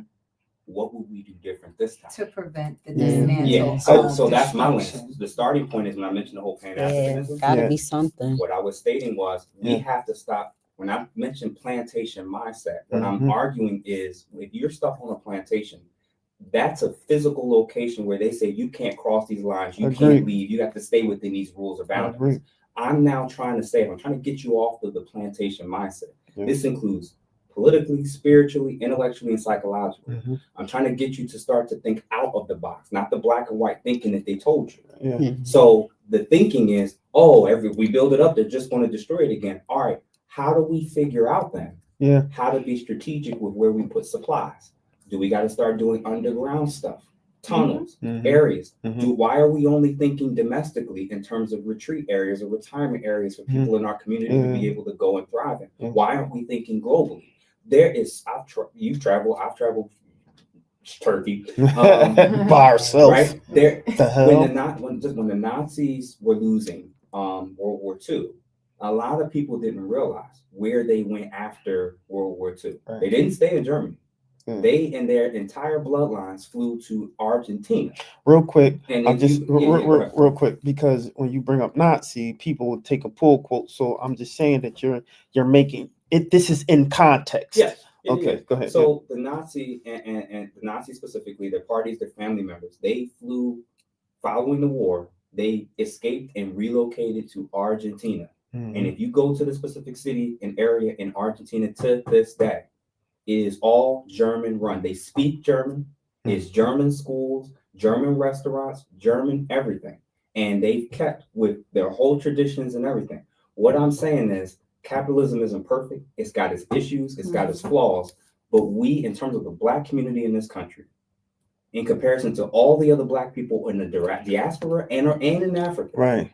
collectively, there's so much wealth, there's so much talent, there's so much brilliance, and we keep thinking we have to stay here long term, or this is all we could do is here. And I'm saying it's not either or, it's both. And that's what I have always been saying, that it can be, it's not, it's and. It's not either or, it's and just like when you talk about, even the Hugh P. Newtons, if you talk about the Nat Turners, the Malcolms and Martins, everyone has this contrarian mentality where it has to be this or that. It's like, you do realize there are shades of gray there, right? You do realize that both can be right. Two things can be right, right? Yeah. So just go to say ahead. real No, quick, you go ahead. As much as I care about Black women, as much as I care about the state of the Black community, to me, this will start or never start. If Black men in mass don't do this. That part, yeah. Because what did Pac say? Our women are tired. Yeah, so that's right. I mean, to be fair, she was speaking in general, but we didn't talk about that part. It's okay. To be fair, if she's saying our women are tired, they're not finding suitable mates. They're talking about where's the masculinity, where's the leadership. Then it starts with, as men, publicly, we can't just keep talking all the time. Right. Tangibly. So when I'm connecting with Dr. Tia San Johnson and Dr. Curry and Dave Anderson and you guys and other groups, I'm thinking 5 years from now. Me, the podcast, I was thinking of planning this in 2020. So 5 years from now, it's not about me getting the credit. I just want to be one of the people that starts the wave, like the quarter zips and the other, and saying, yo, just because we don't own certain things doesn't mean we still can't own us. Yeah. We can't own our image. And my lens with this whole topic and politically with us is the men, we have to decide what we're going to advocate for, what we're going to push, what we're going to change, and how we're going to do it and where. That's going to be the biggest problem right there, because you always have someone that wants to be a face. You always have one that's the contrarian, and a lot of that has to do, if I would argue, kind of like the male ego sometimes. And I think that when you have that, generally materializes in the quote unquote academic. That generally happens to them because, we are the people who feel that we know everything, right? Listen, and so I get it. But I'll tell you this. So if I'm a therapist, right, and I work in psychology and I have somewhat of a background in a few of these things, right, you're not going to get me too much out my wheelhouse with things that I know I'm not really an expert at. But if they say, Jeff, from a psychological standpoint, what is it that we need to tap into? What is it we do? And can you head up on that or link professionals in this space? I could do that. Yeah. And what I'm saying is that's my lane. And then there's somebody that knows how to go. I love that. Yeah. There's somebody that knows defense, stay in and lanes, exercise, and nutrition. And I think that if we do that and then we build those teams out, I think that's how we can do and that. to what Charles said about the male ego, you're going to need those 3% of those type of people to hone in on what they're good at, because you will need that voice or that front person. So I think it's just really you reconditioning the mind. And I know I talk about epigenetics all the time, but I think this is a part of that epigenetics when you start that generational thing within the womb, and now you have that masculinity, and then that procreation of a baby being born and seeing what's really has changed is the start of a new generation. Yeah, and so I say all of that loosely because I do think men can do that. I'm all for solutions because that's what the show was built on. We Talk Weekly, but I'm also big with strategic initiatives, and I believe that men can do that. Right. And so there is hope. And I believe that because we know some smart people, we know some people in them streets, we know some academics, we know some, scholars, we know a lot of different people that I believe there's a melting pot of change and thought leaders that can make some things happen. And to that point, it's a great transition to your 5. So real quick, because I know I'm tired and y'all tired too. I didn't know. It's already 12:30. Nobody said it, and I'm shocked. The Eagles won the Super Bowl. How about that? Yeah, number 1. Go Birds. So the Eagles won the Super Bowl. I forgot about that. For me personally, launching a podcast in January and up to this point, hitting 3 million channel views, 36,000 subscribers on YouTube right now has been an honor. It's been a blessing. I appreciate it because it hasn't been fun in terms of what everybody had to say about me in terms of my politics, my gender, my sexuality. It's that part's not super fun, but being able to walk away and people being able like, yo, I bought this book because of what you recommended. I'm joining the book club. Send me the link so I can join that men's self-improvement group. Women reaching out to me and saying, yo, I want to be a better wife. I want to be a better fiance. It's been awesome to see reading again, serious intellectual conversations with Black people talking about controversial issues and people not disrespecting each other. I'm trying to create a model that I think we always complain about what we're seeing, but a lot of people that get behind the microphone don't try to be the difference. So it's been a super honor. Going viral 3, 4, 5, 6 times has been dope. And then lastly, the court is it. We already kind of referenced that. Sure. And then lastly, Atlanta. When I went to Atlanta last week, I got on the plane, got off, and got my Lyft. Now this is weird because I launched my podcast this year. I got in the Lyft. I'm in the back on my phone. The car ain't moving. I turn around. The Lyft driver turned around looking at me. Like, you got a podcast? And I was like, do you like it? And he was like, yeah. And I was like, just making sure. Hold up. Okay. And then when I got to the event that Charleston White was the main headliner on, 5, 6, 7 people recognized me there. So I was like, okay, this is a little weird. And then when I got to the airport to leave that same night, a guy with his wife walks up to me as I'm at the bar, get my drink and my food. And he's like, yo, love your content. And then the bartender handed me my bill and was like, bro, what you're doing, what you're trying to do, I get it. I love it. You have to keep going. And it's dope, but it's also scary because in my head, I'm just pressing record and going on about my day. And I only go really to home and to work. I really don't do much else.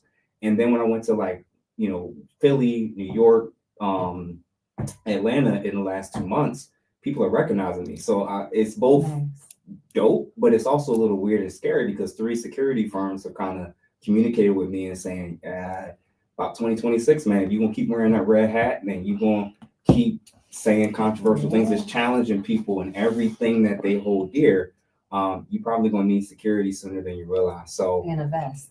Yeah. So it's scary, no way. But at the same time, I recognize there's not enough people that look like me trying to challenge everything that we've kind of just taken for granted.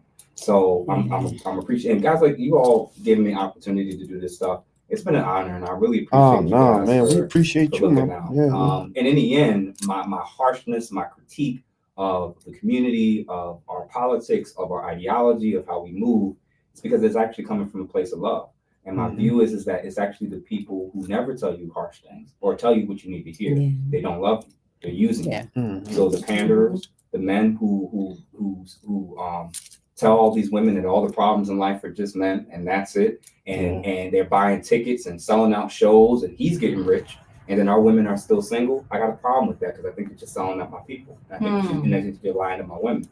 And the same is true on the other end. So as despite popular belief, I have an episode that says, no, you don't deserve a good woman. And then an episode that says, no, you don't deserve a good man, where I keep jumping back and forth to let us know we have work to do. We.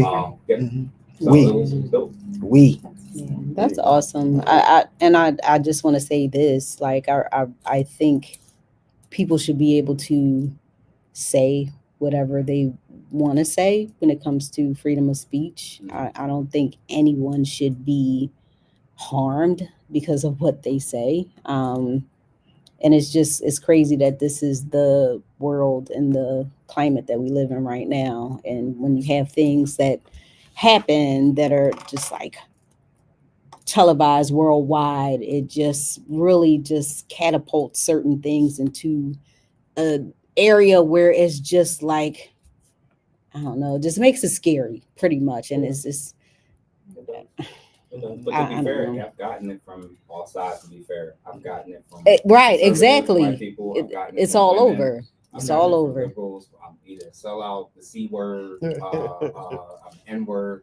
I pretty much get comments and messages like that every week since I started this. But 35,000 plus people is talking. They're listening. They're apologizing to each other. They're taking ownership. The episode I released last week was how to become a master communicator.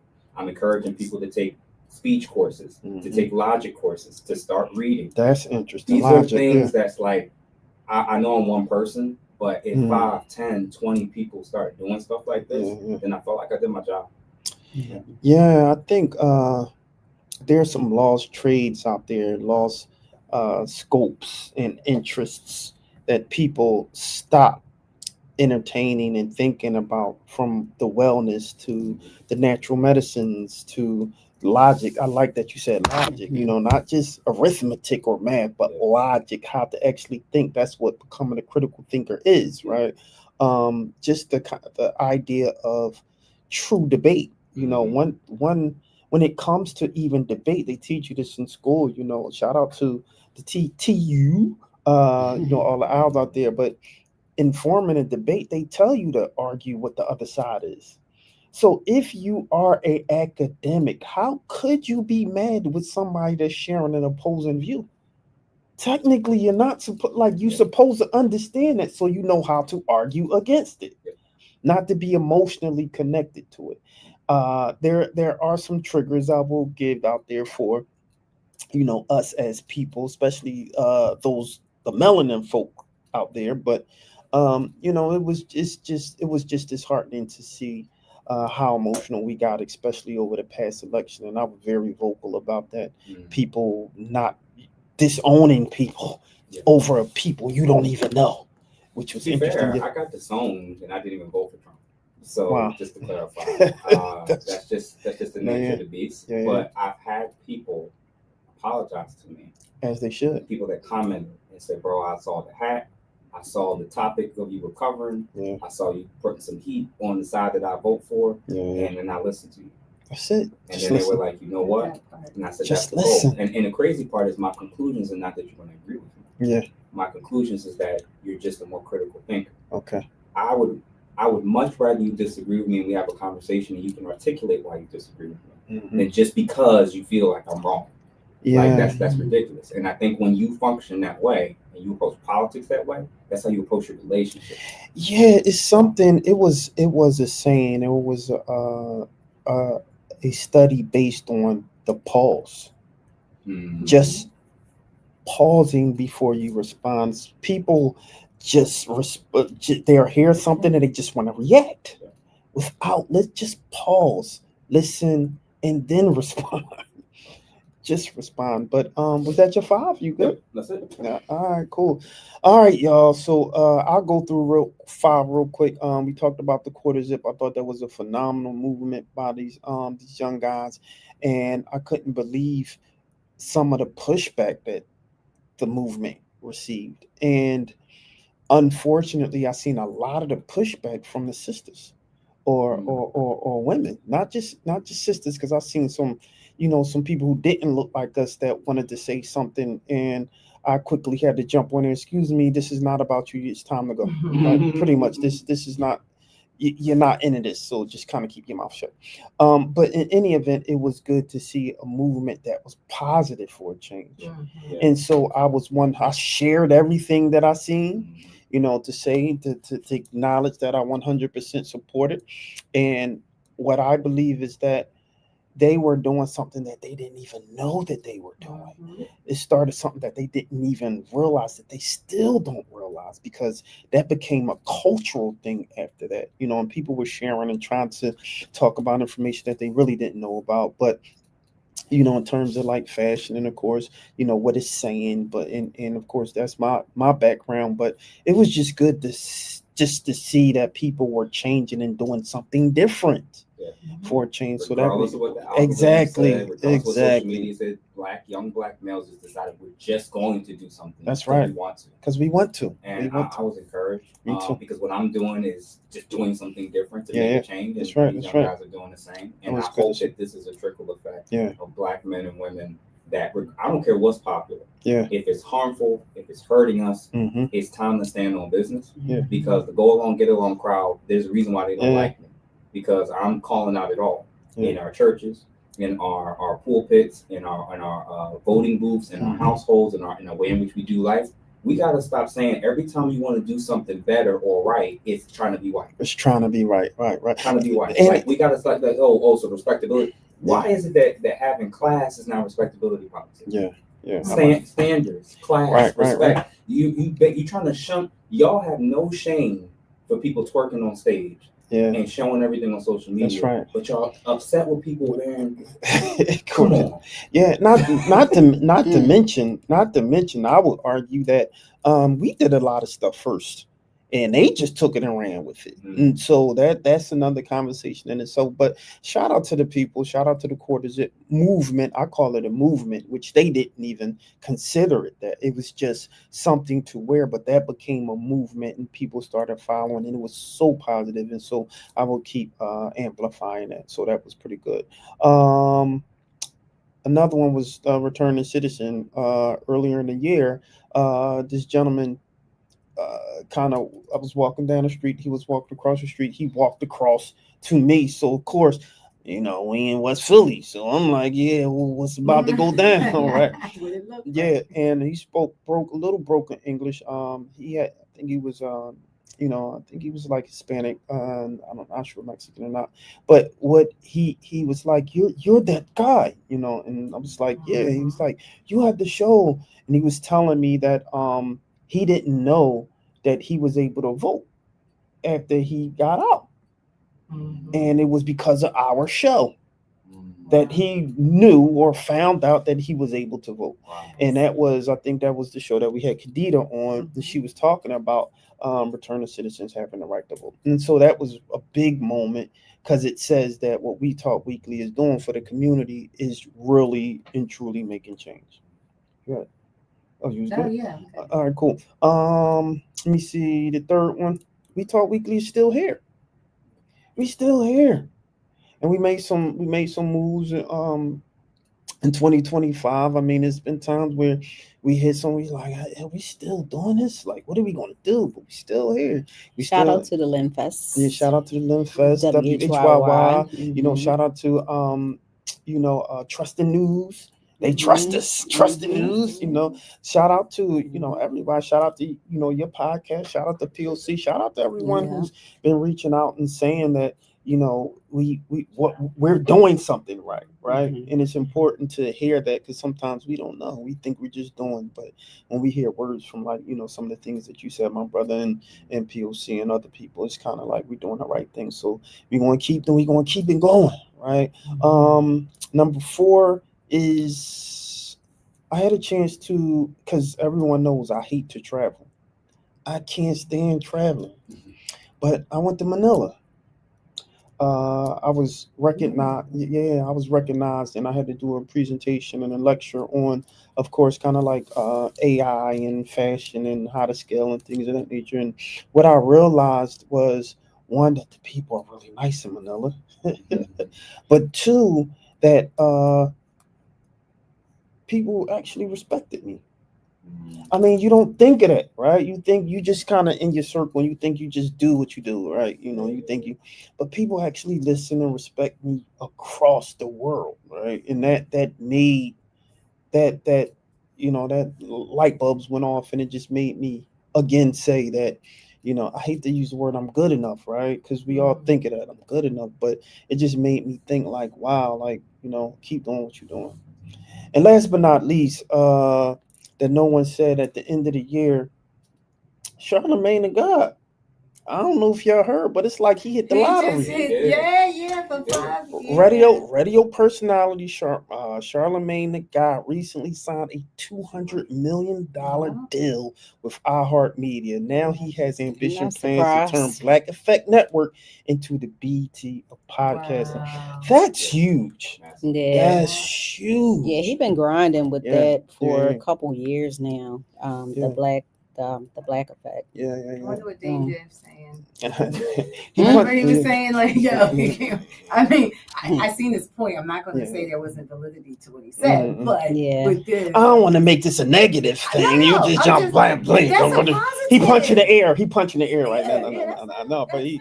You gotta look at the things from different angles. You cover your left, you'll see something when you cover the right. Can you imagine Dame Dash with a podcast though? That'd be crazy. Yeah, that's what he needs to do. Yeah, he need to start his own podcast. That'd be nuts for him to do that. Yeah. I know that's right. Yeah, Mike. Even though he said it don't work for them. Yeah, I know that's right. or holla at Ask a Brother podcast where we talk weekly. We want to be on the Black Effect Network. Let's go. But shout out to Charlemagne the God. A brother in leadership doing. Yeah, because he was in Philly. Remember? Yeah, that's right. He came a long way. Like I remember when he first started out. Yeah, me too. Under the wing of Wendy Williams. Yeah. And so he was in Philly a lot too. But shout out to Philadelphia, man. I know we get some bad rap. We were even listed as one of the top 4 places not to go to. They said that we wasn't even sports town. They said that we that it was crazy. Some of the things that they said Philadelphia was, but hey, once you come when they're not talking about you though, we are our own city and state. I mean, we are our own city and state. Who created that list? What you say? Who created? I know that's list? what we need to. That's what we need to ask. When we hear about all that's the first thing everyone should ask. When you hear all of these, polls, studies, is money involved? That's right. Because it's only going to be, but that's the thing. It's only going to be amplified by those who may potentially have an agenda for a particular community. But no, I got the thing here. But in any event, we talk weekly after the talk on WPPMLP. This was our New Year's wrap. Well, we say 2025 wrap up. We about to go into 2026. This was a great year. Challenges and tribulations in 2026 is going to be the year that we bounce. And I believe in that. And I want everybody to give one last word before we head out. I start with ask my brother. Hey, appreciate y'all for welcoming sure. me to the platform the second time. Shout out to everybody. If you want to show support, Ask a Brother podcast on Instagram, YouTube, I should know this, and TikTok. Before the end of the year, I'm hoping that we're going to be launching on X as well as Spotify and Apple Podcasts as well. Yeah. And we're going to have some special announcements coming in the very near future on a couple of big projects that I'm only working on with some people. Fantastic. You already know once you come to the show, you're a friend of the show, but you part of the show now, brother. So we're going to definitely have you on more often throughout the months and stuff like that. All right, classy lady, holla at me. You sound so late. Oh, sorry. It's your turn. Is it? Well, you had me hot and cold all evening. I opened it with what my my conditions are. I'm gonna just leave y'all with 2 of my favorite quotes. One of them is, "Why try to fit in when you were born to stand out?" And the other quote is, good. "You must live life forward to understand it backwards." That's a good so one some too. people say, "Oh, don't look at the past, let the past stay in the past." But your past is sometimes your teacher. So when you're living life forward, understand that certain things that happen in your life, good or bad, is, oh, that's the reason that occurred, or I know not to do that again. you know, and this is helping to either better yourself or to get further. So live life forward to understand it backwards. Yeah, that's pretty. That's I it. like that. I like And that. yeah, but I welcome 2026. I got a lot For sure, going on. for sure, for sure, for sure. Yeah. All right, Sizzle. Yeah. So what I would say is that I'm probably giving some advice that I need to take. Learn to say no. I know though. Hold on. I think I got it. Hold up, my bad. What's that? Crickets? Hold on. I'm trying You gotta learn. You need to learn to say no.